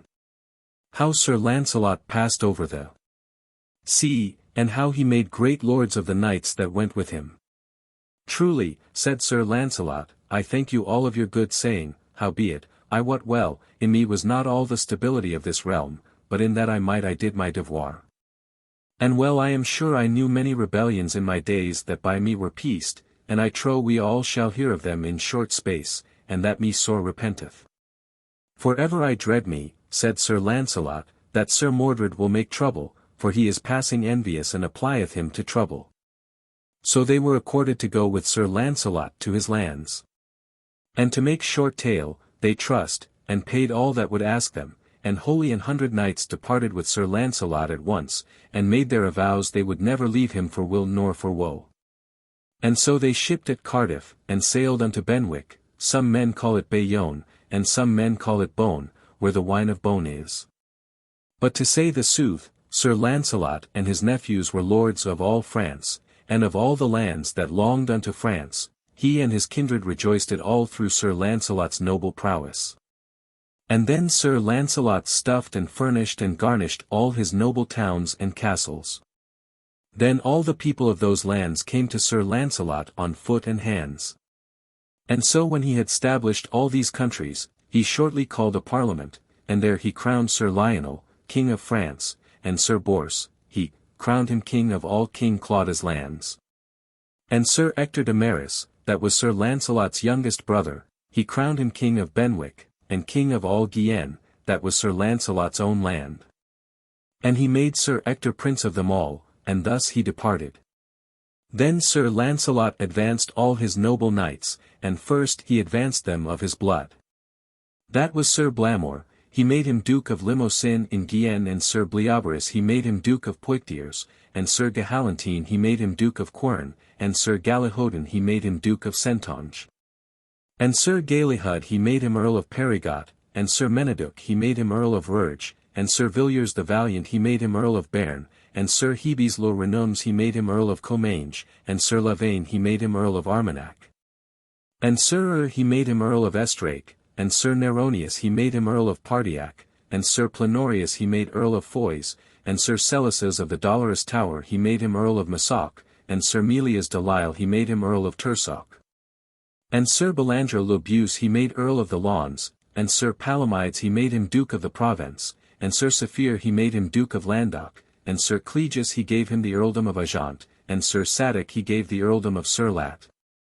And Sir Dinas le Seneschal he made him Duke of Anjou, and Sir Clarus he made him Duke of Normandy. Thus Sir Lancelot rewarded his noble knights and many more, that meseemeth it were too long to rehearse. Chapter 19. How King Arthur and Sir Gawain made a great host ready to go over sea to make war on Sir Lancelot. So leave we Sir Lancelot in his lands, and his noble knights with him, and return we again unto King Arthur and to Sir Gawain, that made a great host ready, to the number of 60,000. And all thing was made ready for their shipping to pass over the sea, and so they shipped at Cardiff. And their King Arthur made Sir Mordred chief ruler of all England, and also he put Queen Guinevere under his governance. Because Sir Mordred was King Arthur's son, he gave him the rule of his land and of his wife. And so the king passed the sea and landed upon Sir Lancelot's lands, and there he brent and wasted, through the vengeance of Sir Gawain, all that they might overrun. When this word came to Sir Lancelot, that King Arthur and Sir Gawain were landed upon his lands, and made a full great destruction and waste, then spake Sir Bors, and said, My lord Sir Lancelot, it is shame that we suffer them thus to ride over our lands, for wit you well, suffer ye them as long as ye will, they will do you no favour and they may handle you. Then said Sir Lionel that was wary and wise, My lord Sir Lancelot, I will give this counsel, let us keep our strong walled towns until they have hunger and cold, and blow on their nails. And then let us freshly set upon them, and shred them down as sheep in a field, that aliens may take example for ever how they land upon our lands. Then spake King Bagdemagus to Sir Lancelot, Sir, your courtesy will shende us all, and thy courtesy hath waked all this sorrow, for an they thus over our lands ride, they shall by process bring us all to naught whilst we thus in holes us hide. Then said Sir Galahad unto Sir Lancelot, Sir, here be knights come of king's blood, that will not long droop, and they are within these walls. Therefore give us leave, like as we be knights, to meet them in the field, and we shall slay them, that they shall curse the time that ever they came into this country. Then spake 7 brethren of North Wales, and they were 7 noble knights. A man might seek in 7 kings' lands or he might find such 7 knights. Then they all said at once, Sir Lancelot, for Christ's sake let us outride with Sir Galahad, for we be never wont to cower in castles nor in noble towns. Then spake Sir Lancelot, that was master and governor of them all, My fair lords, wit you well I am full loath to ride out with my knights for shedding of Christian blood. And yet my lands I understand be full bare for to sustain any host a while, for the mighty wars that whilom made King Claudas upon this country, upon my father King Ban, and on mine uncle King Bors. Howbeit we will as at this time keep our strong walls, and I shall send a messenger unto my lord Arthur, a treaty for to take, for better is peace than always war. So Sir Lancelot sent forth a damosel and a dwarf with her, requiring King Arthur to leave his warring upon his lands, and so she start upon a palfrey, and the dwarf ran by her side. And when she came to the pavilion of King Arthur, there she alighted, and there met her a gentle knight, Sir Lucan the butler, and said, Fair damosel, come ye from Sir Lancelot du Lake? Yes sir, she said, therefore I come hither to speak with my lord the king. Alas, said Sir Lucan, my lord Arthur would love Lancelot, but Sir Gawain will not suffer him. And then he said, I pray to God, damosel, ye may speed well, for all we that be about the king would Sir Lancelot did best of any knight living. And so with this Lucan led the damosel unto the king where he sat with Sir Gawain, for to hear what she would say. So when she had told her tale, the water ran out of the king's eyen, and all the lords were full glad for to advise the king as to be accorded with Sir Lancelot, save all only Sir Gawain, and he said, My lord mine uncle, what will ye do? Will ye now turn again, now ye are passed thus far upon this journey? All the world will speak of your villainy.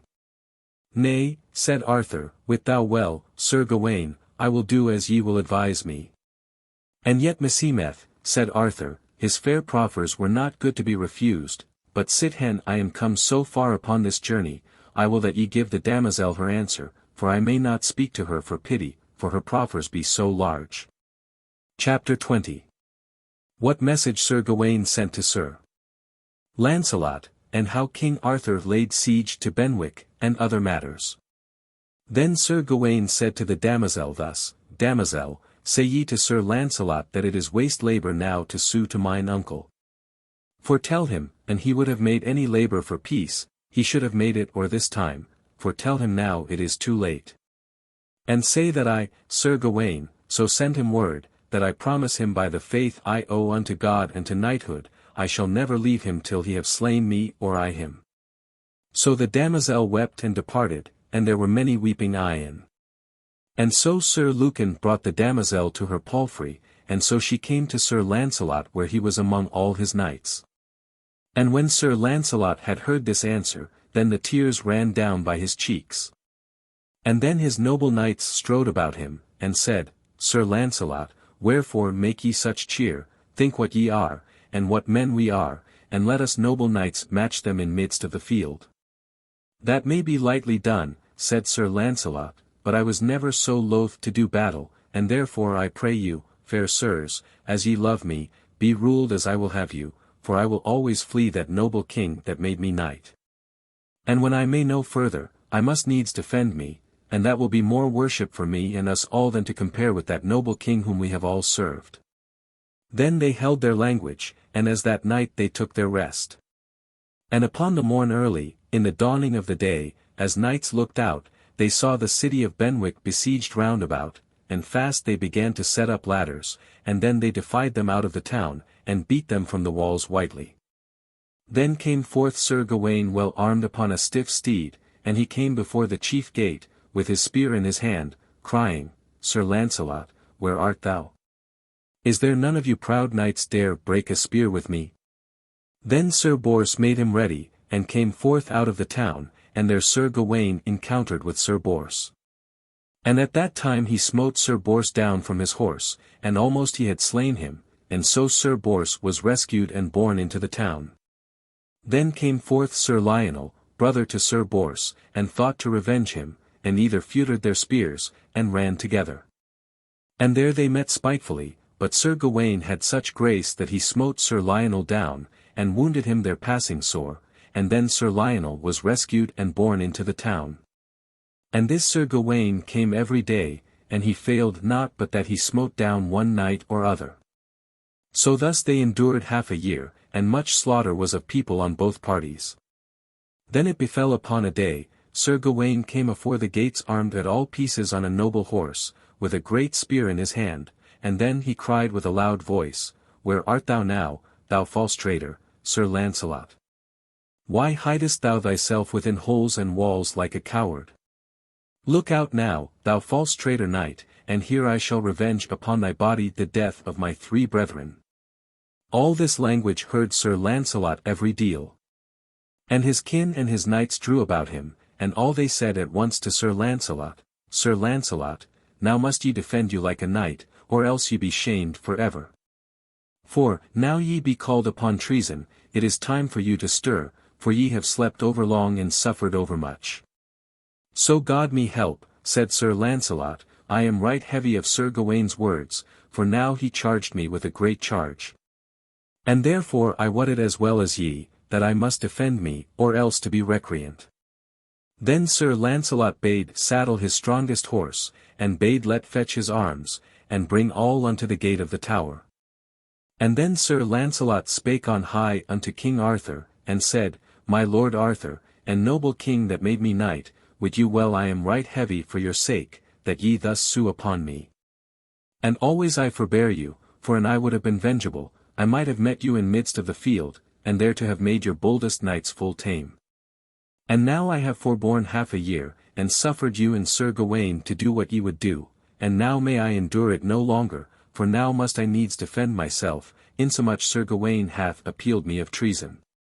The which is greatly against my will that ever I should fight against any of your blood, but now I may not forsake it, I am driven thereto as a beast till obey. Then Sir Gawain said, Sir Lancelot, and thou durst do battle, leave thy babbling and come off, and let us ease our hearts. Then Sir Lancelot armed him lightly, and mounted upon his horse, and either of the knights gat great spears in their hands, and the host without stood still all apart, and the noble knights came out of the city by a great number. Insomuch that when Arthur saw the number of men and knights, he marvelled, and said to himself, Alas, that ever Sir Lancelot was against me, for now I see he hath forborne me. And so the covenant was made, there should no man nigh them, nor deal with them, till the one were dead or yelden. Chapter 21. How Sir Lancelot and Sir Gawain did battle together, and how Sir Gawain was overthrown and hurt. Then Sir Gawain and Sir Lancelot departed a great way asunder, and then they came together with all their horses might as they might run, and either smote other in midst of their shields. But the knights were so strong, and their spears so big, that their horses might not endure their buffets, and so their horses fell to the earth, and then they avoided their horses, and dressed their shields afore them. Then they stood together and gave many sad strokes on divers places of their bodies, that the blood brast out on many sides and places. Then had Sir Gawain such a grace and gift that an holy man had given to him, that every day in the year, from undern till high noon, his might increased those 3 hours as much as thrice his strength. And that caused Sir Gawain to win great honour. And for his sake King Arthur made an ordinance, that all manner of battles for any quarrels that should be done afore King Arthur should begin at undern. And all was done for Sir Gawain's love, that by likelihood, if Sir Gawain were on the one part, he should have the better in battle while his strength endureth 3 hours. But there were but few knights that time living that knew this advantage that Sir Gawain had, but King Arthur all only. Thus Sir Lancelot fought with Sir Gawain, and when Sir Lancelot felt his might evermore increase, Sir Lancelot wondered and dread him sore to be shamed. For as the French book saith, Sir Lancelot weened, when he felt Sir Gawain double his strength, that he had been a fiend and none earthly man. Wherefore Sir Lancelot traced and traversed, and covered himself with his shield, and kept his might and his bride during 3 hours. And that while Sir Gawain gave him many sad brunts, and many sad strokes, that all the knights that beheld Sir Lancelot marvelled how that he might endure him, but full little understood they that travail that Sir Lancelot had for to endure him. And then when it was past noon Sir Gawain had no more but his own might. When Sir Lancelot felt him so come down, then he stretched him up and stood near Sir Gawain, and said thus, My lord Sir Gawain, now I feel ye have done. Now my lord Sir Gawain, I must do my part, for many great and grievous strokes I have endured you this day with great pain. Then Sir Lancelot doubled his strokes and gave Sir Gawain such a buffet on the helmet that he fell down on his side, and Sir Lancelot withdrew him from him. Why withdrawest thou thee? Said Sir Gawain. Now turn again, false traitor knight, and slay me, for an thou leave me thus, when I am whole I shall do battle with thee again. I shall endure you, sir, by God's grace, but wit thou well, Sir Gawain, I will never smite a felled knight. And so Sir Lancelot went into the city, and Sir Gawain was borne into King Arthur's pavilion, and leeches were brought to him, and searched and salved with soft ointments. And then Sir Lancelot said, Now have good day, my lord the king, for wit you well ye win no worship at these walls, and if I would my knights outbring, there should many a man die. Therefore, my lord Arthur, remember you of old kindness. And however I fare, Jesu be your guide in all places. Chapter 22. Of the sorrow that King Arthur made. For the war, and of another battle where also Sir Gawain had the worse. Alas, said the king, that ever this unhappy war was begun. For ever Sir Lancelot forbeareth me in all places, and in likewise my kin, and that is seen well this day by my nephew Sir Gawain. Then King Arthur fell sick for sorrow of Sir Gawain, that he was so sore hurt, and because of the war betwixt him and Sir Lancelot. So then they on King Arthur's part kept the siege with little war without forth. And they within forth kept their walls, and defended them when need was. Thus Sir Gawain lay sick 3 weeks in his tents, with all manner of leechcraft that might be had. And as soon as Sir Gawain might go and ride, he armed him at all points, and start upon a courser, and gat a spear in his hand, and so he came riding afore the chief gate of Benwick, and there he cried on height, Where art thou, Sir Lancelot? Come forth, thou false traitor knight and recreant, for I am here, Sir Gawain, will prove this that I say on thee. All this language Sir Lancelot heard, and then he said thus, Sir Gawain, me repents of your foul saying, that ye will not cease of your language, for you wot well, Sir Gawain, I know your might and all that ye may do. And well ye wot, Sir Gawain, ye may not greatly hurt me. Come down, traitor knight, said he, and make it good the contrary with thy hands, for it mishapped me the last battle to be hurt of thy hands. Therefore wit thou well I am come this day to make amends, for I ween this day to lay thee as low as thou laidest me. Jesu defend me, said Sir Lancelot, that ever I be so far in your danger as ye have been in mine, for then my days were done. But Sir Gawain, said Sir Lancelot, ye shall not think that I tarry long, but sit hen that ye so unknightly call me of treason, ye shall have both your hands full of me. And then Sir Lancelot armed him at all points, and mounted upon his horse, and gat a great spear in his hand, and rode out at the gate. And both the hosts were assembled, of them without and of them within, and stood in array full manly. And both parties were charged to hold them still, to see and behold the battle of these two noble knights. And then they laid their spears in their rests, and they came together as thunder, and Sir Gawain brake his spear upon Sir Lancelot in 100 pieces unto his hand. And Sir Lancelot smote him with a greater might, that Sir Gawain's horse's feet raised, and so the horse and he fell to the earth. Then Sir Gawain deliverly avoided his horse, and put his shield afore him, and eagerly drew his sword, and bade Sir Lancelot, Alight, traitor knight, for if this mare's son hath failed me, wit thou well a king's son and a queen's son shall not fail thee. Then Sir Lancelot avoided his horse, and dressed his shield afore him, and drew his sword, and so stood they together and gave many sad strokes, that all men on both parties had thereof passing great wonder. But when Sir Lancelot felt Sir Gawain's might so marvellously increase, he then withheld his courage and his wind, and kept himself wonder covert of his might. And under his shield he traced and traversed here and there, to break Sir Gawain's strokes in his courage, and Sir Gawain enforced himself with all his might and power to destroy Sir Lancelot. For as the French book saith, ever as Sir Gawain's might increased, right so increased his wind in his evil will. Thus Sir Gawain did great pain unto Sir Lancelot 3 hours, that he had right great pain for to defend him. And when the 3 hours were past, that Sir Lancelot felt that Sir Gawain was come to his own proper strength, then Sir Lancelot said unto Sir Gawain, Now have I proved you twice, that ye are a full dangerous knight, and a wonderful man of your might.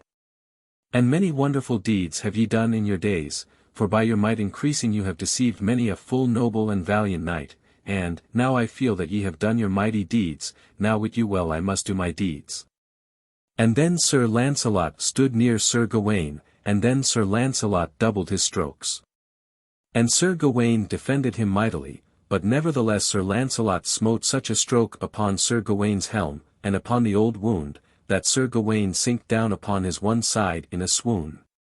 And anon as he did awake he waved and foined at Sir Lancelot as he lay, and said, Traitor knight, wit thou well I am not yet slain, come thou near me and perform this battle unto the uttermost.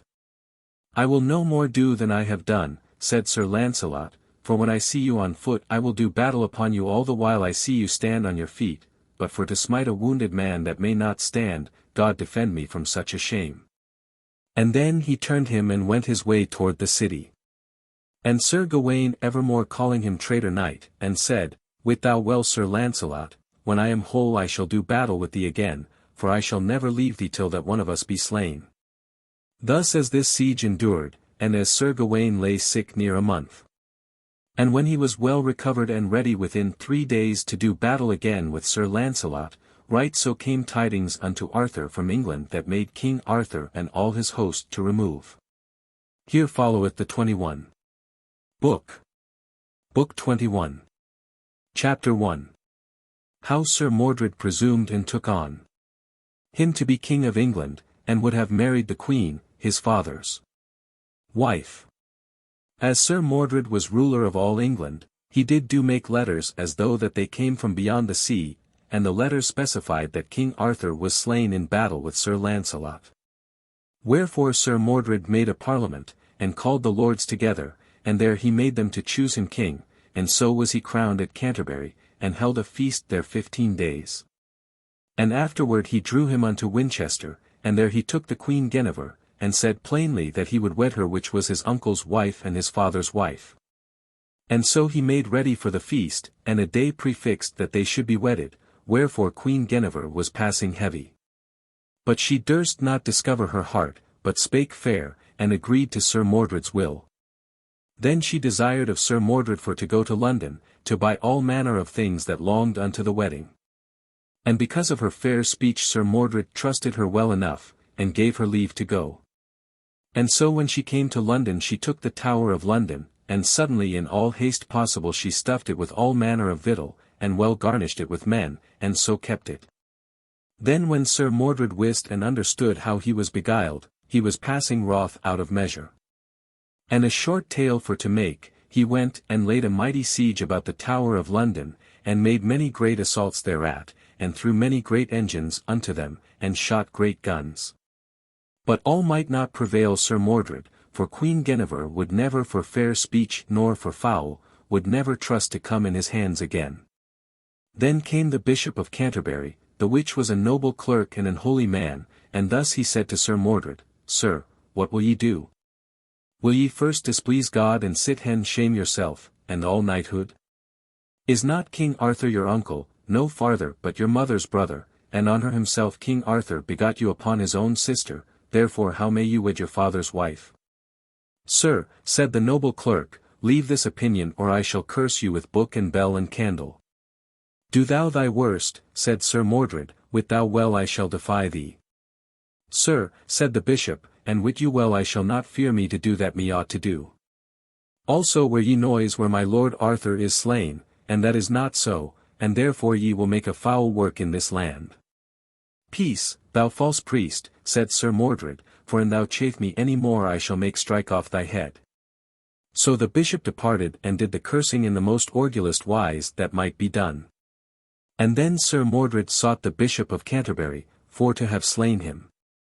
Then the bishop fled, and took part of his goods with him, and went nigh unto Glastonbury.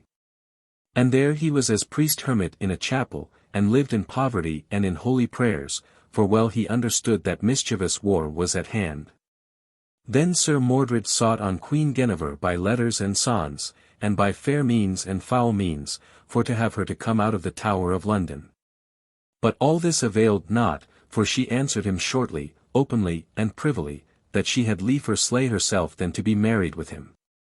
Then came word to Sir Mordred that King Arthur had arised the siege for Sir Lancelot, and he was coming homeward with a great host, to be avenged upon Sir Mordred. Wherefore Sir Mordred made right writs to all the barony of this land, and much people drew to him. For then was the common voice among them that with Arthur was none other life but war and strife, and with Sir Mordred was great joy and bliss.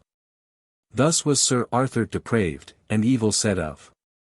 And many there were that King Arthur had made up of naught, and given them lands, might not then say him a good word. Lo ye all Englishmen, see ye not what a mischief here was? For he that was the most king and knight of the world, and most loved the fellowship of noble knights, and by him they were all upholden, now might not these Englishmen hold them content with him. Lo thus was the old custom and usage of this land. And also men say that we of this land have not yet lost nor forgotten that custom and usage. Alas, this is a great default of us Englishmen, for there may no thing please us no term. And so fared the people at that time, they were better pleased with Sir Mordred than they were with King Arthur, and much people drew unto Sir Mordred, and said they would abide with him for better and for worse. And so Sir Mordred drew with a great host to Dover, for there he heard say that Sir Arthur would arrive, and so he thought to beat his own father from his lands, and the most part of all England held with Sir Mordred, the people were so newfangled. Chapter 2. How after that King Arthur had tidings, he returned and came to Dover, where Sir Mordred met him to let his landing, and of the death of Sir Gawain. And so as Sir Mordred was at Dover with his host, there came King Arthur with a great navy of ships, and galleys, and carracks. And there was Sir Mordred ready awaiting upon his landing, to let his own father to land upon the land that he was king over. Then there was launching of great boats and small, and full of noble men of arms. And there was much slaughter of gentle knights, and many a full bold baron was laid full low, on both parties. But King Arthur was so courageous that there might no manner of knights let him to land, and his knights fiercely followed him. And so they landed maugre Sir Mordred and all his power, and put Sir Mordred aback, that he fled and all his people. So when this battle was done, King Arthur let bury his people that were dead. And then was noble Sir Gawain found in a great boat, lying more than half dead. When Sir Arthur wist that Sir Gawain was laid so low, he went unto him. And there the king made sorrow out of measure, and took Sir Gawain in his arms, and thrice he there swooned. And then when he awaked, he said, Alas, Sir Gawain, my sister's son, here now thou liest, the man in the world that I loved most. And now is my joy gone, for now, my nephew Sir Gawain, I will discover me unto your person, in Sir Lancelot and you I most had my joy, and mine affiance, and now have I lost my joy of you both, wherefore all mine earthly joy is gone from me. Mine uncle King Arthur, said Sir Gawain, wit you well my death day is come, and all is through mine own hastiness and wilfulness, for I am smitten upon the old wound the which Sir Lancelot gave me, on the which I feel well I must die. And had Sir Lancelot been with you as he was, this unhappy war had never begun, and of all this am I causer, for Sir Lancelot and his blood, through their prowess, held all your cankered enemies in subjection and donger. And now, said Sir Gawain, ye shall miss Sir Lancelot. But alas, I would not accord with him, and therefore, said Sir Gawain, I pray you, fair uncle, that I may have paper, pen, and ink, that I may write to Sir Lancelot a settle with mine own hands. And then when paper and ink was brought, then Gawain was set up weakly by King Arthur, for he was shriven a little tofore. And then he wrote thus, as the French book mocketh mention, unto Sir Lancelot, flower of all noble knights that ever I heard of or saw by my days, Sir Gawain, King Lot's son of Orkney, sister's son unto the noble King Arthur, send thee greeting. And let thee have knowledge that the 10th day of May I was smitten upon the old wound that thou gavest me afore the city of Benwick, and through the same wound that thou gavest me I am come to my death day. And I will that all the world wit, that I, Sir Gawain, knight of the Table Round, sought my death, and not through thy deserving, but it was mine own seeking. Wherefore I beseech thee, Sir Lancelot, to return again unto this realm, and see my tomb, and pray some prayer more or less for my soul. And this same day that I wrote this settle, I was hurt to the death in the same wound, the which I had of thy hand, Sir Lancelot, for of a more nobler man might I not be slain. Also Sir Lancelot, for all the love that ever was betwixt us, make no tarrying, but come over the sea in all haste, that thou mayst with thy noble knights rescue that noble king that made thee knight, that is my Lord Arthur.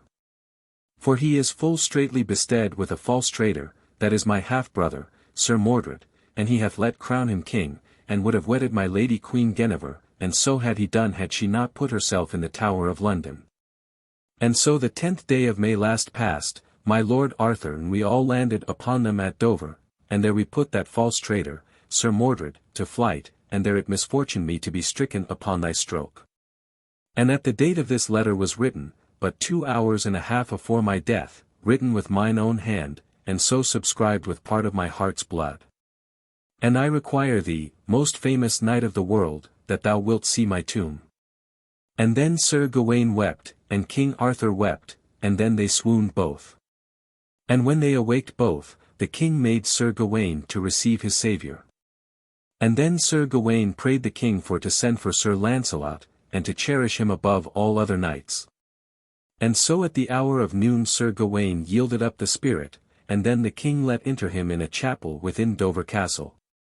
And there yet all men may see the skull of him, and the same wound is seen that Sir Lancelot gave him in battle. Then was it told the king that Sir Mordred had pight a new field upon Barham Down. And upon the morn the king rode thither to him, and there was a great battle betwixt them, and much people was slain on both parties, but at the last Sir Arthur's party stood best, and Sir Mordred and his party fled unto Canterbury. Chapter 3. How after, Sir Gawain's ghost appeared to King Arthur, and warned him that he should not fight that day. And then the king let search all the towns for his knights that were slain, and interred them. And salved them with soft salves that so sore were wounded. Then much people drew unto King Arthur. And then they said that Sir Mordred warred upon King Arthur with wrong.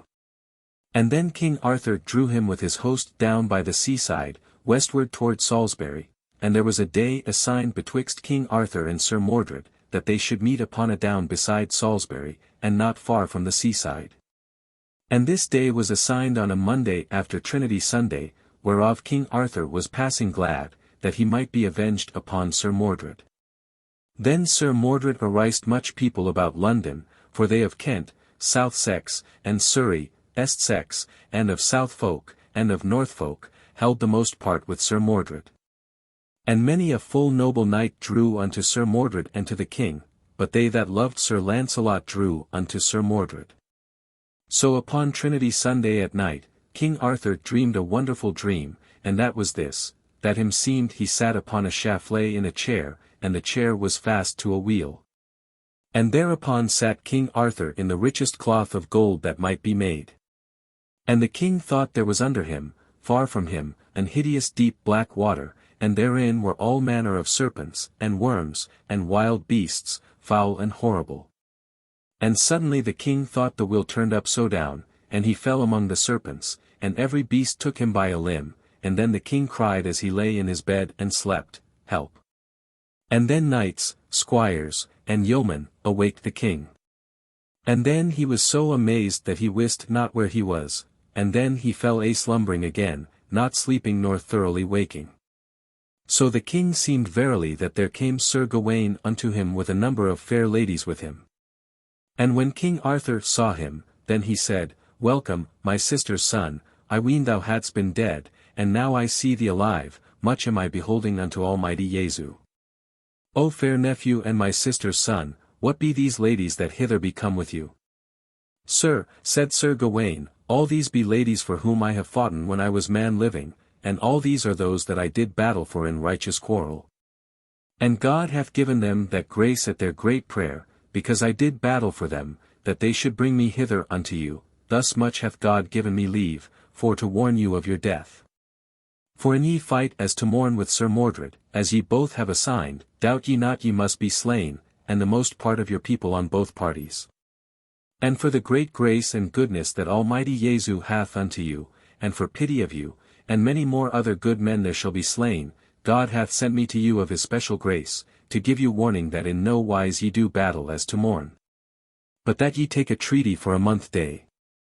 And proffer you largely, so as to mourn to be put in a delay. For within a month shall come Sir Lancelot with all his noble knights, and rescue you worshipfully, and slay Sir Mordred, and all that ever will hold with him. Then Sir Gawain and all the ladies vanished. And anon the king called upon his knights, squires, and yeomen, and charged them whitely to fetch his noble lords and wise bishops unto him. And when they were come, the king told them his avis ion, what Sir Gawain had told him, and warned him that if he fought on the morn he should be slain. Then the king commanded Sir Lucan the butler, and his brother Sir Bedivere, with 2 bishops with them, and charged them in any wise, and they might, take a treaty for a month day with Sir Mordred, and spare not. Proffer him lands and goods as much as ye think best. So then they departed, and came to Sir Mordred, where he had a grim host of 100,000 men. And there they entreated Sir Mordred long time. And at the last Sir Mordred was agreed for to have Cornwall and Kent, by Arthur's days, after, all England, after the days of King Arthur. Chapter 4. How by misadventure of an adder the battle began, where Mordred was slain, and Arthur hurt to the death. Then were they condescended that King Arthur and Sir Mordred should meet betwixt both their hosts, and everych of them should bring 14 persons, and they came with this word unto Arthur. Then said he, I am glad that this is done, and so he went into the field. And when Arthur should depart, he warned all his host that an they see any sword drawn, look ye come on fiercely, and slay that traitor, Sir Mordred, for I in no wise trust him. In like wise Sir Mordred warned his host that, an ye see any sword drawn, look that ye come on fiercely, and so slay all that ever before you standeth, for in no wise I will not trust for this treaty, for I know well my father will be avenged on me. And so they met as their appointment was, and so they were agreed and accorded thoroughly, and wine was fetched, and they drank. Right soon came an adder out of a little heath bush, and it stung a knight on the foot. And when the knight felt him stung, he looked down and saw the adder, and then he drew his sword to slay the adder, and thought of none other harm. And when the host on both parties saw that sword drawn, then they blew beams, trumpets, and horns, and shouted grimly. And so both hosts dressed them together. And King Arthur took his horse, and said, Alas this unhappy day! And so rode to his party. And Sir Mordred in like wise. And never was there seen a more doleful battle in no Christian land.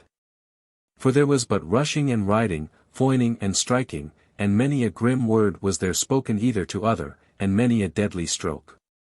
But ever King Arthur rode throughout the battle of Sir Mordred many times, and did full nobly as a noble king should, and at all times he fainted never, and Sir Mordred that day put him in devoir, and in great peril. And thus they fought all the long day, and never stinted till the noble knights were laid to the cold earth, and ever they fought still till it was near night, and by that time was there 100,000 laid dead upon the down. Then was Arthur wood wroth out of measure, when he saw his people so slain from him. Then the king looked about him, and then was he ware, of all his host and of all his good knights, were left no more alive but 2 knights. That one was Sir Lucan the butler, and his brother Sir Bedivere, and they were full sore wounded. Jesu mercy, said the king, where are all my noble knights become? Alas that ever I should see this doleful day, for now, said Arthur, I am come to mine end. But would to God that I wist where were that traitor Sir Mordred, that hath caused all this mischief. Then was King Arthur where Sir Mordred leaned upon his sword among a great heap of dead men. Now give me my spear, said Arthur unto Sir Lucan, for yonder I have espied the traitor that all this woe hath wrought. Sir, let him be, said Sir Lucan, for he is unhappy, and if ye pass this unhappy day ye shall be right well revenged upon him. Good Lord, remember ye of your night's dream, and what the spirit of Sir Gawain told you this night, yet God of his great goodness hath preserved you hitherto. Therefore, for God's sake, my lord, leave off by this, for blessed be God ye have won the field, for here we be 3 alive, and with Sir Mordred is none alive, and if ye leave off now this wicked day of destiny is past. Tide me death, betide me life, saith the king, now I see him yonder alone he shall never escape mine hands, for at a better avail shall I never have him. God speed you well, said Sir Bedivere. Then the king gat his spear in both his hands, and ran toward Sir Mordred, crying, Traitor, now is thy death day come. And when Sir Mordred heard Sir Arthur, he ran until him with his sword drawn in his hand. And there King Arthur smote Sir Mordred under the shield, with a foin of his spear, throughout the body, more than a fathom. And when Sir Mordred felt that he had his death wound he thrust himself with the might that he had up to the burr of King Arthur's spear. And right so he smote his father Arthur, with his sword holden in both his hands, on the side of the head, that the sword pierced the helmet and the brainpan, and therewithal Sir Mordred fell stark dead to the earth. And the noble Arthur fell in a swoon to the earth, and there he swooned ofttimes. And Sir Lucan the butler and Sir Bedivere ofttimes heaved him up. And so weakly they led him betwixt them both, to a little chapel not far from the seaside. And when the king was there he thought him well eased. Then heard they people cry in the field. Now go thou, Sir Lucan, said the king, and do me to wit what betokens that noise in the field. So Sir Lucan departed, for he was grievously wounded in many places. And so as he yeta, he saw and hearkened by the moonlight, how that pillars and robbers were come into the field, to pill and to rob many a full noble knight of brooches, and beads, of many a good ring, and of many a rich jewel. And who that were not dead all out, there they slew them for their harness and their riches. When Sir Lucan understood this work, he came to the king as soon as he might, and told him all what he had heard and seen. Therefore by my rede, said Sir Lucan, it is best that we bring you to some town. I would it were so, said the king. Chapter 5. How King Arthur commanded to cast his sword Excalibur into the water, and how he was delivered to ladies in a barge. But I may not stand, mine head works so. Ah Sir Lancelot, said King Arthur, this day have I sore missed thee, alas, that ever I was against thee, for now have I my death, whereof Sir Gawain me warned in my dream. Then Sir Lucan took up the king the one part, and Sir Bedivere the other part, and in the lifting the king swooned. And Sir Lucan fell in a swoon with the lift, that the part of his guts fell out of his body, and therewith the noble knight's heart brast. And when the king awoke, he beheld Sir Lucan, how he lay foaming at the mouth, and part of his guts lay at his feet. Alas, said the king, this is to me a full heavy sight, to see this noble duke so die for my sake, for he would have holpen me, that had more need of help than I. Alas, he would not complain him, his heart was so set to help me, now Jesu have mercy upon his soul. Then Sir Bedivere wept for the death of his brother.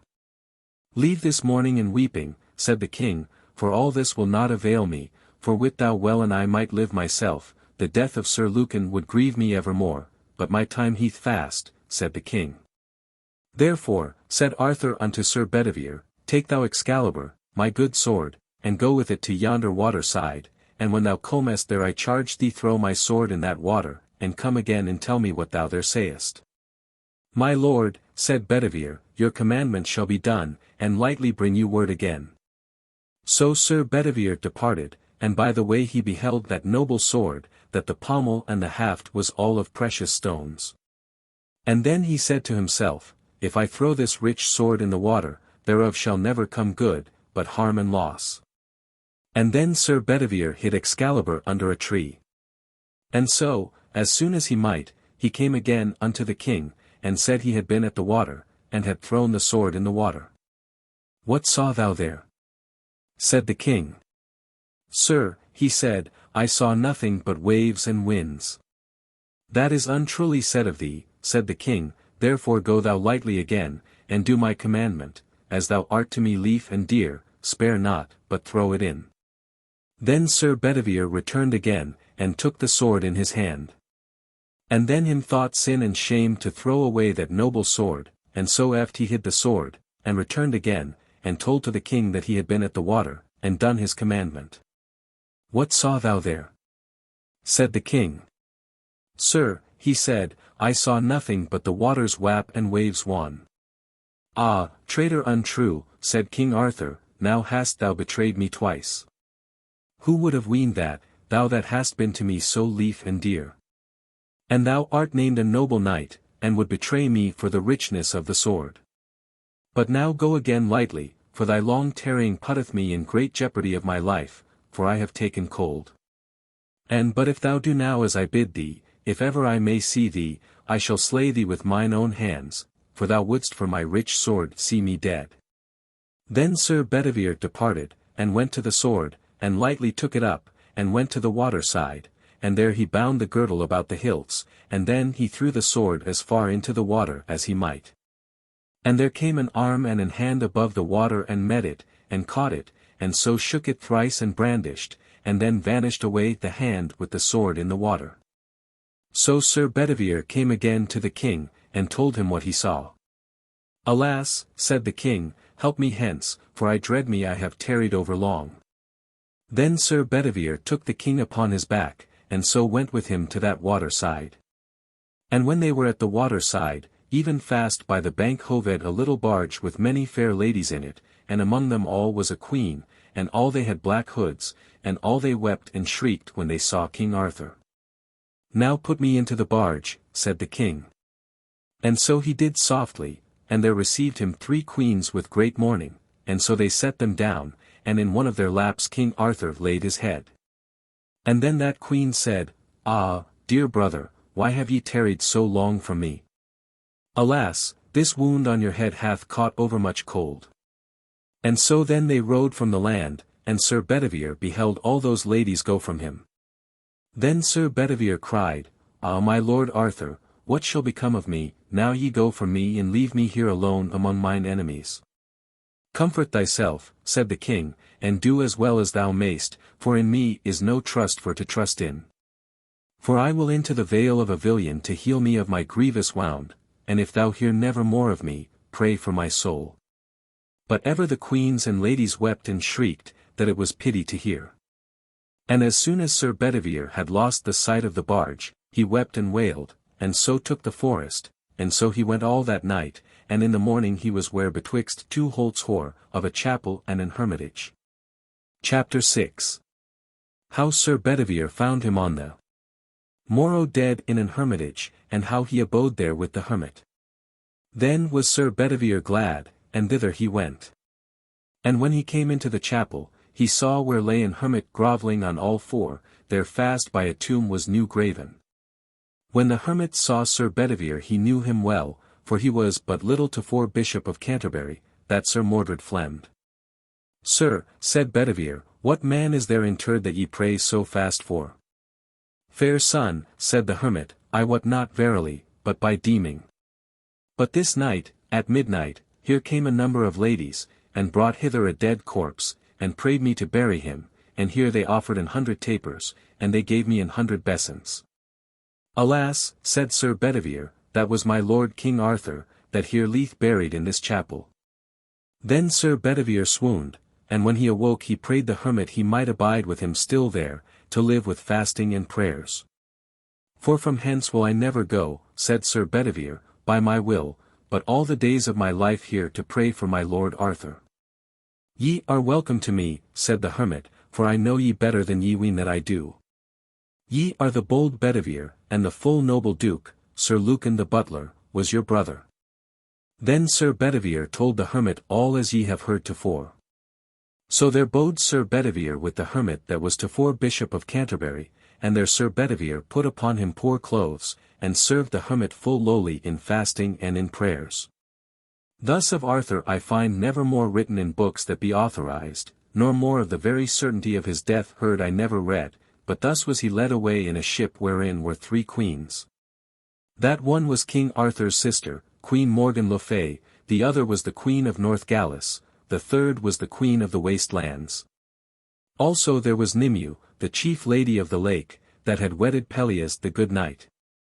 And this lady had done much for King Arthur, for she would never suffer Sir Peleus to be in no place where he should be in danger of his life, and so he lived to the uttermost of his days with her in great rest. More of the death of King Arthur could I never find, but that ladies brought him to his burials. And such one was buried there, that the hermit bare witness that sometime was Bishop of Canterbury, but yet the hermit knew not in certain that he was verily the body of King Arthur, for this tale Sir Bedivere, Knight of the Table Round, made it to be written. Chapter 7. Of the opinion of some men of the death of King Arthur, and how Queen Guinevere made her a nun in Almesbury. Yet some men say in many parts of England that King Arthur is not dead, but had by the will of our Lord Jesu into another place, and men say that he shall come again, and he shall win the Holy Cross. I will not say it shall be so, but rather I will say, here in this world he changed his life. But many men say that there is written upon his tomb this verse, Hic jacet Arthurus, rex quondam, rex que futurus. Thus leave I here Sir Bedivere with the hermit, that dwelled that time in a chapel beside Glastonbury, and there was his hermitage. And so they lived in their prayers, and fastings, and great abstinence. And when Queen Guinevere understood that King Arthur was slain, and all the noble knights, Sir Mordred and all the remnant, then the queen stole away, and 5 ladies with her, and so she went to Almesbury. And there she let make herself a nun, and wear white clothes and black, and great penance she took, as ever did sinful lady in this land, and never creature could make her merry. But lived in fasting, prayers, and almsdeeds, that all manner of people marvelled how virtuously she was changed. Now leave we Queen Guinevere in Almesbury, a nun in white clothes and black, and there she was abbess and ruler as reason would.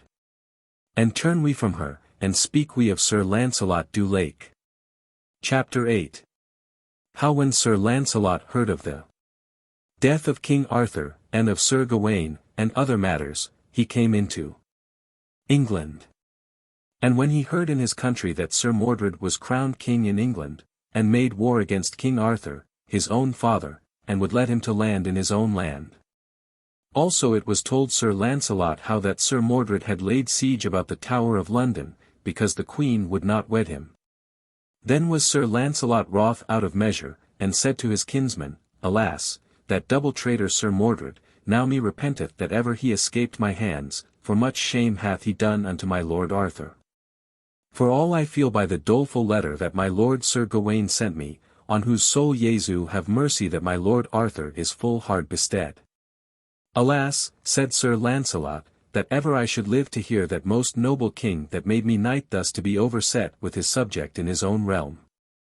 And this doleful letter that my lord, Sir Gawain, hath sent me afore his death, praying me to see his tomb, wit you well his doleful words shall never go from mine heart, for he was a full noble knight as ever was born. And in an unhappy hour was I born that ever I should have that unhap to slay first Sir Gawain, Sir Gaheris the good knight, and mine own friend Sir Gareth, that full noble knight.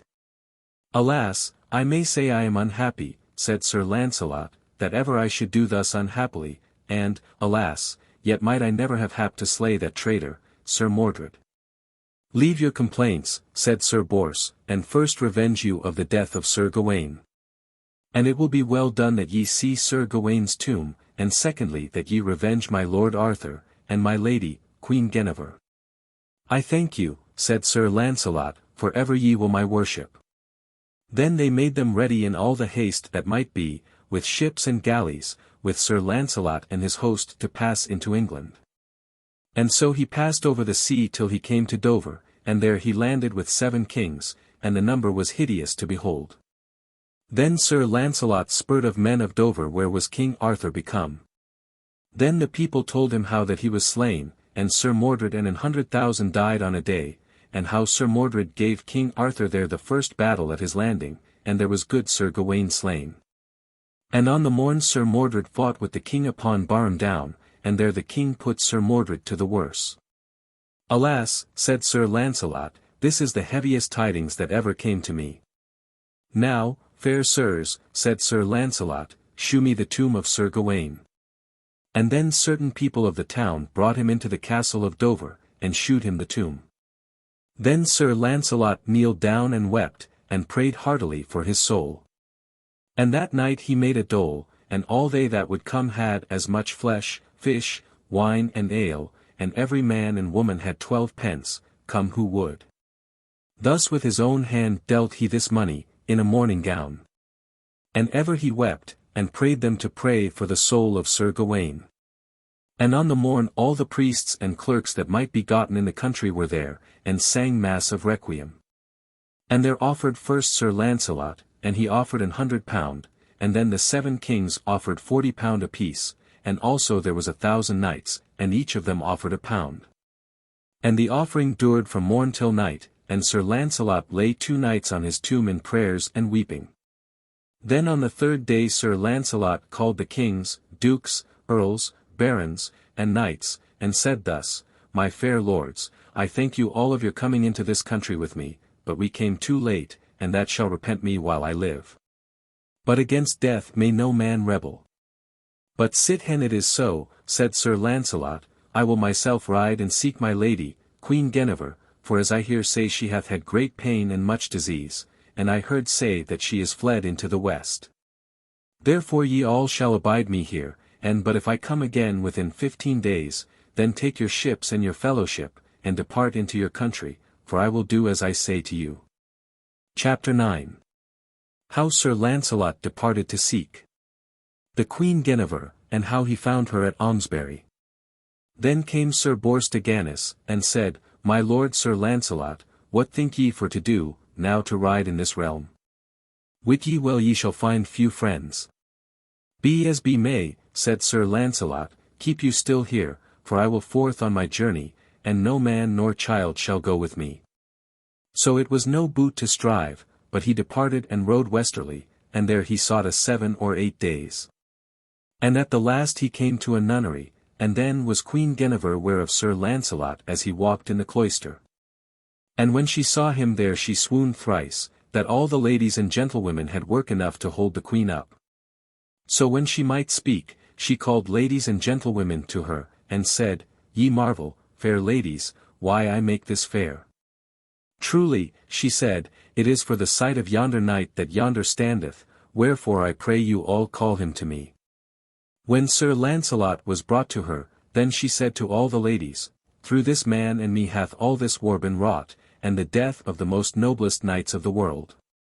For through our love that we have loved together is my most noble lord slain. Therefore, Sir Lancelot, wit thou well I am set in such a plight to get my soul heal. And yet I trust through God's grace that after my death to have a sight of the blessed face of Christ, and at doomsday to sit on his right side, for as sinful as ever I was are saints in heaven.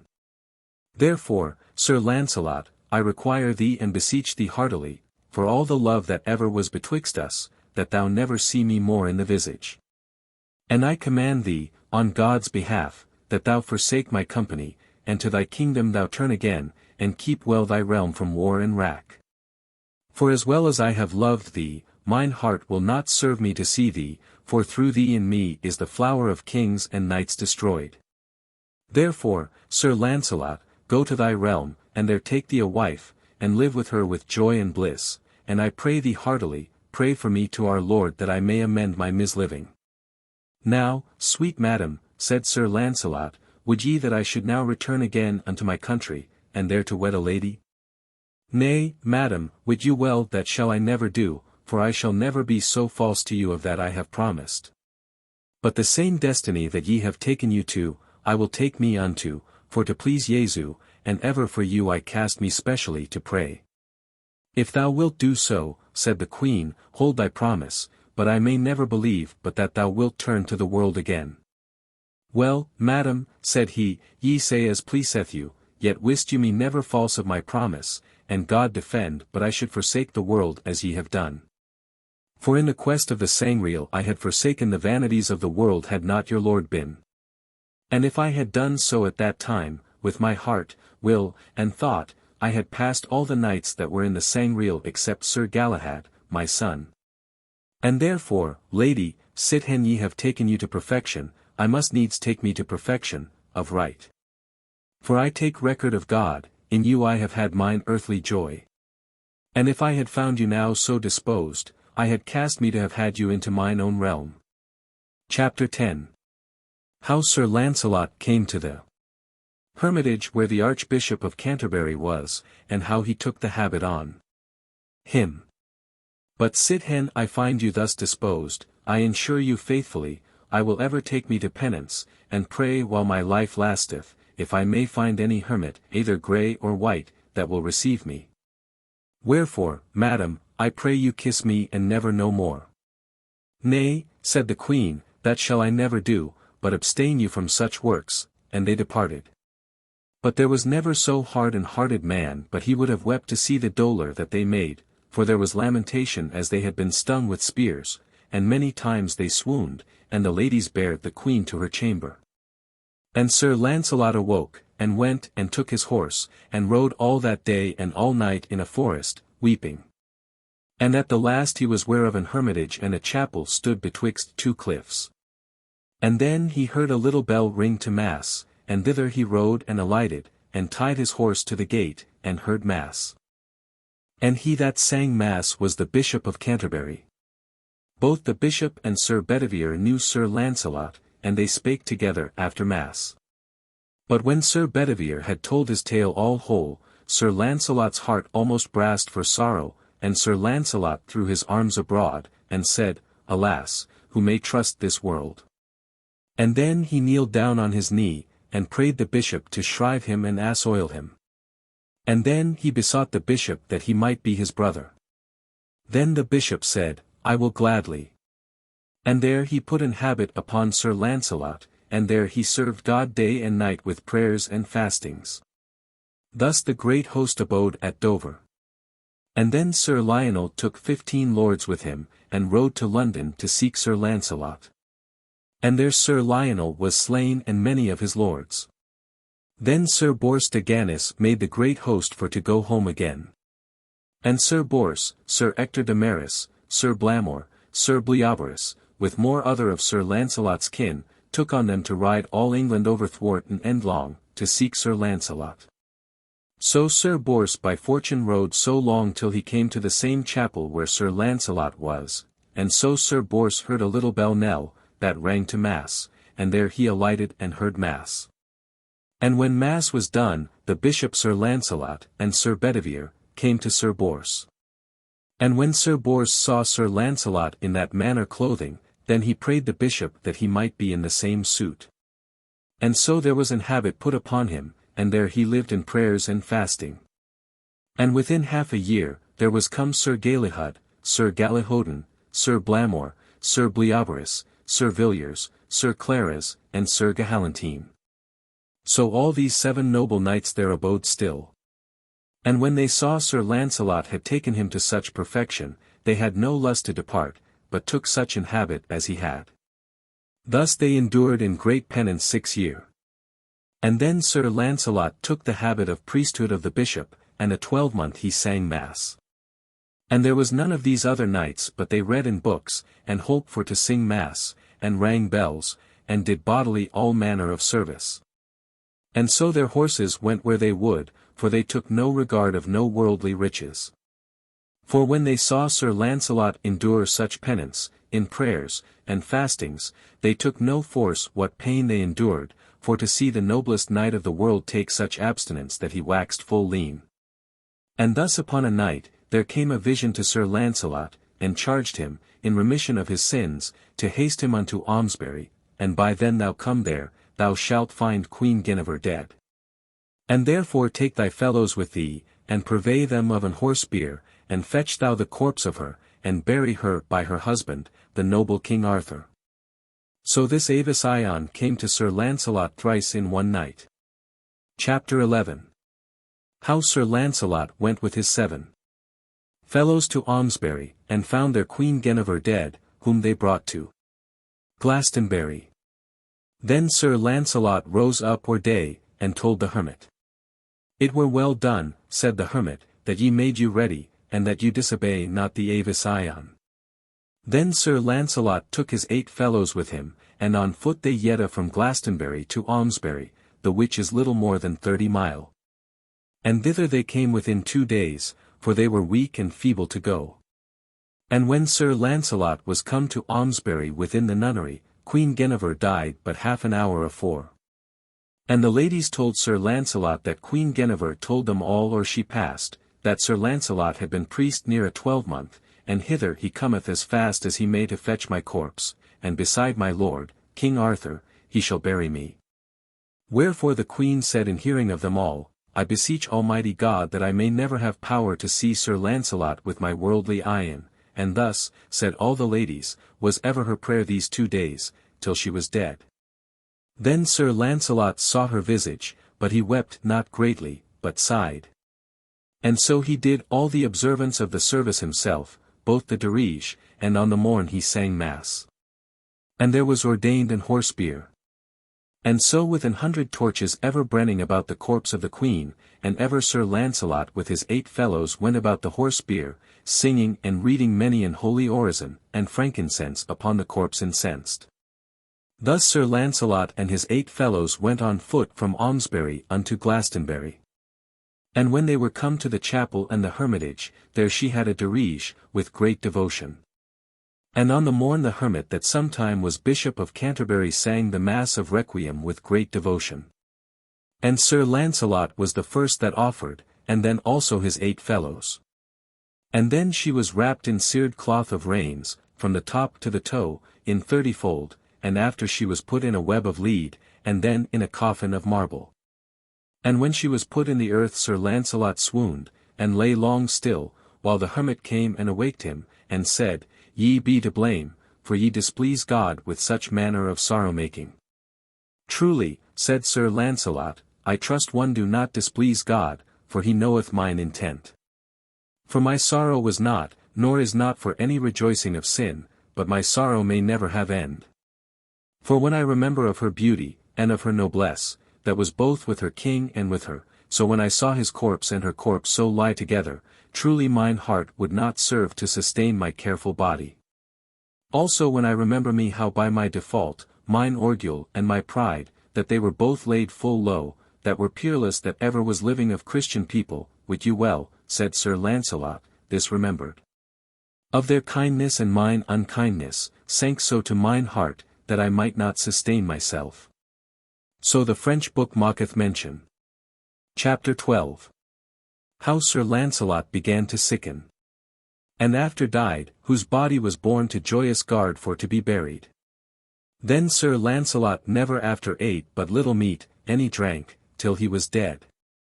For then he sickened more and more, and dried, and dwined away.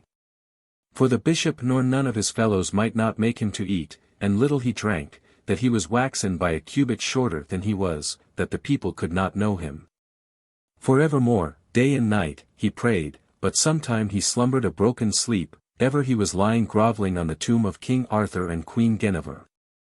And there was no comfort that the bishop, nor Sir Bors, nor none of his fellows, could make him, it availed not. So within 6 weeks after, Sir Lancelot fell sick, and lay in his bed. And then he sent for the bishop that there was hermit, and all his true fellows. Then Sir Lancelot said with dreary Stephen, Sir Bishop, I pray you give to me all my rights that longeth to a Christian man. It shall not need you, said the hermit and all his fellows, it is but heaviness of your blood, ye shall be well mended by the grace of God to morn. My fair lords, said Sir Lancelot, wit you well my careful body will into the earth, I have warning more than now I will say, therefore give me my rights. So when he was houselled and annealed, and had all that a Christian man ought to have, he prayed the bishop that his fellows might bear his body to Joyous Gard. Some men say it was Alnwick, and some men say it was Bamborough. Howbeit, said Sir Lancelot, me repenteth sore, but I made mine a vow sometime, that in Joyous Gard I would be buried. And because of breaking of mine a vow, I pray you all, lead me thither. Then there was weeping and wringing of hands among his fellows. So at a season of the night they all went to their beds, for they all lay in one chamber. And so after midnight, against day, the bishop, that, then was hermit, as he lay in his bed asleep, he fell upon a great laughter. And therewith all the fellowship awoke, and came to the bishop, and asked him what he ailed. Ah Jesu mercy, said the bishop, why did ye awake me? I was never in all my life so merry and so well at ease. Wherefore? Said Sir Bors. Truly said the bishop, here was Sir Lancelot with me with more angels than ever I saw men in one day. And I saw the angels heave up Sir Lancelot unto heaven, and the gates of heaven opened against him. It is but dretching of Suivans, said Sir Bors, for I doubt not Sir Lancelot aileth nothing but good. It may well be, said the bishop. Go ye to his bed, and then shall ye prove the sooth. So when Sir Bors and his fellows came to his bed they found him stark dead, and he lay as he had smiled, and the sweetest savour about him that ever they felt. Then was there weeping and wringing of hands, and the greatest dole they made that ever made men. And on the morn the bishop did his mass of requiem, and after, the bishop and all the 9 knights put Sir Lancelot in the same horse bier that Queen Guinevere was laid into for that she was buried. And so the bishop and they all together went with the body of Sir Lancelot daily, till they came to Joyous Gard, and ever they had 100 torches burning about him. And so within 15 days they came to Joyous Gard. And there they laid his corpse in the body of the choir, and sang and read many psalters and prayers over him and about him. And ever his visage was laid open and naked, that all folks might behold him. For such was the custom in those days, that all men of worship should so lie with open visage till that they were buried. And right thus as they were at their service, there came Sir Ector de Maris, that had 7 years sought all England, Scotland, and Wales, seeking his brother, Sir Lancelot. Chapter 13. How Sir Ector found Sir Lancelot. His brother dead, and how Constantine reigned next after Arthur, and of the end of this book. And when Sir Ector heard such noise and light in the choir of Joyous Gard, he alighted and put his horse from him, and came into the choir, and there he saw men sing and weep. And all they knew Sir Ector, but he knew not them. Then went Sir Bors unto Sir Ector, and told him how there lay his brother, Sir Lancelot, dead, and then Sir Ector threw his shield, sword, and helm from him. And when he beheld Sir Lancelot's visage, he fell down in a swoon. And when he waked it were hard any tongue to tell the doleful complaints that he made for his brother. Ah, Lancelot, he said, thou were head of all Christian knights, and now I dare say, said Sir Ector, thou Sir Lancelot, there thou least, that thou were never matched of earthly knight's hand. And thou were the courteous knight that ever bare shield. And thou were the truest friend to thy lover that ever bestrad horse. And thou were the truest lover of a sinful man that ever loved woman. And thou were the kindest man that ever struck with sword. And thou were the goodliest person that ever came among press of knights. And thou was the meekest man and the gentlest that ever ate in hall among ladies. And thou were the sternest knight to thy mortal foe that ever put spear in the rest. Then there was weeping and dolour out of measure. Thus they kept Sir Lancelot's corpse aloft 15 days, and then they buried it with great devotion. And then at leisure they went all with the Bishop of Canterbury to his hermitage, and there they were together more than a month. Then Sir Constantine, that was Sir Cator's son of Cornwall, was chosen King of England. And he was a full noble knight, and worshipfully he ruled this realm. And then this King Constantine sent for the Bishop of Canterbury, for he heard say where he was. And so he was restored unto his bishopric, and left that hermitage. And Sir Bedivere was there ever still hermit to his life's end. Then Sir Bors de Ganis, Sir Ector de Maris, Sir Gahalantine, Sir Galahad, Sir Galahodin, Sir Blamor, Sir Bleoberis, Sir Villiers le Valiant, Sir Clarus of Claremont, all these knights drew them to their countries. Howbeit King Constantine would have had them with him, but they would not abide in this realm. And there they all lived in their countries as holy men. And some English books make mention that they went never out of England after the death of Sir Lancelot, but that was but favour of makers. For the French book mocketh mention, and is authorized, that Sir Bors, Sir Ector, Sir Blamor, and Sir Bleoberis, went into the Holy Land thereas Jesu Christ was quick and dead, and anon as they had stablished their lands. For the book saith, so Sir Lancelot commanded them for to do, or ever he passed out of this world. And these 4 knights did many battles upon the miscreants or Turks. And there they died upon a Good Friday for God's sake. Here is the end of the book of King Arthur, and of his noble knights of the Round Table, that when they were whole together there was ever 140. And here is the end of the death of Arthur. I pray you all, gentlemen and gentlewomen that readeth this book of Arthur and his knights, from the beginning to the ending, pray for me while I am alive, that God send me good deliverance, and when I am dead, I pray you all pray for my soul. For this book was ended the 9th year of the reign of King Edward IV, by Sir Thomas Malory, Knight, as Jesu help him for his great might, as he is the servant of Jesu both day and night. Thus in death this noble and joyous book entitled Le Morte d'Arthur. Notwithstanding it treateth of the birth, life, and acts of the said King Arthur, of his noble knights of the Round Table, their marvellous enquests and adventures, the achieving of the Sangreal. And in the end the dolorous death and departing out of this world of them all. Which book was reduced into English by Sir Thomas Malory, Knight, as afore is said, and by me divided into 21 books, chaptered, and imprinted, and finished in the Abbey, Westminster, the last day of July the year of our Lord MCCCCLXXXV. Caxton me fieri facit. Glossary. Abashed, abased, lowered. Abate, depress, calm. Abought, paid for. Abraid, started. Accompted, counted. Accorded, agreed. Accordment, agreement. Acquit, repay. Actually, actively. Adoubted, afraid. Advision, vision. Afeared. Afraid. Afterdeal, disadvantage. Against, retract. Anon, known. Allegement, alleviation. Allegiance, alleviation. Allow, approve. Almaries, chests. Althor, gen. Pl, of all. Amounted, mounted. Annealed, anointed. Anguishly, in pain. Anon, at once. Appair, weaken. Apparelled, fitted up. Appeach, impeach. Appealed, challenged, accused. Apprentices, displays. Arroged, enraged. Confused. Erased, raised. Erase, obliterate. Arreared, reared. Armavestal, martial. Array, plight, state of affairs. Arrayed, situated. Arson, saddlebow. Askance, casually. Assoiled, absolved. Assotted, infatuated. Assummon, summon. Astonied, amazed, stunned. At, of, by. At after, after. Atteint, overcome.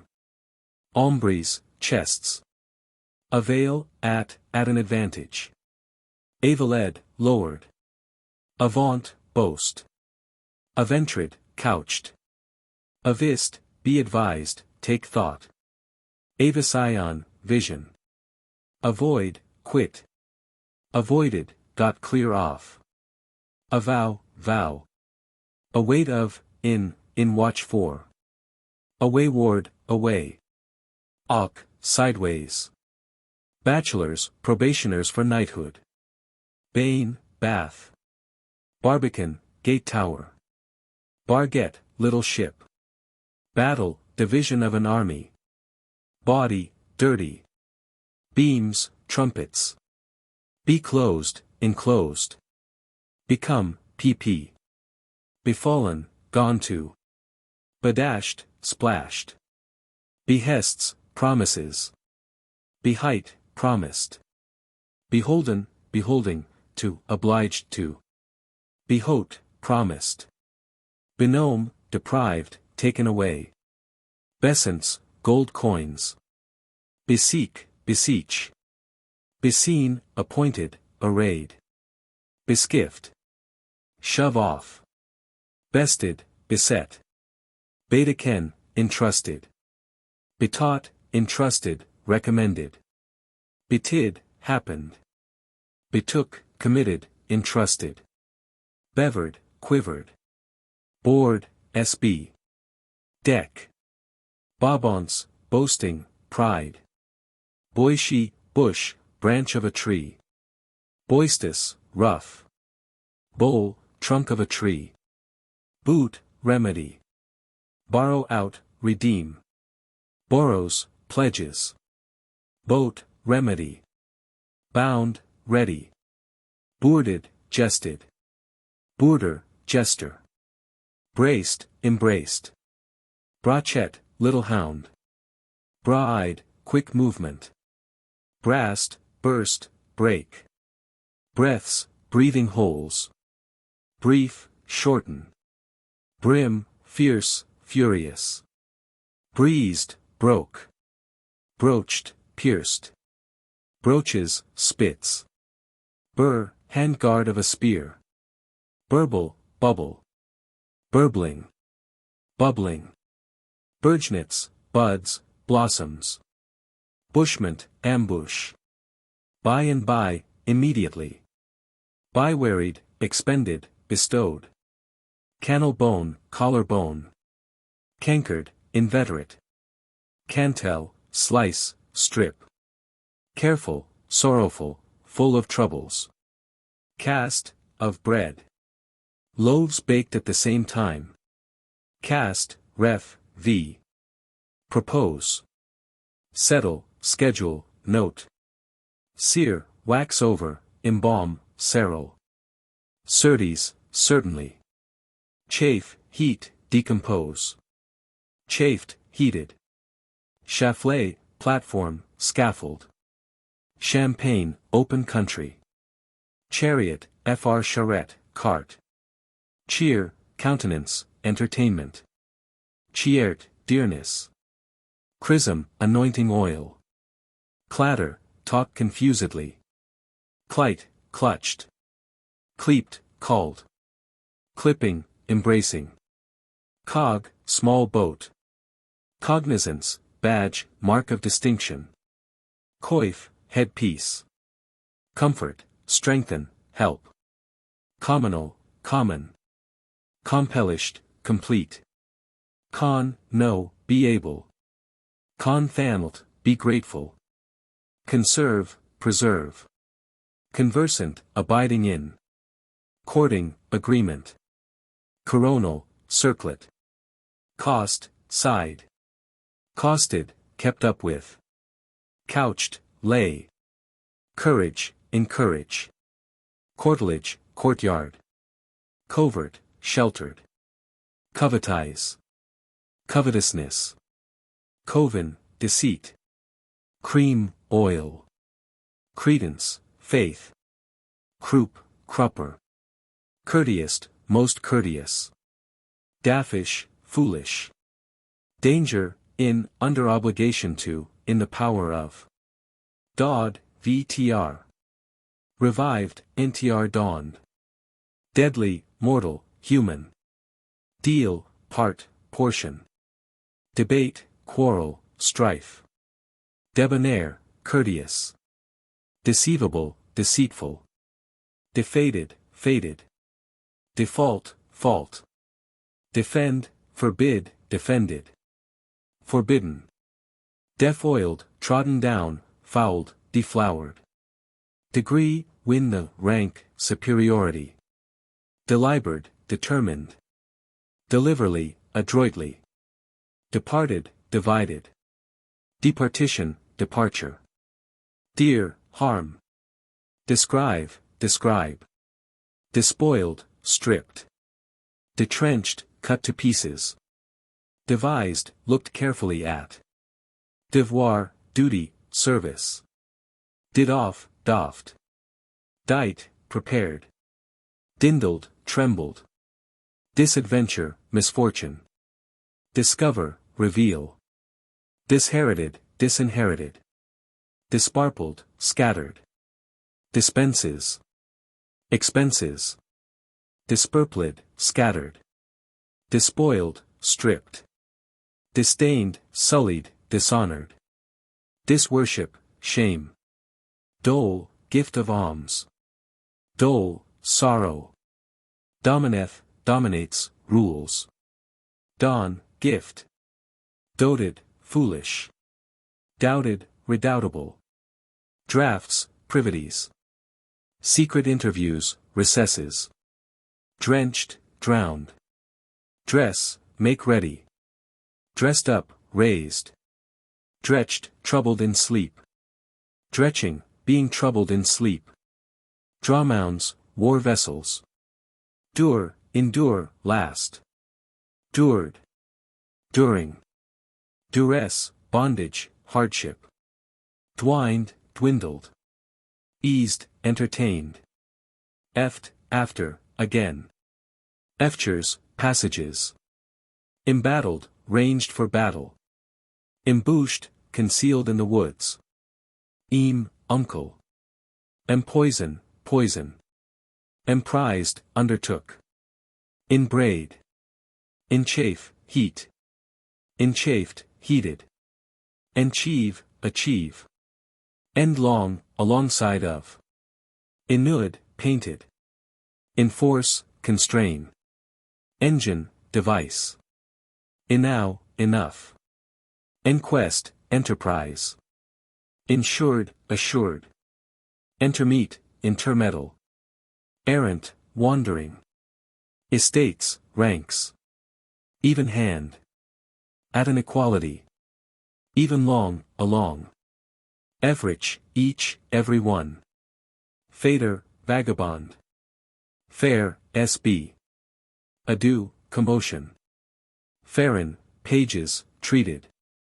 Fote, lack, fote, lacked. Fealty, oath of fidelity. Fear, frighten. Feut, trace, track. Feuter, set in rest, couch. Feutered, set in socket. Fiance, affiance, promise. Flang, flung. rushed. Flatling, prostrate. Fleet, float. Flemmed, put to flight. Flittered, fluttered. Foiled, defeated, shamed. Foined, thrust. Foining, thrusting. Foins, thrusts. Foot hot, hastily. Forbled, spent with bleeding. Force, no. No concern. Fordeal, advantage. Fordo, destroy. Fordid. Forecast, preconcerted plot. Forfared, worsted. Forfend, forbid. Forfoughten, weary with fighting. Forhewn, hewn to pieces. Forjusted, tired with jousting. Forthinketh, repents. Fortuned, happened. Forward, vanguard. Forwounded. Sorely wounded. Free, noble. Freshed. Froward, away from. Gad, wedge or spike of iron. Gainest, readiest. Gar, cause. Gart, compelled. Gently, like a gentleman. Gerfalcon, a fine hawk. Germain, closely allied. Jest, deed, story. Guisarme, halberd, battle-axe. Glaive, sword. Glasting, barking. Gladescent, barking, yelping. Gobbets, lumps. Graved, made ready. Gree, degree, superiority. Greed, pp. Pleased, content. Gresques, steps.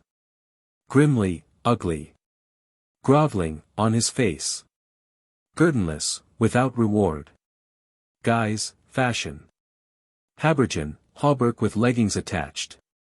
Hair, a hair shirt. Hail and how, a sailor's cry. Halp, helped. Housed. Embraced. Housing, embracing.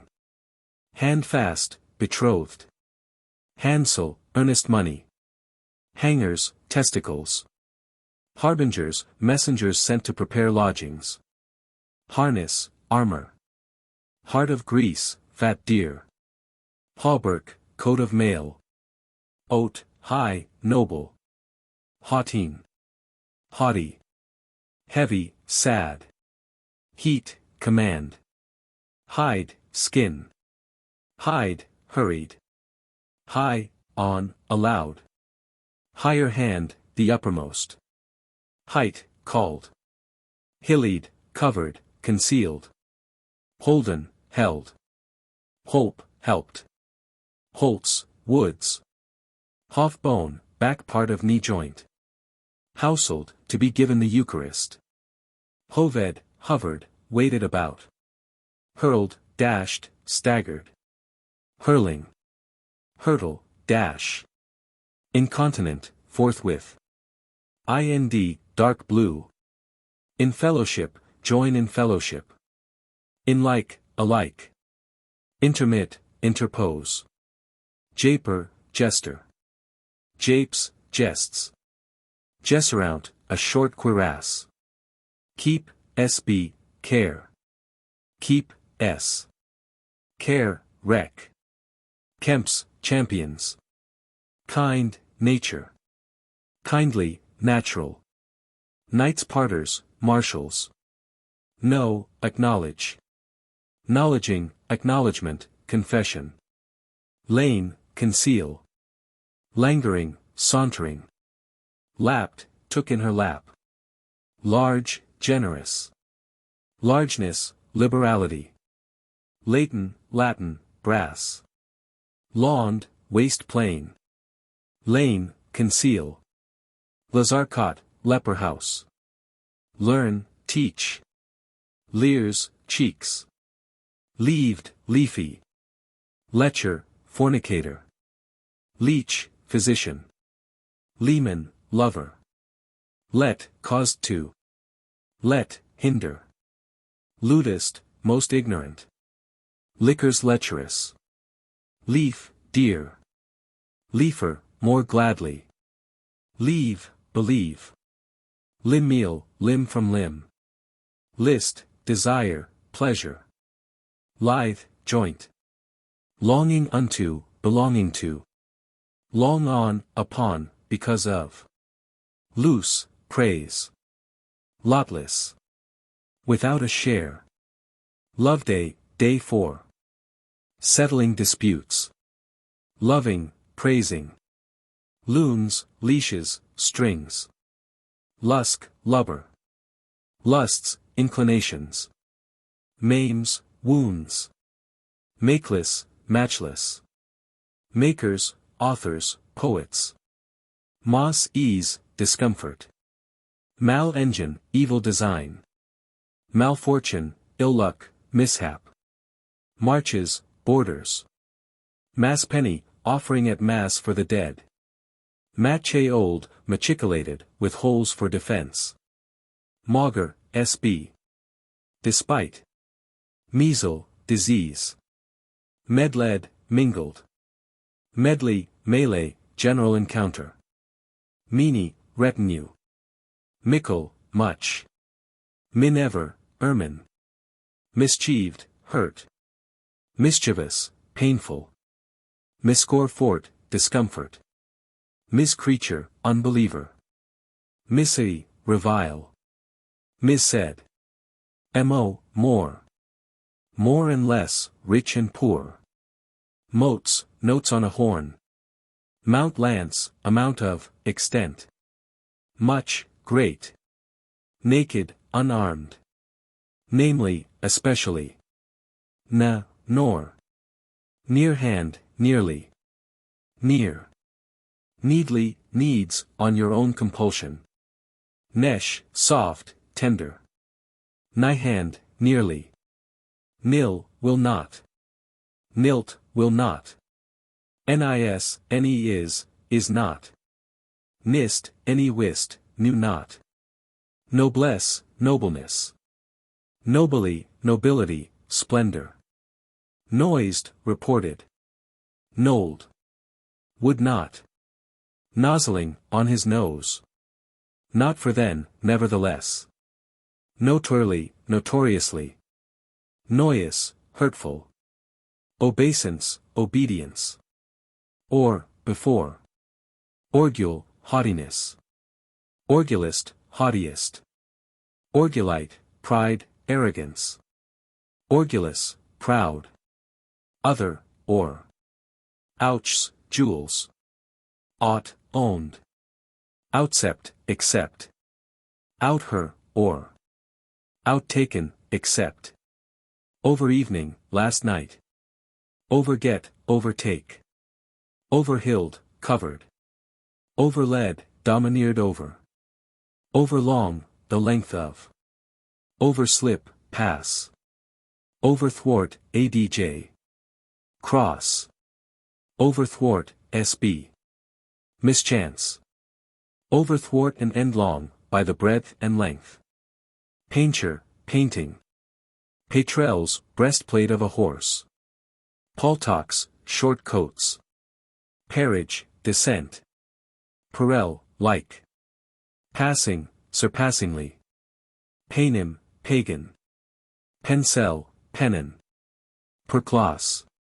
Partition. Purdy, pardieu. Perigot, falcon. Perish, destroy. Perone, tombstone. Pite, pitched. Pike, steal away. Piked, stole. Pillars, plunderers. Pilling, plundering. Pleasance, pleasure. Plenor, complete. Plump, sb. Cluster. Pointling, aiming. Pont, bridge. Port, gate. Posseed, possessed. Potestate, governor. Precessors, predecessors.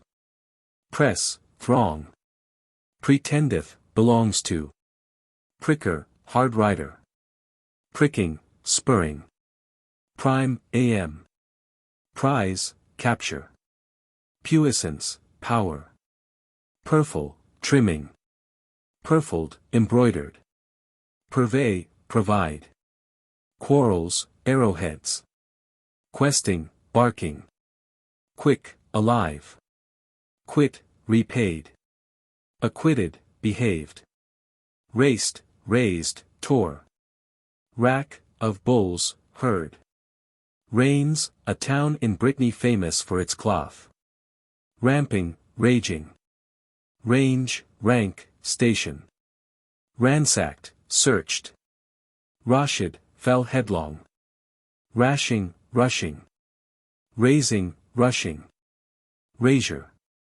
Rondon, impetuosity. Rear, raise. Recate, note of recall. Recomforted, comforted, cheered. Recounter, rencontre, encounter. Recover, rescue. Read, advise. SB, counsel. Redounded, glanced back. Religion, religious order. Reny, deny. Report, refer. Resemblant. Semblance. Retrade, drew back. Rightwise, rightly. Rivage, shore. Roamed, roared. Wrote, practiced. Rove, cleft. Rouncepic, a branch. Sacring, consecrating. Sad, serious. Sadly, heartily, earnestly. Sal, room. Samite. Silk stuff with gold or silver. Threads. Sangreal, Holy Grail. Sarps, girdles. Saw, proverb. Scathes, harms, hurts. Scripture, writing. Search, probe wounds. Sealer, canopy. Semblable, like. Semblant, semblance. Sandal, fine cloth. Sennight, weak. Servage, slavery. Sewer, officer who sat on dishes and tasted them. Shaftmon, handbreadth. Shaw, thicket. Sheaf, thrust. Sheer Thursday, Thursday in Holy Week. Shend, harm. Shinship, disgrace. Shent, undone, blamed. Shower, attack. Shrew, rascal. Shrewd, knavish. Sib, akin to. Sideling, sideways. Siege, seat. Signified, likened. Sicker, sure. Sickerness, assurance. Sith, since. Sithen, afterwards, since. Skift, changed. Slade, valley. Slake, glen. Soil, to go to, hunting term for taking the water. Sans, messages. Sort, company. Spurred, bolted. Spear, ask, inquire. Spurred, asked. Spurhawk, sparrowhawk. Sprent, sprinkled. Stale, station. Stark, thoroughly. Stead, place. Sturt. Started, rose quickly. Stephen, appointment. Stephen Sayre. Appointment made. Stephen, voice. Sty, path. Stilly, silently. Stint, fixed revenue. Stonied, astonished. Became confused. Stour, battle. Strain, race, descent. Straight, narrow. Straked, blew a horn. Sue, pursue. Sued, pursued. Singles, saddle girths. Swung, swung. Sweven, dream. Swuff, sound of wind. Talent, desire. Tallage, taxes. Tallies, taxes. Tamed, crushed. Tatches, qualities. Teen, sorrow. Term, period of time. Filk, that same. Though, then. Frang, pushed. Thralled, pushed. Till, to. To brast, burst. To fore, before. To mourn, tomorrow. Took, gave. To rove, broke up. To shivered, broken to pieces. Traced, advanced and retreated. Trains, devices, wiles. Trossing, pressing forward. Traverse, met at, came across. Traverse, slantwise. Traversed, moved sideways. Tray, grief. Treatise. Treaty. Tree, timber. Trenchant, cutting, sharp. Trace, hunting term. Truage, tribute. Trust, pact. Ubly, wafer, host. Umbicast, cast about. Umberear, the part of the helmet which shaded the eyes. Umber, shade. Unavised. Thoughtlessly. Uncouth, strange. Undurn, a.m. Ungoodly, rudely. Unhappy, unlucky. Unhilled, uncovered. Unearthed, scarcely. Unsicker, unstable. Unwimpled, uncovered. Unrasked, untwisted, unbound. Upright, flat on the back. Upside down. Usage. Utah's, octave of a festival. Utterance, uttermost. Varlet, servant. Venery, hunting. Venales, breathing holes. Villain, man of low birth. Visors, the perforated parts of helmets. Voided, slipped away from. Wagging, shaking. Waited, watched. Waits, watches. Wallop, gallop. Wanhope, despair. Wap, ripple. Where, aware. Warison, reward. Warn, forbid, refuse. Weeds, garments. Weltered, rolled about. Wend, thought. Wolf, a man turned into a wolf by magic. Where, whereas. Wide where. Over wide space. Wield, possess, have power over. Wield himself, come to himself. White, brave, strong. Whitely, swiftly. Wildsome, desolate. Wimpled, with the head covered. Win, make way. White, v. Blame. Within forth, on the inside. Without forth, on the outside. Wittiest, cleverest. Wittily, cleverly. Witting, knowledge. Wold or nold, would or would not. Wonder, adj, wondrous. Wonder, adv.